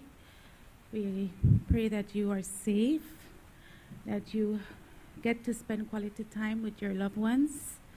My heart goes out to every family who has lost a loved one this year, and even before. I've had that experience, and I can tell you the holidays are pretty tough. And so enjoy your loved ones when you have them, make the most of them. Be careful on the roads so that you can get home safely to the people that you love. I want to thank especially and wish especially the people of Albert who continue to love me and support me and serve as my greatest champions at this holiday season. I want to know that sometimes I forget to say how much they mean to me, but I wouldn't be standing here had I not have the support of the great people of Albert. And I also want to have a special shout out to our UDP supporters.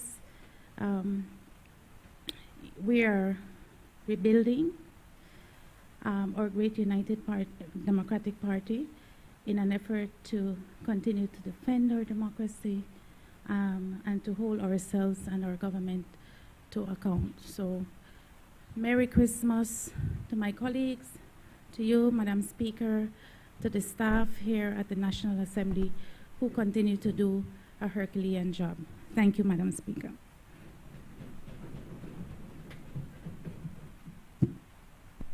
Honorable members, the next time we meet should be January 30th. January 30th should be the joint sitting. You will get an official notice as per the Standing Order 12. And the first regular sitting should be Friday, February the 6th. During the festive season, I'd like to join my voice with all of yours in wishing you and your families a safe and happy Christmas, and to the staff of the National Assembly, to them and their families, all the best and happy New Year. Honorable members, the question is that the House do now adjourn. All those in favor, kindly say aye. Aye. Those against, kindly say no. I think the ayes have it. Thank you.